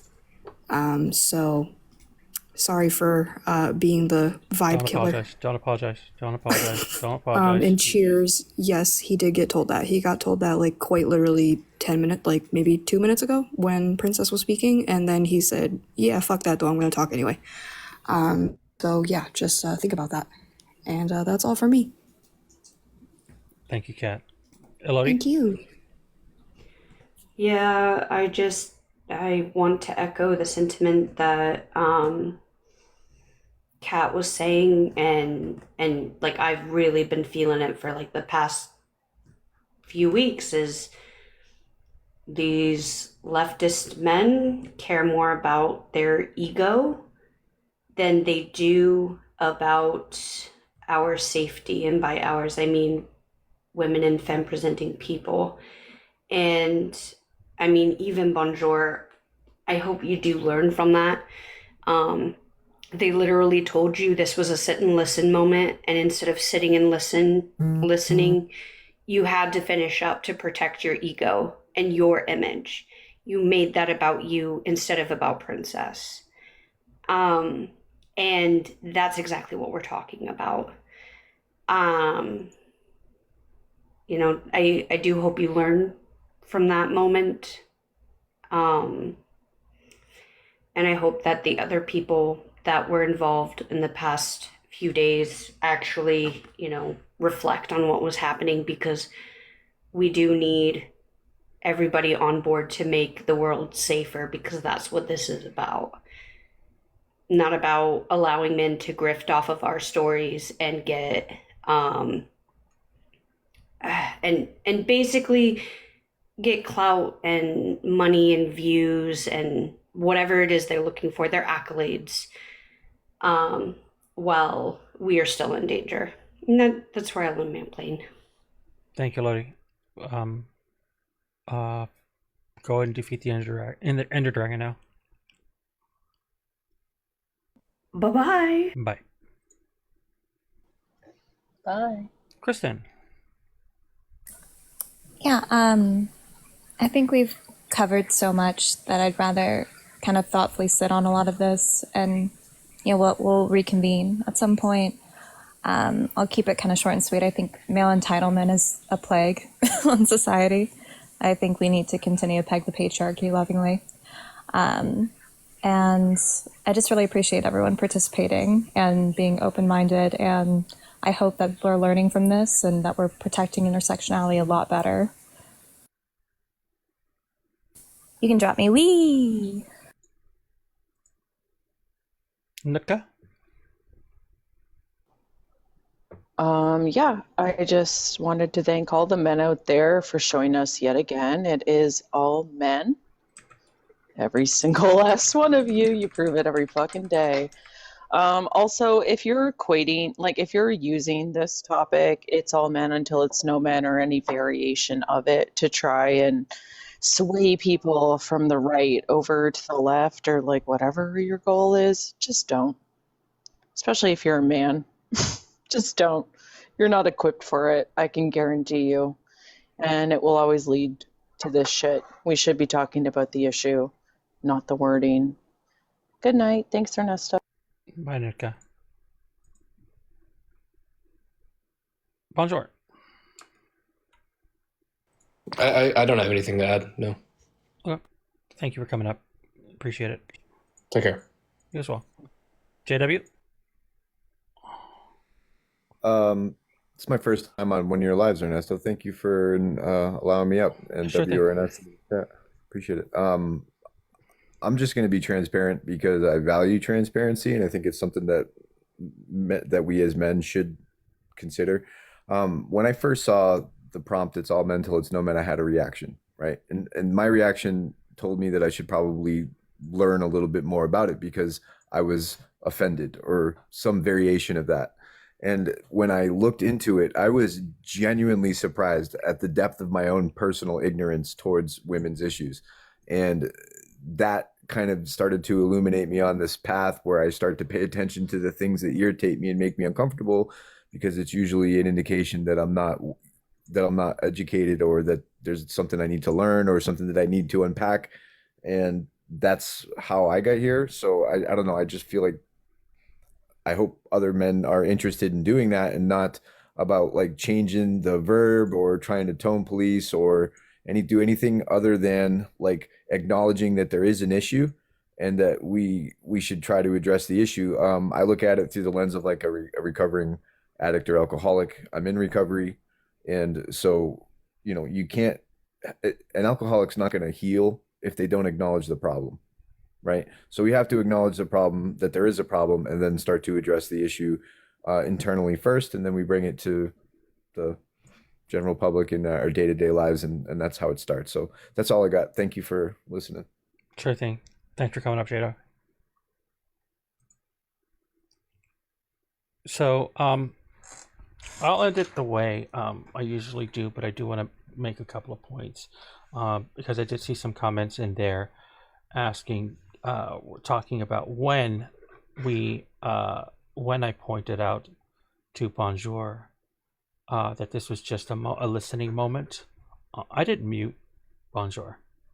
It was a suggestion. It was merely a suggestion. It was, hey, absorb what Princess Mail was saying and sit on it. He decided he had the choice, because he was permitted the choice on this panel to either sit with it or speak. Nobody stopped him from speaking. He still had the opportunity to just listen, but he chose not to. That's what Kat was trying to point out. No one was forcing him. No one said he had to not say something. It was a suggestion, and he didn't take it. I do wholeheartedly understand there are a lot of people that believe that the people that I have on the background here are good men. I'm not going to sway you against that. Who am I to say that the people on there are bad based on this one live? I'm no one to say that. But I do have, just like they do as well, if they want to hold the line against me. My brother, I can do this all day. I ain't even mad. I'm barely getting. They have every right to hold a live against me and say what they want to say about me. That's okay. I'm good with that, and I'll just sit with it and adore that. Um, I that's fine. That's what this I mean, this whole thing is about opinions, and whether people agree with them or disagree with them. I mean, they're still opinions. So, Dibs, yeah, if you haven't seen, you're way too late. Now, if you guys want to rewatch this live, I don't know why you would. It's going to be about an 8-hour live, but you can skim through it if you want. So, I didn't block anyone's comments. I haven't blocked anyone's unless you came up. The only comments that weren't coming through were comments that were not filtered. Unless a moderator blocked your comments, it wasn't me. And if I did block your comments, then you wouldn't have shown up right there. Nope. So I don't know what you mean by blocked your comments. I'm not sure. I don't do that here. People are yeah, if your comments have come through, then you're not blocked. So I can't help that. I can't help what TikTok decides to filter out. So I don't know what to say about that. If it was something that TikTok that filtered out, that's a different conversation to have. It's not my. That's not what I do. I don't block comments or anything like that. So I don't know what that was about. I don't. But yeah, the purpose of the live was to, I mean, it for the most, it goes back to the same root message that's out there. Again, it's not a slogan. It's not marketing. It is all men until it's no men. That's including me. If any man has an issue with that, he has to sit on why he has an issue with that. He has to sit on the issue. That's it. Yeah, my mods only block either homophobia, transphobia, or just or hate speech. I don't recall having seen anything like that from you, nope. So I don't know why your comments weren't coming through. I can't say because they weren't there. I can actually, if you want, let me see. I can tell you exactly how many comments you had. You may have had quite a few. I don't know. Let's see. Oh, I can't bring it up until. Oh, I don't know how to do that on Live Studio where we could bring up the comments as we go, but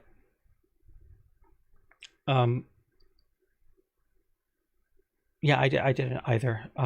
But if the comments were being filtered out, I mean, I unfortunately have nothing to do with that.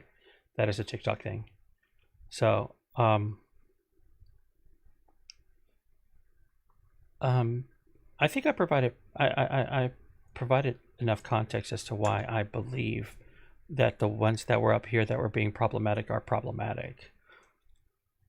Or were a problem. Especially the 4 that were up there. And I'll go through it again. I mean, I can do a walkthrough of the live with them on there, so we can do that. So, oh yeah, I'm not sure why the comments didn't come through, but I do appreciate those you guys who hung out with me. Thank you very much.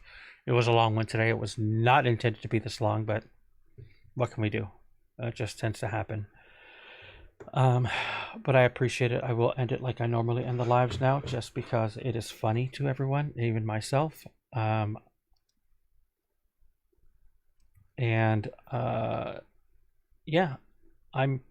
Yeah, if there was something that I did or said on here, please let me know. I wholeheartedly will take anything that you say into consideration. I'm not going to I'm not going to hold anything against anybody who has a problem with me. No, but I will actually point out when some people are being problematic. And the fact that there were people on the panel that were upset at women pointing out that they have a bad take as far as it's all men, it's no men. That's fair. it's wholeheartedly fair. The fact that men came up here and were upset because people raised their voice at them. The fact that there was a man that came up here and was upset because a woman's voice was elevated when they were responding to him. Oh, why are you so angry? Why are you so upset? This is an upsetting conversation. Why are you not upset? Why are you not upset about this? You think stoicism is the right move when you're having a conversation that affects women in the way that it does? No. Yeah, I'll be the same way. I'm going to be animated about it as well. But it seemed like they had no problem with that. Yeah, there was a lot of fragility tonight. There was a lot of fragility. Wait, is Cucklord supposed to upset me and make me feel bad? Are you in the request because you want to say some negative thing? Okay, that's your opinion. Your opinion is it really doesn't bother me. You're welcome to that opinion. I'm not here to change your mind. That's just not that's not what I'm here. I'm not here to change your mind. Find another live that's going to cater to your attempts to troll. Not here. But I do appreciate everyone to hang out, and I will see you guys on the next one. It probably won't be like this because it's rare when I do panels, but I mean, if people want me to do panels, that's fine. So we can do that as well, but I will close it out. Thank you guys for hanging out. I appreciate it, and I'll see you guys on the next one.